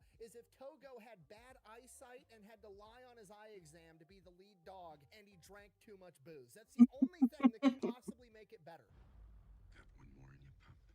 And not only that, it kind of fixed the historical record in the common zeitgeist, right? Because that 1995 animated movie made everybody think that Balto did all of this by himself, which he absolutely didn't. And it did it to the degree that even today, as I'm filming this video, if you go to Balto's Wikipedia page, the top line said that Balto was Leonard Seppala's lead dog, which isn't true at all. It was never true. Leonard Seppala bred him and then sold him to somebody else because he was too slow. Leonard Seppala's lead dog was Togo. For the love of God, somebody please change that on Wikipedia. Okay, so you guys get it. It was a great movie, just on its own merit, and then on top of that, it was fairly historically accurate. There's a couple of things wrong with it, but by and large, it was pretty damn accurate. So why on earth would Disney just get rid of it to the point that it is now illegal to watch it? Apparently, when it comes to movies or films or like digital works of art, if it's not making the money that you wanted it to make, you can apparently just agree to never sell it again, never stream it again, never profit off of it in any way. And if you're willing to do that, you can write the entire thing off on your taxes as a loss.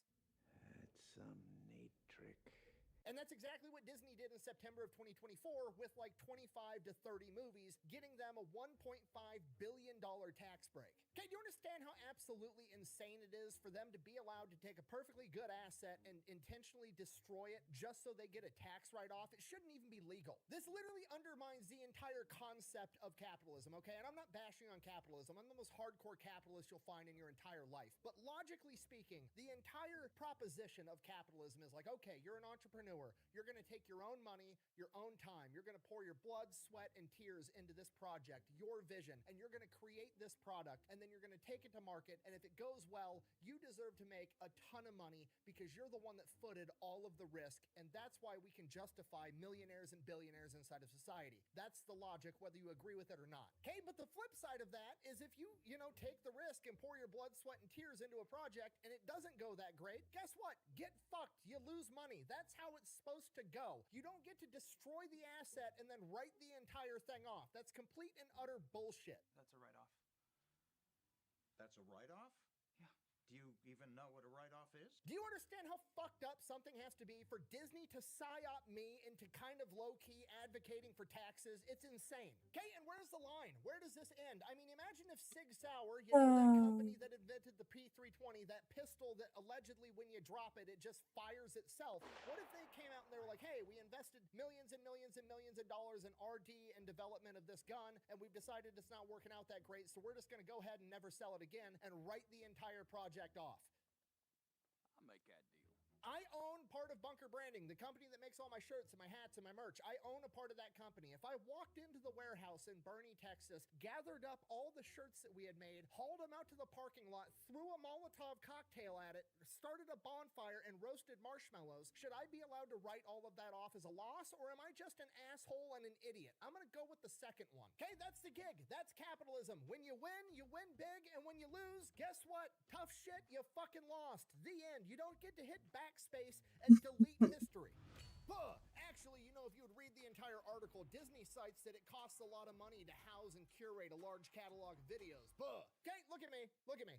That is a bullshit excuse, okay? How on earth would some electrician from Iowa know that? Because me and my friends got together and started our own streaming platform, pepperbox.tv, and it's got like 73,000 subscribers, and we've got a ton of videos up on there. Guess what? It does not cost that much money to have an extra video sitting on the servers. And we also make exclusive content just for that platform, just like Disney Plus does. I would never even remotely fathom coming up with an exclusive piece of content, paying to have it made, putting it on my platform, and then it didn't get enough views on my platform, so I then delete it and have it as a tax write-off. It just doesn't even make sense. And if you still don't believe me, look at the platform we're probably on right now, YouTube. Any person on the planet can get on Google, start a YouTube account, upload hundreds of gigabytes worth of video, not get any views, not have their channel monetized, taking up space on Google's servers, and guess what? YouTube's still making a metric fuck ton of money. But on top of that, it gets worse. It gets even more unethical. That's so accurate. A portion of actors and actresses, when they are agreeing on how they're going to get paid to work, to be an actor and actress in a film, they agree that they're going to get paid part of their salary in royalties. That means every time that video gets a view, they get a little bit of money, and that's how they make their living. But when Disney comes out and just nukes the movie from existence so nobody can stream it, nobody can buy DVDs, nobody can watch it whatsoever, guess how much money they end up getting paid? Absolutely fucking nothing, even though they put all of the work into it. But you can't do this to me.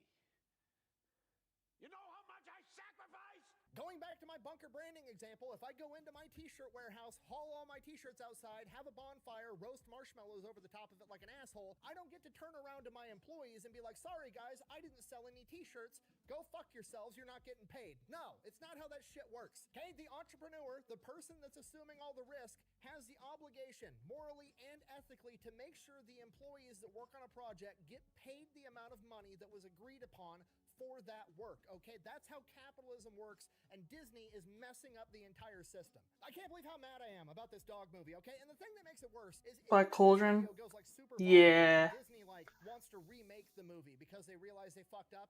They're gonna ruin the movie, okay? Because they're gonna go into some Disney board meeting and they're gonna be like, wow, that is an incredible story. Why on earth would we get rid of that movie? We should remake the entire thing. You know what?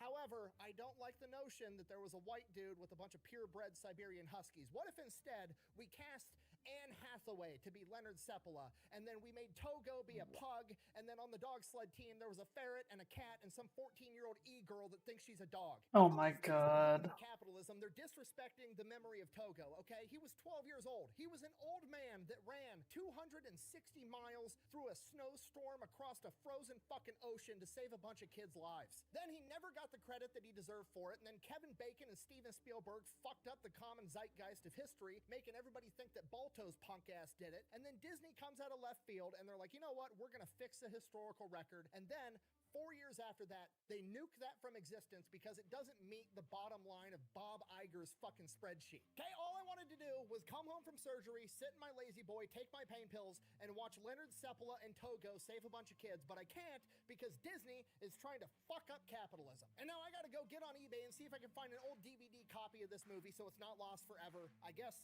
thanks for watching. Best way to support the channel is go buy some merch over thefatelectrician.com. Quack bang, out. Ooh, 1866. Add to cart. That was a weird video. It was like a fat electrician video inside of the Fat Files video. It was like Fatception.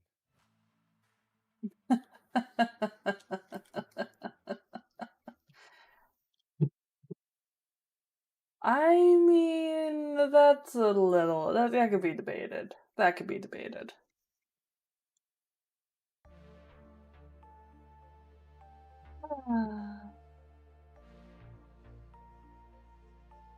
I think that this is a...